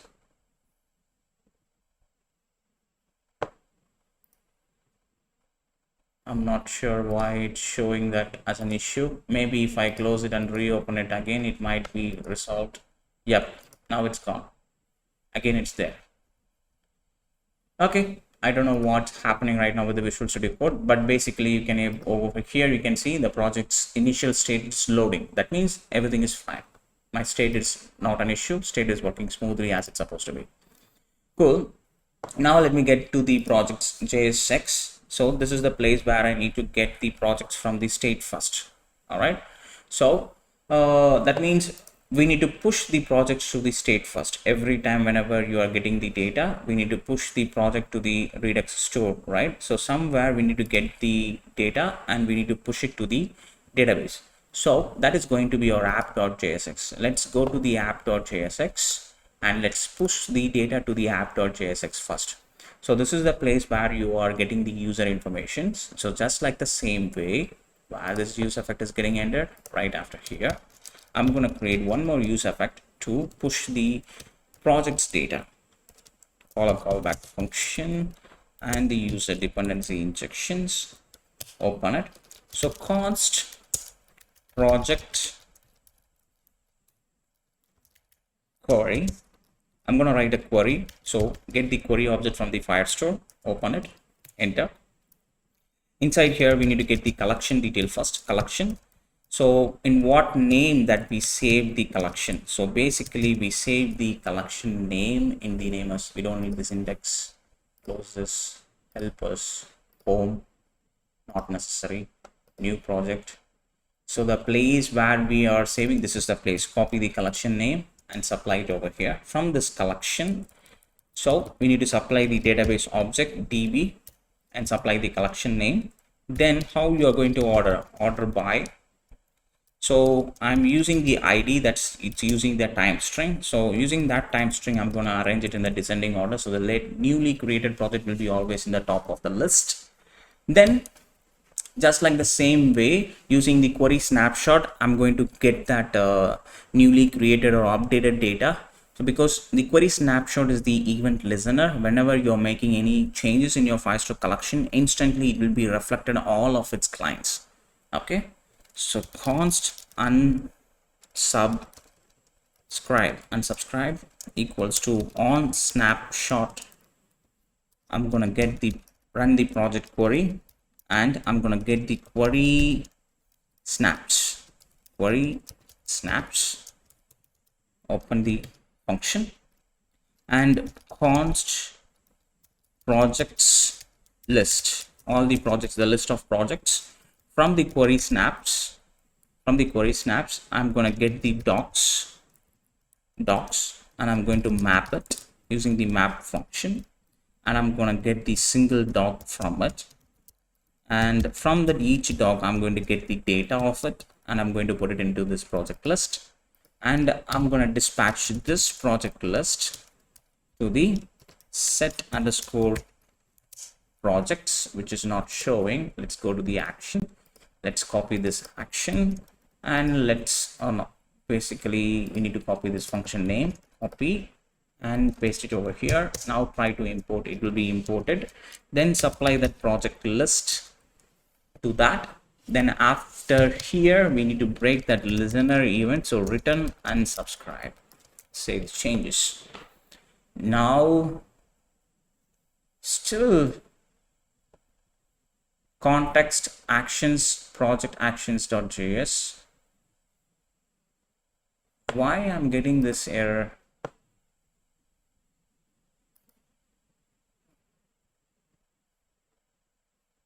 Project actions index project reducer. Now the result is the issue is solved, but still in the app.js is how exactly it's been imported.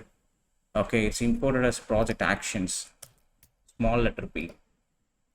Save the changes. Now the issue will be resolved. So if you go here, now you should be able to see the project array over here. Inside the project, we have the project's objects. Inside the project objects, you have the array of objects, right? Now we have the project objects. Now all I have to do is to get back to the projects.jsx, and over here, I need to get back my the user state from the Redux store. I need to get that project states, just like the same way how we exactly used to get it for the users data. Projects will get the projects. Inside that project, we have the projects objects. So we have the now entire project list in our hand. All right. So now what I need to do is I need to supply it over here. So I'm just going to say a class name. Of course, width is going to be full, and py top and bottom it's going to be 6, and everything is going to be in the item center, and justify it in the center, and gap between it's going to be 6, and flex it's going to be a wrap. Inside here, all I'm going to say is if I have the projects, then I need to say projects dot map, open it, and I'm going to get the project. Along with the project, I'm going to get the index of the project as well, and I'm going to call this rendering function. And here I'm going to create that project card as an internal component, project card, and I'm going to send the key. Of course, it's going to be I'm going to get the project.id. So project.id will be the key, and the project, I'm going to send the complete project over there, project. Along with that, I'm going to send the index also, because we need to add that fade in animations, the stagger animations. So if I'm refreshing here, you can able to see. So every time whenever I'm refreshing, you can see that it's fading in a little bit slowly due to that stagger effect. That's effect we need to create. So here now we need to create that internal card. So const project const project card equals to return. I'm going to return a div for the time being. So save these changes. The error will be resolved. I'm just going to say project right now. So you should be able to see that project name over there, because only one card, only one data that we have inside our Redux. So that's the reason only one card is displayed over there. So I need to get the one by one information. So let's go here, destructure the project prop and destructure the index prop as well. All right, let's delete this. And let's change this into the motion. Let's import the motion first. Import motion, and let's change this to motion.div. Enter. So of course, for this key, I'm gonna supply the index. Then we need to get this UI look right. So this is the entire division. Inside that entire division, we have this one more section where we can able to display the output, and we have this another bottom section. So let's go here first. Let's fix that entire division first. So class name, it's going to be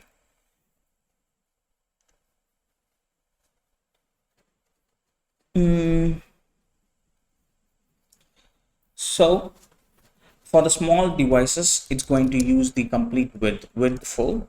and cursor, of course, it's pointer. But from the medium device, I'm just going to say width, it's going to be 450 pixels from the medium devices onwards.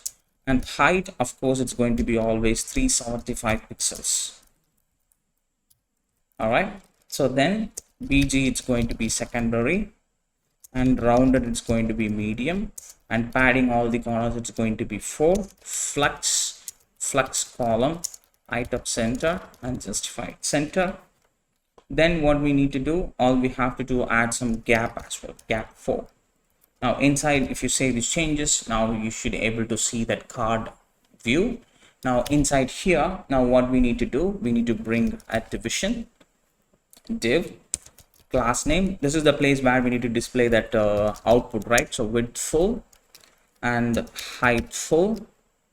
So basically we can able to copy the same stuff from our new project. Let's go and copy the result part where we are displaying the result part. This is the place. So I'm just going to copy this guy from here, copy, and I'm going to paste it straight away over here. So result BG, it's going to be just we need to customize this BG part.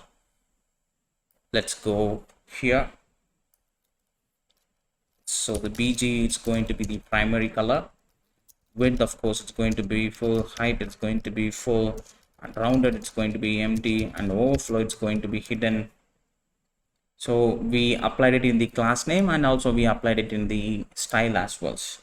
So this time it's not project direct output, it's going to be project dot output, because inside the project we have the output data. If you go here, this is the project data.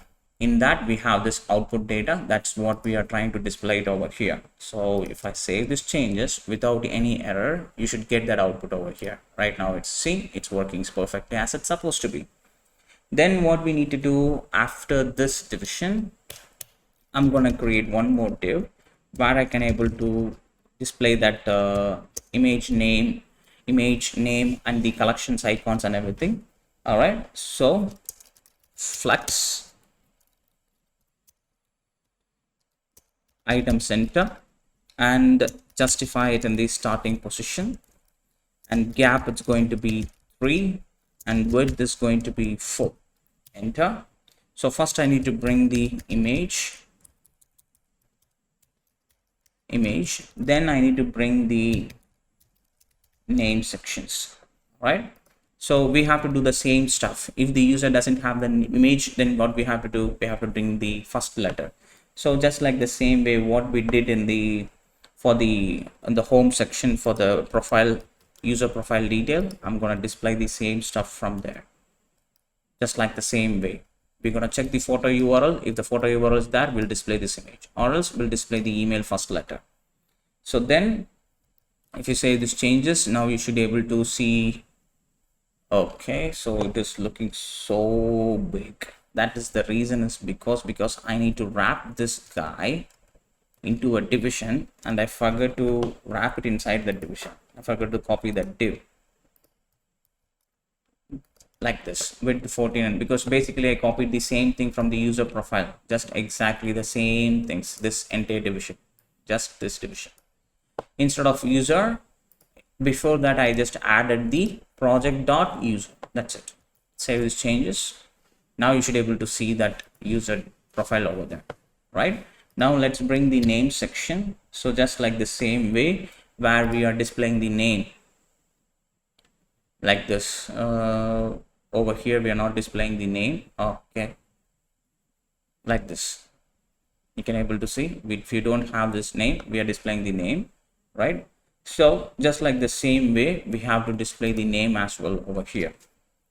If you wish to display, see, if you display the name, right now it's showing the name and the project name. If the user doesn't have the name, we need to display the first part of your email, right?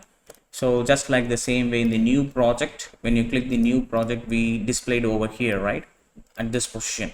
Just like the same way we have to do it over here. So I'm gonna say create a div, and I'm going to bring that same part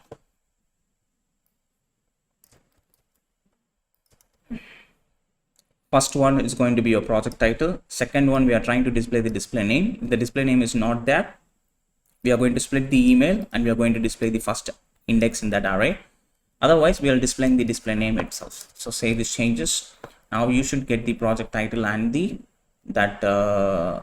name of that user.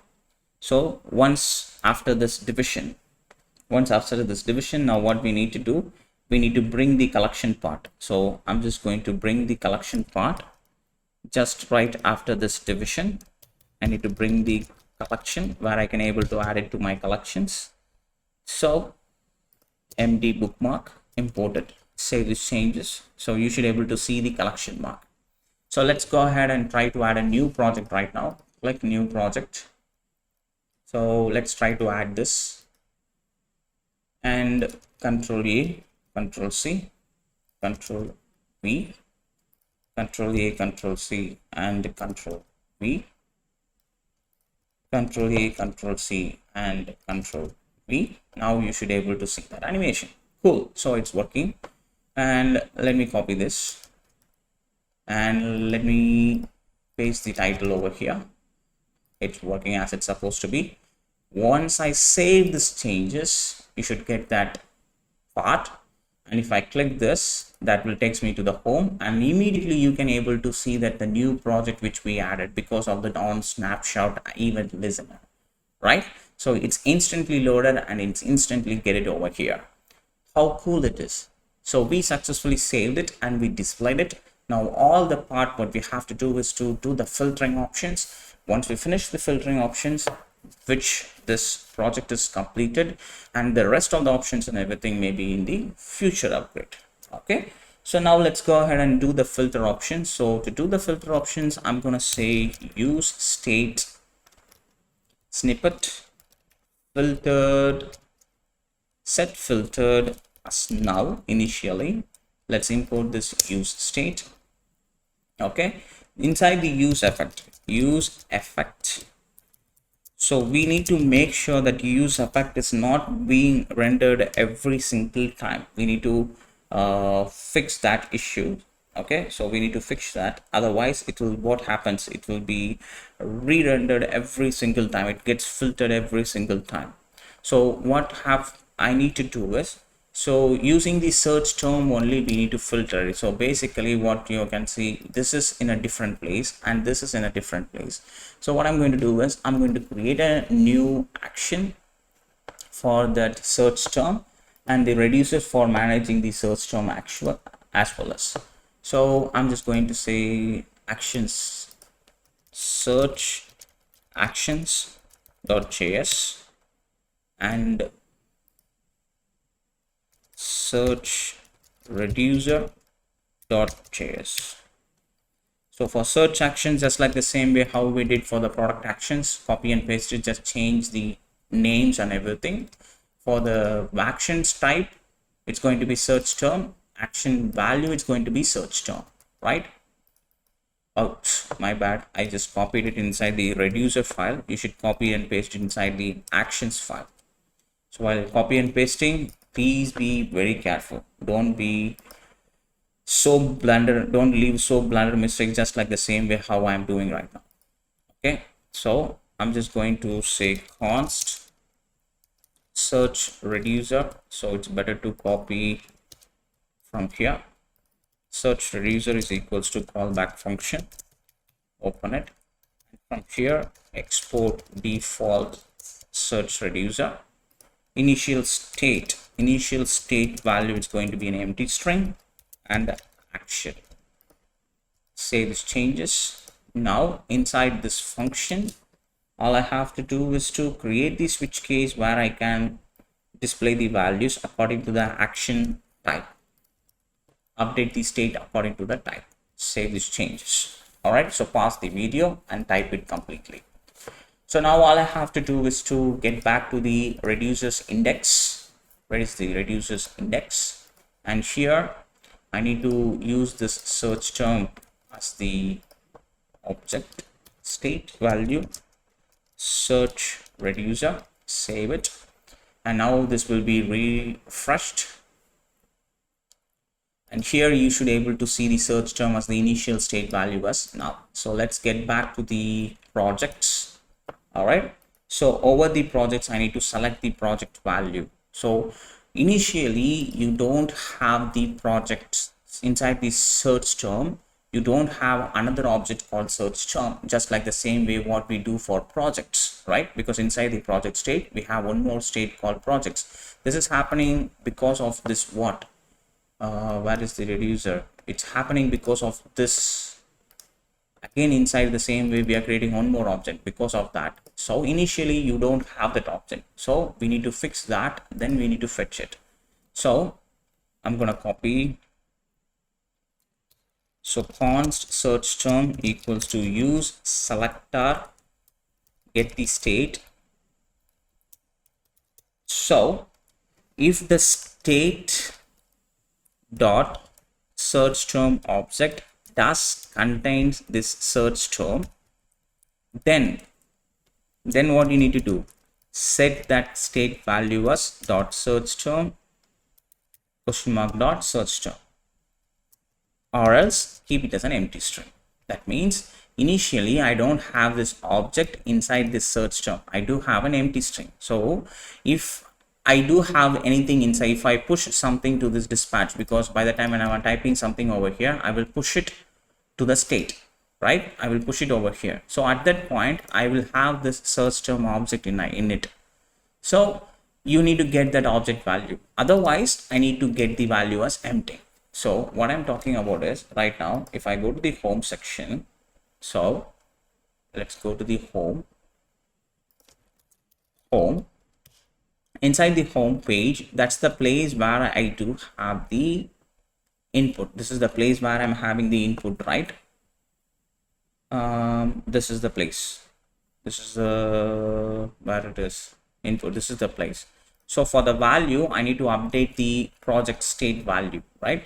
So I'm going to copy this search term and I'm going to bring it over here. Then I'm going to apply that value over here. Value. I'm going to give that value as a search term. So every time on change, whenever there is a change, I'm going to call this dispatch. So we need to get the dispatch object as well. Const dispatch equals to use dispatch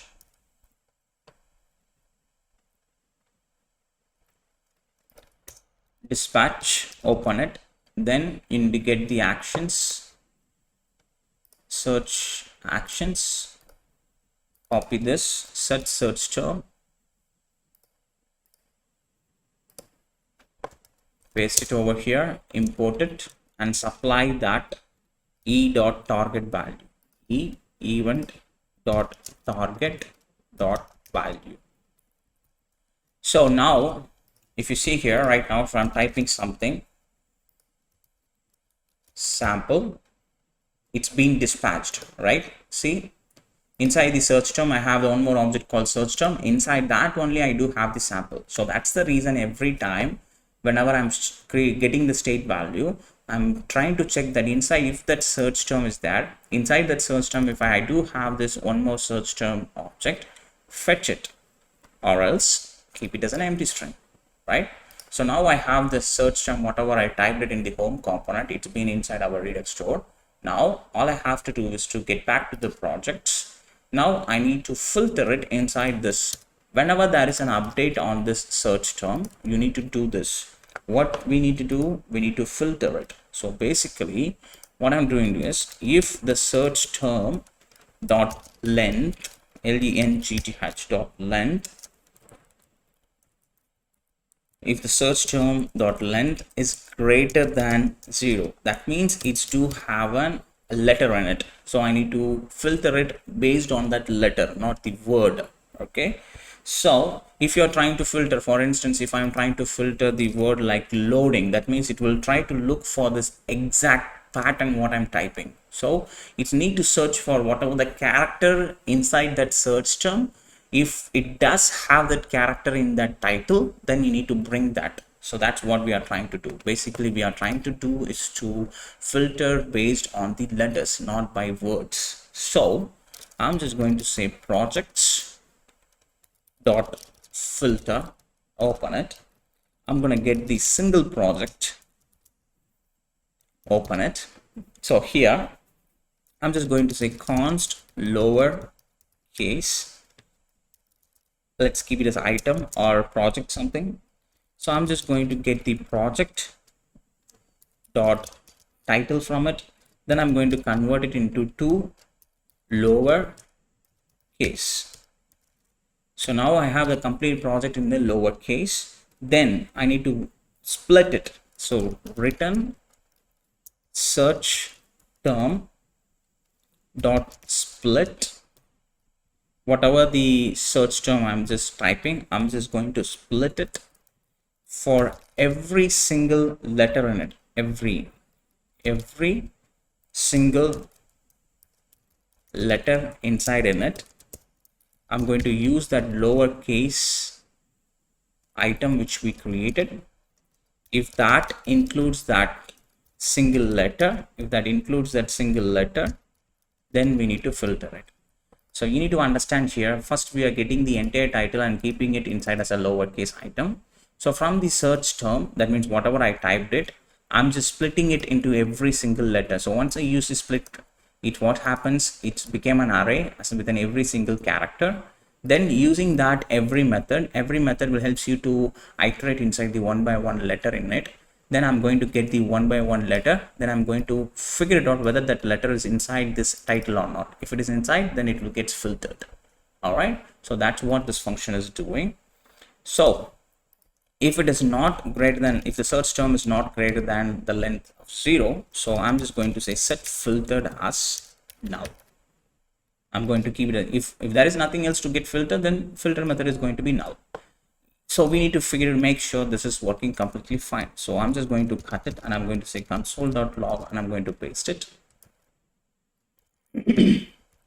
Save the changes. I'm going to inspect the elements, go to the console, and over here I'm just going to say, you can see it's showing some array in it. So let's search for what we can search for right now. We can search for CA. So if I open it, inside here you can see I'm getting only one because CA, we don't have that pattern over here. If I'm searching for CN or something, if let's say CN, so right now you are all here also, I'm getting the same thing. Okay, so NC or something. Right now you can see we have two different array elements because here also you have the N and here also we have the NC, but here we don't have the C letter. That's the reason at the end you are getting only one. So for instance, if I'm typing very single letter N, I should be able to get the two objects over here, right? If I'm searching for loading creative, so AI or something, you should get the two different objects because here also I have the letter I, here also I have the letter AI, both of them are there. So the filter function is working perfectly. So now what we need to do is I need to update this function, this entire project code based on the filter record also, right? So let's add few more projects, then you can able to understand what exactly I'm talking about. So let's add this one now. I think it's, I already know. So what I need to do, let's create a new project, Control A, paste it, Control A, paste it, Control A, paste it. Copy this, save this. It's been saved, it's added. Let's get back here and now let's add this one. Control A, paste it, Control A and paste it. So title, it's going to be creative card. Of course it is creative card. This is a cool animation. I find it from the CodePen. Looking good, right? Save it. So now it's been saved. And one last animations, cool animation. I'm just going to copy this, paste it, paste it, and now paste it. Now if you're updating it, you can able to see the value. So let me copy the title, paste it. All right, let's click the save option. Saved. Let's go here. Now you should able to see all the different options and everything. So if I'm trying to filter it out over here right now, so you will not see anything. So let me get back to the inspect elements. Let me go to the console and look at that, how responsive it is. See, so right now we can able to see we have 5, and if I'm trying to search for something like card or something, you can see we are getting 2 different elements in it, right? So if I'm searching for AI, now I'm getting 5.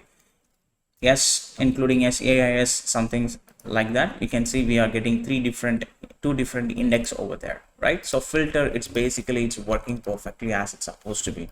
But instead of console logging, what I'm trying to do is, instead of this, I'm just going to say set filtered.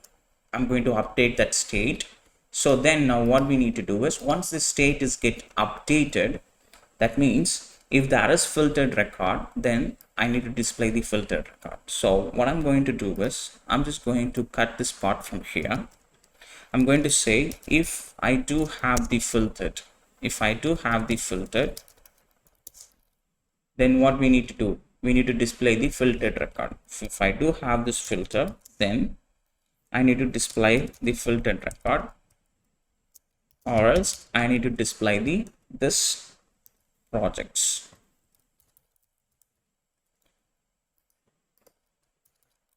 Let's paste it, save these changes. Now copy this and update this. If I do have this filtered record, that means I do have something inside in it.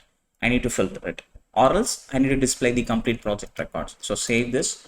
Now if I'm searching for card or something, you can see we can able to filter it. Now card, you can see that term over here, and as well as here, and as well as here. If I'm searching for AIS or something, now you can see AIS, it doesn't match any pattern, but here I have the AIS term, and here also I have the AIS letter. That's the reason it gets filtered.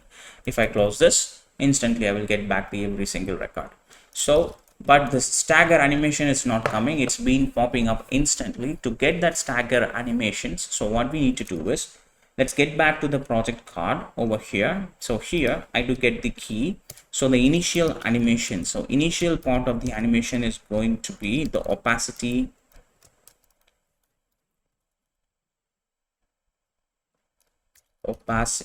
what is, oh, forget the equal sign, sorry. Opacity, it's going to be 0. Copy and paste it 2 more times. This is going to be the animate object, and this is going to be the exit object. Animate is going to 1, exit is going to be 0, and I need to add the transitions. So transitions is going to be duration, it's going to be 0.15 or 0.5 or something. Okay, 0.5, let's keep it in that way. Then how long I need to delay it for, I will get the index value, multiply it by 0.1 seconds or 2 seconds. Based on that, you can delay that effect. Okay, so now if I am searching something, you can see the delay effect over there, right? Look at that, something like that. If you want to make it a little bit faster, if I change this to 0.5 seconds right now, if I'm making car, you can see how slowly it's coming up, something like that, right? So if you want to make it cooler, so you can keep it 0.1 itself. That looks much better. AIS, see, something like that, right? Now we have that fading animations, and as well as we are able to add that if I push this, it will goes there, and we have this animations completely, and it's responsive to, see, it's responsive completely. And we can able to add the projects. If I go here, create start coding, I can able to add any project from the CodeMirror which is running successfully. So CodeMirror.io, let's go to the CodeMirror.io and let's search for any interactive projects. For instance, let's say I want to run this, so let me open this and let me copy it completely from here,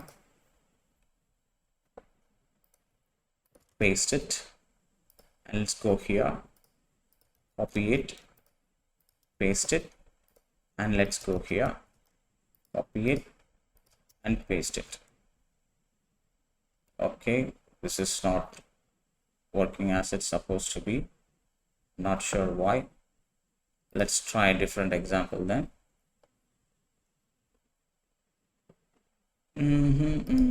Okay, let's try this one. Okay, it's using different languages, so we need to search for HTML and CSS alone.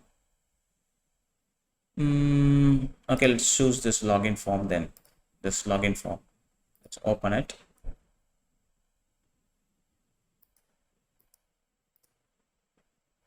So let's copy this from here and let's go here, copy it from here. All right, so it's working. So basically, I think that is not using CSS, maybe it's using SCSS. That's the reason it's not working. Now you can see the login, it's working perfectly, right? It's looking cooler than. So we can say this as a login form and let's save it. Hit the save option. You got the message. Let's get back here. Now you can see we have the login form as well, right? It's looking much better than. But now what we need to do, all we have to do to push this guy, and we need to deploy this guy in our live server. So let's go ahead and deploy it. So over here, before deploying, you need to install this Firebase CLI in your machine. So please go ahead and install this Firebase CLI npm. This Firebase tools, Firebase admins tools. You need to install that Firebase admins tools in your machine globally. Then only you can able to log in and you can install it. So first of all, what you need to do, you need to make sure that you logged in. Where is my Visual Studio Code? Okay, here it is. So let me open it. Here I need to log in with my Firebase account, Firebase login. In this case, I already logged in, so I don't have to run this command again. Once you successfully install this command, you need to do that. So once you got the message you logged in successfully, then what you need to do, this is how you need to run this command globally. Once you've done that, you need to say Firebase login. Once you got the messages the user logged in successfully, then you need to say Firebase init in your root directory. Make sure that you're in your root directory and say init, right? So enter. So that will load your Firebase, and you have to go and choose this hosting and configure files for Firebase. So let me make it big screen. So I'm choosing this hosting.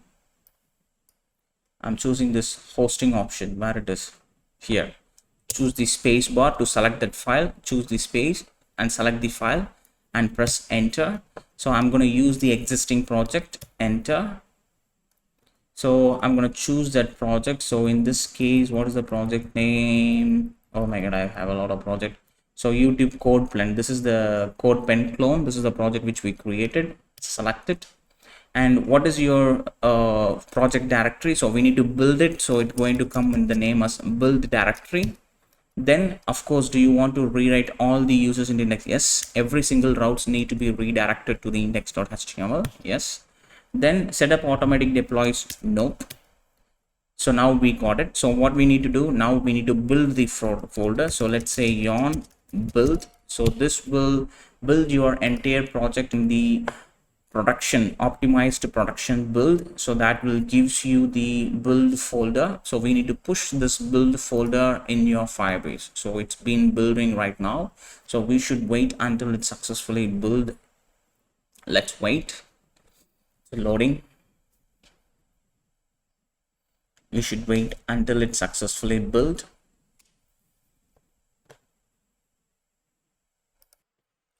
All right, so after few seconds it successfully built, so don't worry about this issue. That's just a warning. And here you can see the project is built successfully. Now all I have to do is to Firebase deploy, hit the enter. So that will deploy this entire project into your Firebase project itself, and it will gives you a live link where you can able to authenticate yourself and where you can able to create all the projects. This is the link of our project, so click it, open it, and there we go. We have, you can see the placeholder is being loaded, and we haven't logged in yet, so that's the reason it's not showing. So I'm just going to create a logged in. So it's going to the login portal, and here if I click this, that will be redirected to the home screen where I can able to see all the projects. Look at that, we can able to see all the projects. And if I click the start new projects also, I can able to see it over here. Cool, let's get back here, and I can able to see all the projects. It's working perfectly as it's supposed to be. How cool is that? I hope you guys are so excited about this project, and hit the subscribe button. And if you have any questions, just drop it in the comment section below. I will definitely help you out. And please hit the subscribe button. Please subscribe. Almost 85% of my users are not subscribing, so please subscribe. That will really encourage more to come up with the more innovative projects. All right, so I'll see you all in the next project.